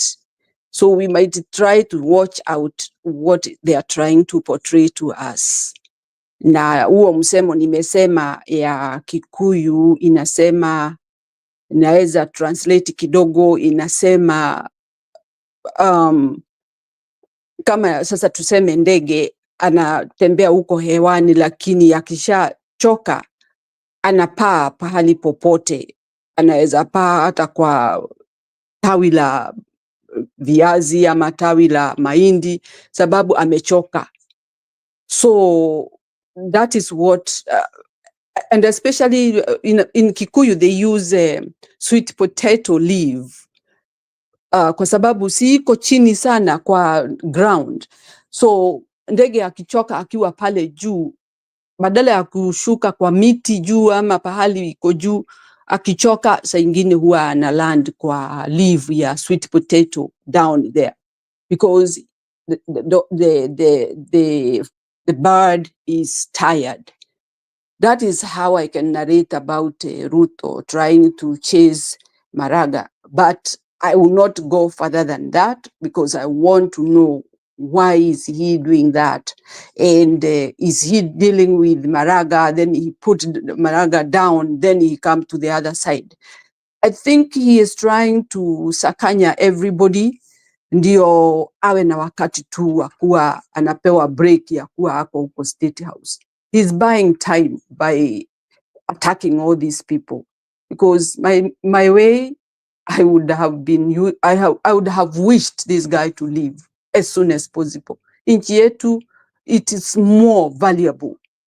Na vile anasemaga hapo ati Kenya ni kubwa kuliko mtu yeyote. I don't see him those being a serious terminology in his own mind. I don't think so. The problem emanate from him. The Kenyan problem emanate from Ruto. And Ruto knows that. But because he feels that there are devisers of him, not even in Kenya, outside, or other presidents, the way they are watching, he feels that he will be very much ashamed of being a half-term or even one-term president. Ndio unaona anatoa huo ukali. Na saa ingine anasikia amefifia because we are millions who are crying that this guy should leave. And so that is why he's fighting. And also he has got other issues, which it's a kind of a criminology ambayo amejiwekea. Na hiyo haitamwacha, hiyo itakuwa moja ya shida zile atakuwa nazo baada ya kutoka kwa huo uraisi ambao aliiba. So these things are really disturbing him. He feels weak. He has felt like I'm a failure. And so the only thing is to try all kinds of notion. Unaona kama sasa wakati ule alitokelesha akaanza kuambia watu hapo ati give me time, akiwa very polite. Tomorrow he might stand and tell you shoot on the leg or shoot to kill. He is that kind of a person, unpredictable. Ni mtu ambaye ni mtu wa hasira, anaweza fanya chochote. Na sasa hata hasira ni kuficha, anaficha. Siku hiyo alikuwa anaongelesha watu hivyo, hasira ni kuficha, anaificha. Huyu ni mtu mbaya kabisa. Mtu ambaye ameua watu. Mtu ambaye hana hata remorse. Mtu ambaye anasema ati alirudisha watoto kwa wazazi wao baada ya kuwa amewaua. Wazazi wengine hawataona watoto wao kwa maisha. And then you tell Kenyans ati watoto waliokuwa abducted umewarudisha kwa wazazi wao. That is one even the most painful thing to think about. Umeua watoto unarudi kusema umerudisha kwa wazazi wao. So that the outside countries believe that you are a good person, you did not kill, and already you have killed. Some have been cremated. Those are the most heinous things that has happened in our country. Cremating children so that they will never be seen. Hata afadhali mzazi angepata hata mwili wa mtoto wake at least. Badala ya kuwa anahofia ati mtoto wangu labda ako pahali anasikia baridi, hajakula nini, na they are all gone. Forever. Nobody will see them. Huyo ni rais wa aina gani? Ni mtu wa aina gani anaua watoto? Just because they are talking. Mama Mary, let me ask you a question. Unaongea vizuri, but I wanted to advance you a little bit. Wewe kulingana na vile unaona, you can now see the new attack front ya Ruto, whereby he is putting an innocent face and now even trying to pretend that he understands our problem. Kama jana alikuwa anaongea story ya SHA na tumpe plan. We give a plan and giving a very innocent face of like of somebody who understands what is happening in Kenya. And now even trying even to say, even those who are saying Ruto must go, trying to pretend with some innocence in the face, like he understands the problem which Kenyans have. Na maandamano ikichipuka sahi, he will be the first person to start killing those kids again. So do you think Ruto is cornered in a place where he cannot be able to get out, and we are not like in a 1992 thing whereby he will be able to re-engineer himself? The reason why nimekuwa hivyo ni sababu tumekuwa tukisikiliza akina Njiro hapa who amekuwa akisema ya kwamba in 1992 Moi alikuwa ameisha, and then they re-engineered himself. Are we in a place whereby Ruto hata afanye nini, he cannot re-engineer himself, and we cannot see an opposition which can start to divide, and we start now giving Ruto an advantage? Do you think we are at a point whereby we can collapse na tujikute pengine Ruto ametukalia tena. Do you think that lesson of 1992 tulisoma vizuri na tuwezi rudi hapo? Hata Ruto alete innocence gani, ama with whichever gimmicks alete ya kuiba kura, kufanya nini, kusema lazima register, kuna watu tumepata Nyanza, kuna wengine tumepata huko Northeastern. Do you think he is cornered and there's nothing else he can do? Na wale wanataka kuingia show muingie. Njiro, I think we have evolved to a very advanced and knowledgeable nation. Na by the way nimecheza video ya Julia, so ukimaliza Mama Nyakairo, Julia can react to that video blockchain. So Julia, did you understand your video blockchain? Ama tu nilicheza tu kwa hewa in 1 minute kabla Mama Nyakairo arudi? Did you get what that guy was saying? Wewe ulienda uliniachia video. I listened. Ninajua hata niko nimewatch your clip. Niulize maswali. Haya ni sawa. So wacha Mama Nyakairo amalize. Mama Nyakairo akimaliza wewe ndio unakuja to react on that, because I don't know how that technology can be employed. Are we there yet? So I want us to react to that. Mama Nyakairo amaliza tu hiyo point nimekuuliza, then we react to your issue of blockchain. Is it possible in Kenya? So, is that technology there? Alafu pia Mama Nyakairo uta react. Thank you. Okay, let me say this. People have evolved and they have changed. People are knowledgeable. People understand things. Tulitoka kwa Stone Age, tumefika pahali tuko. Sioni vile mtu anaweza linganisha ile mambo tunaendea saa hii, ati tutavumilia ama tunyamaze kama 1990. Is it 1992 or did he say 1992? Julia?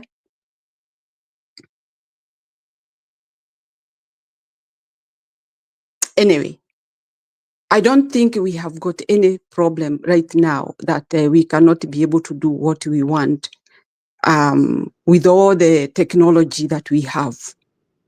Ruto hata tubeba ujinga vile anafikiria, hata tufanyia mambo mbaya ati kuhusu yeye vile anajiongelesha hapo ati awe anaweza yes, anaweza kutudhuru somehow because he has the machinery. But as far as technology is there, we are getting information from all sides of the world, all sides of our country, and we understand what is going on with Ruto.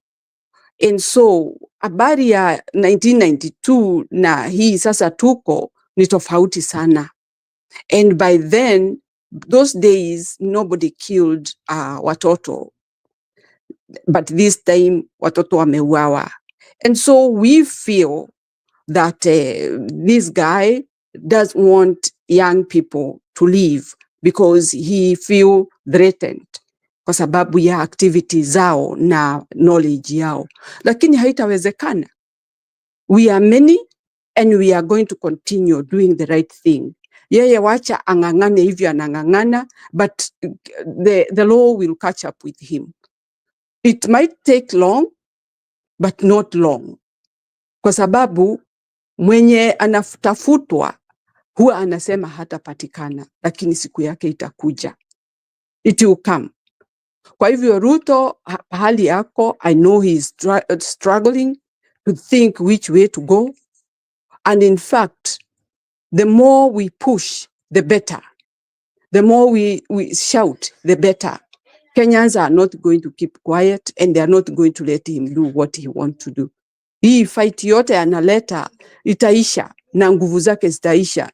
Kuna msemo unasema mwenye anakimbia na yule anamkimbiza wote huchoka. But we Kenyans, we are many than him. So badala mimi nikichoka, Julia atachukulia aanze kumkimbiza. Julia akichoka, Njiro atachukulia aanze kumkimbiza. So he's going to be cornered very soon and everything will work. So for me, I'll say Ruto is cornered and he should now say the last words that he can leave the country, the nation by itself so that we can do our own thing. So Kenya is standing firm It is standing on its ground. Nobody is going to give him a chance. Wacha hivyo anakuja kuropoka hapo. Hiyo maneno yote anasema si yetu, ni yake. Yeye atajitetea mbele pahali ingine, lakini sio Kenya. So for me, I say he is in a bad shape, and we'll keep on pushing him to be on that ship. So for me, I'll stop there. Julia can go ahead.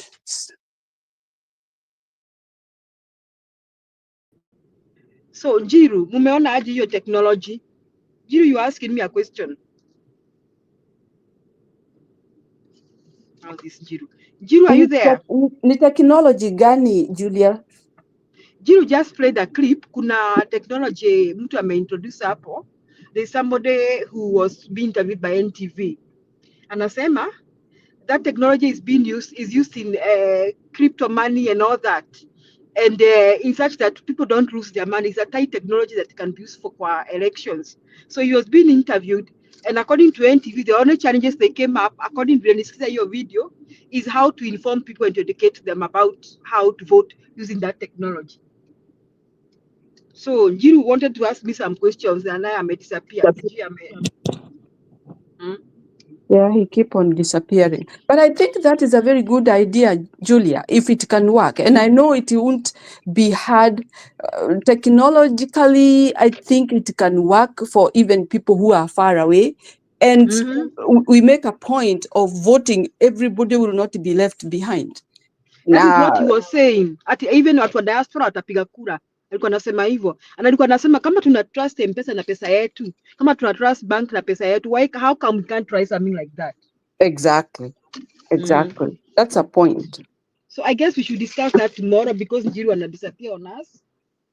Maybe we can discuss that tomorrow. Yeah, he seemed to be busy.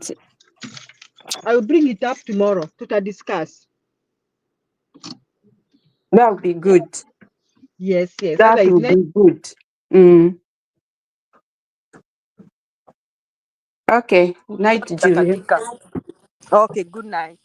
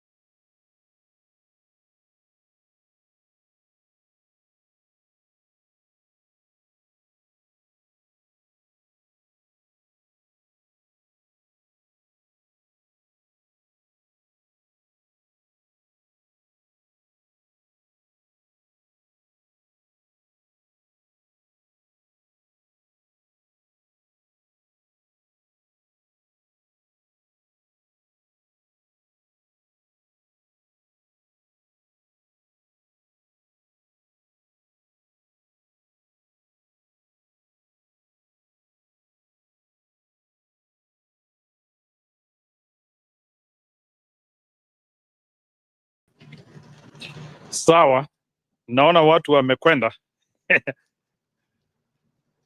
Yeah, okay. Yeah, it's okay. So that technology of blockchain, I think it should be serious. So wacha niingize RB. So RB, hiyo technology ya blockchain ni aje? Umeipenda?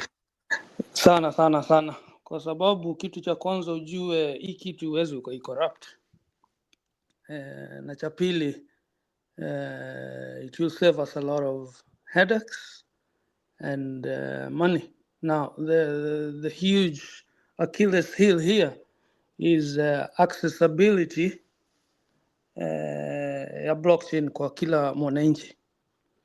And then secondly, kulingana na vile nilikuwa nasikia suggestion ya huyo jamaa, ni ati wale wako na access wata access, lakini kama wale ambao hawako, hii itakuwa ni mbinu ya kupunguza mlolongo wa laini pale kwa polling station. Sijui kama ulisikia hiyo.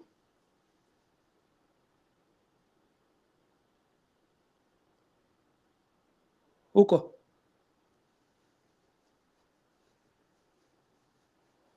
Mwalimu ametoroka. Anyway, I think it's about time.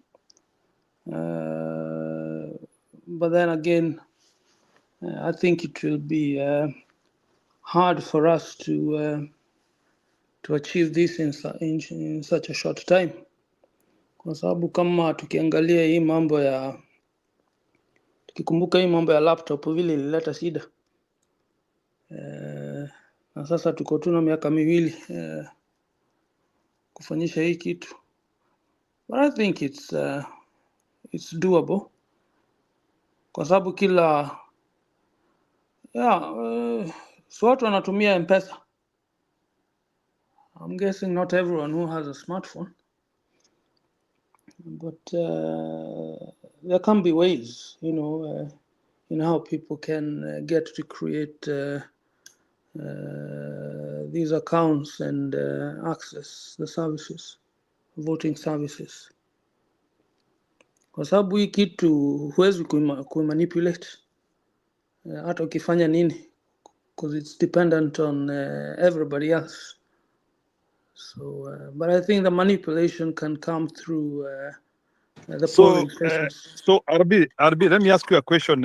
Your story of blockchain, does it mean that it is purely technology ama kuna vitu itabidi tununue? Because I was hearing like it was having some element of business in it. What were they talking about?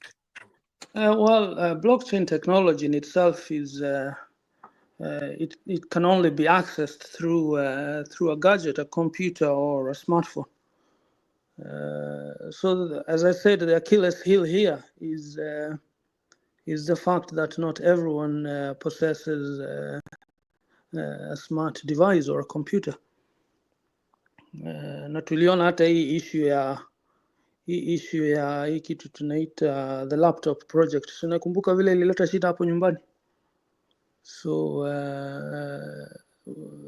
the time is not on our side to achieve this. Had this been in, let's say, quite in the beginning, let's say a 4-year period, hii kitu ingekuwa viable, lakini sasa miaka miwili na hizi vurugu zote zinaendelea. Sasa unless, I don't know, I think there is money to allocate probably devices whereby wananchi in every ward to go and vote at whatever time they want to. Well, that also demands some logistics. Yeah. Lakini unajua uzuri wa hii kitu inatumia jicho yako for verification ili uingie hapo. Na sasa hiyo inaweza kuondoa sana hii mambo ya pengine wale watu wanataka kuvote mara mbili kwa sababu huwezi. And again, the other benefits is that you can also, you as a user, you can track your input. If it has materialized or otherwise.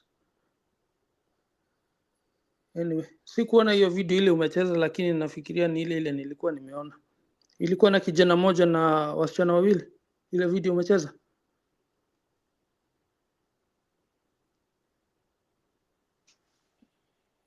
Ni Unjiro ametoroka.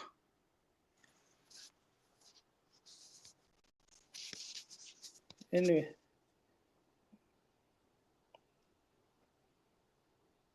mimi nafikiria hii kitu inaweza kuwa mzuri sana. These presidential elections will be very critical. It is already very critical. And as we know from our history, hakuna elections hata moja ambayo imekuwa ni fair. But with technology, we can get to mitigate these anomalies and the horrid culture of corruptive tendencies. Sijui vile watu embrace, but it's all about how you market it. I naturally think that this will not be very easy to achieve because it's not to the favor of Kasongo. Hiyo ni kitu moja. Kwa sababu yeye hana faida hapo. There are no benefits for him there. Because if he has to win, he can only win on 2 counts. If the vote is on the opposition is totally split and defragmented,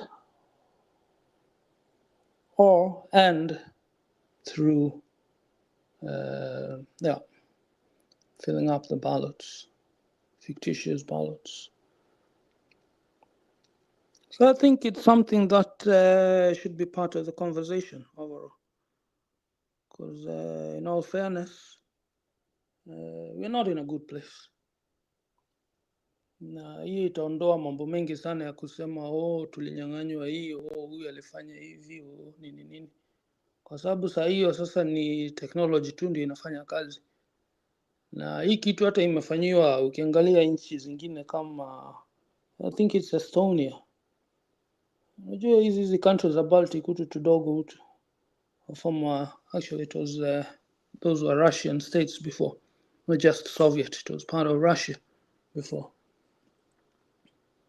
But annexed through one of those Tsar wars. Anyway, na huto tu nchi tumefaidika sana kwa sababu tuko proximity ya Scandinavia, but also because they were also part and parcel of the old Russia pre-1917 Bolshevik revolution. Kwa hiyo hao ndio watu ambao wamefaidika sana kuliko hawa makanga wengine wa kina Poland na Romania and the Waterways. The EU has been really focusing on those nations to bring them on board, because in all fairness they were very impoverished over a very long time. Ndio unaona zimekuwa kama testing grounds sana za mambo ya kiteknolojia na mambo kama hayo. So Estonia is one of them, and they have employed this in their last elections, I think, successfully. So we have a template we can work on going forward, and why not? Because this will erase that pressure of manipulation of the ballots and the irregularities of voter fraud and all those those thuggish behavior. Kwa sababu tuko mahali pabaya sasa, na hata hii kitu hata inaweza hata ikatumika kwa njia zingine, even issuing probably ID cards and all that Yeah, I think the government should start employing this. But then on the other hand, it's also can also be used as a way to to compromise your own, I'll not use the word security, but your identity. Kwa sababu sasa kama serikali inaweza ikatumia kitu kama hiyo upande wa kitambulisho na mambo kama hayo. Anyway, I hope you get the meaning. Na umetoroka ama ni nini daktari? Umeenda wapi? Umeenda kukunywa chai? Hii chai yako ya usiku? Sijui ni kitu gani ingine mlikuwa mnazungumzia hapo. Ni ya Maraga?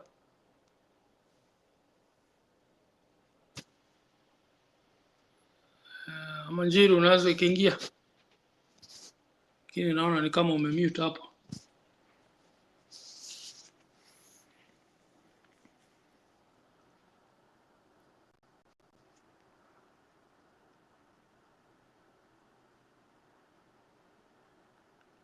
Naona sijui ni kama Jane ameandika hapo, yes, Njiru Ruto will do everything to win the elections. Yeah, of course. I mean, huyu jamaa unajua hapo hiyo kiti iko na utamu mwingi sana.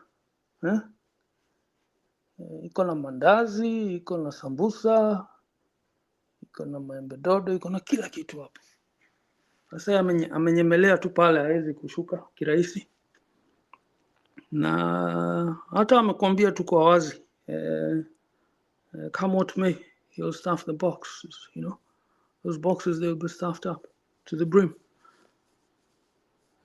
Hataki mchezo. Na ndio hata ukisikia wengine wakisema the ethical card in Maraga, which is a fresh breath of air, that he might be a Ruto plant. We should not take it easy because he will do everything to divide the ballots on the opposition and defragment them to his advantage. So yeah, we have to exercise utmost caution going forward, because you can't trust this man. He wants to retain power by any means necessary. Na Raila akisikia hii maneno ati ndugu yake atashuka, sasa unajua sasa adani hiyo kitu hata inaweza kafanya huyu mzee apate depression kubwa sana, kwa sababu Raila is adani and ukiwa na Uhuru hiyo kitu wanataka kukula. So everywhere you hear Uhuru, you know that wako pamoja wote.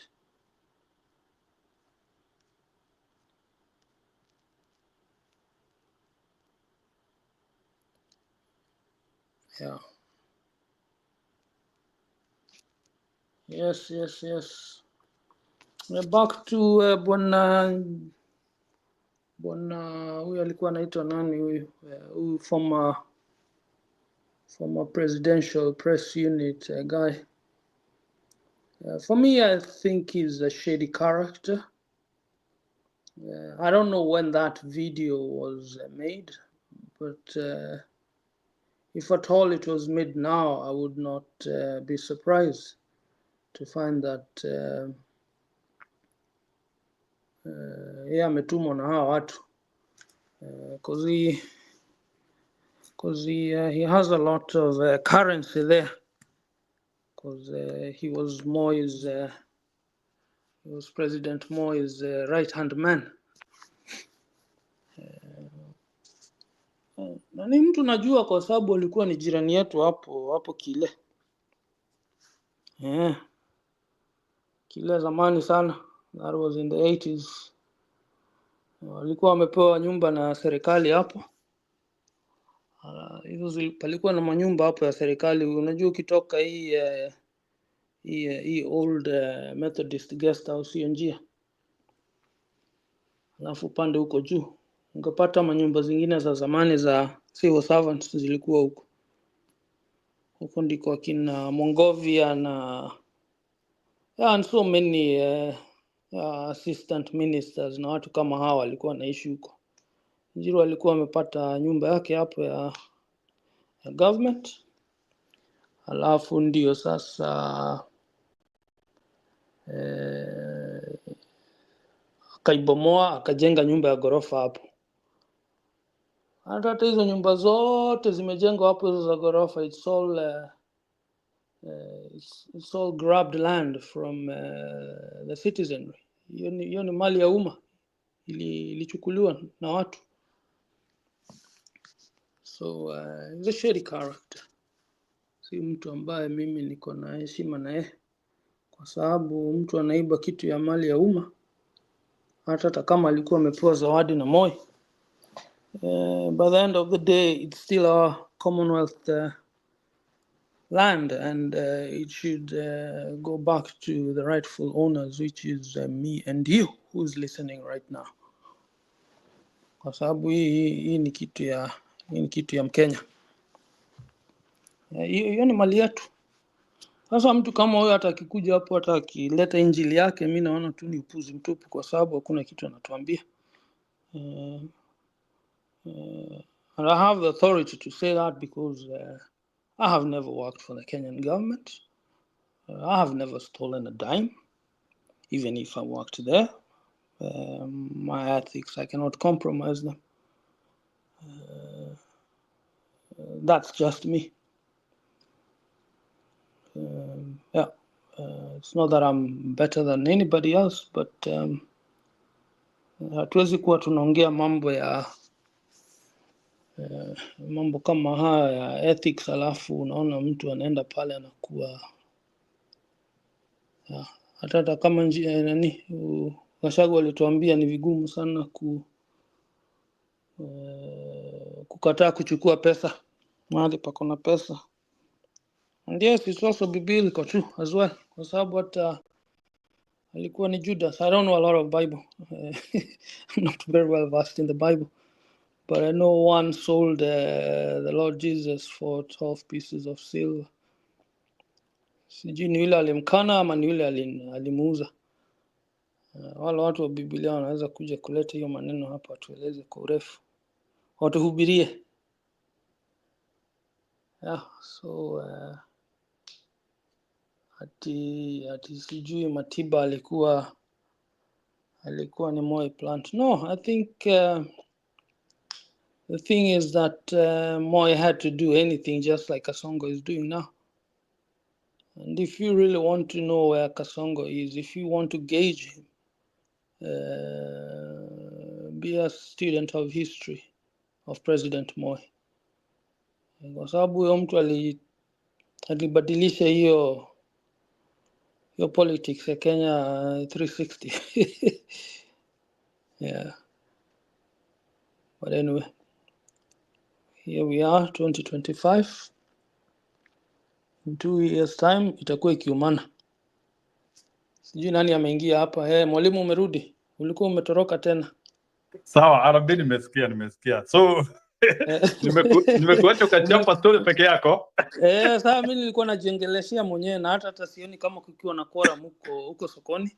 Kama sijui kama no, that one is okay. So I appreciate I think we have exhausted much of the things we said. Na wacha kuluso people. So I think the journey continues. Zile mambo zilifanywa 92 2007 we have to be up to game ili tusikue atujielewi. So I think we can close it at that na tuseme tukutane kesho ili nisikuache tena. Kesho niko hapa pia. Mimi nitakuwa nikikuja hapa kwa sababu niko likizo sasa. Okay, ni sawa. Thank you. I'll be traveling next week. We're going to Spain for a week. Unataka kwenda kuona hiyo finals, unataka kwenda kuona hiyo finals ya Spain na England ya wasichana Euro? No, actually tunaenda harusi huko. Ni sawa, ina shida. Unajua wazee wa huku wanaenda huko sana, wako na mali nyingi huko ndiko wanaendaga kustaafu kwa sababu hii ni nchi ya baridi. Ni sawa, that one. Lakini nilikuwa nataka kukuuliza kama unaweza ukanipatia contact zako jinsi Nitakupea kesho tuweze kuwa hata tunawasiliana hapo pembeni, unajua. Wacha hujaiona email yangu na I always share my bado. I would really appreciate. Lakini sasa wewe si ni mwalimu wa hizi mambo za computer, si hata ni wewe ungetuelezea zaidi mambo ya blockchain? Nitakuja kesho. I will explain tomorrow. Kwa sababu niliona ukiongea hii mambo ya graphic card, sijui. I will explain tomorrow. Nitakuja kesho. Mimi kwa sababu mimi pande yangu unajua ni ya chemistry, sasa mimi sijui hiyo mambo sana. Ni sawa, ina shida, nitakuelezea kesho. Tomorrow I will be up to it. Haya, ni sawa, nitakupea email yangu kesho. Nimeshukuru sana. Okay, thank you. Kesho I give you my details, you do that, Okay, let me do this. Wacha nimalize show alafu nikuongeleshe. Haya. Haya, ndio hiyo.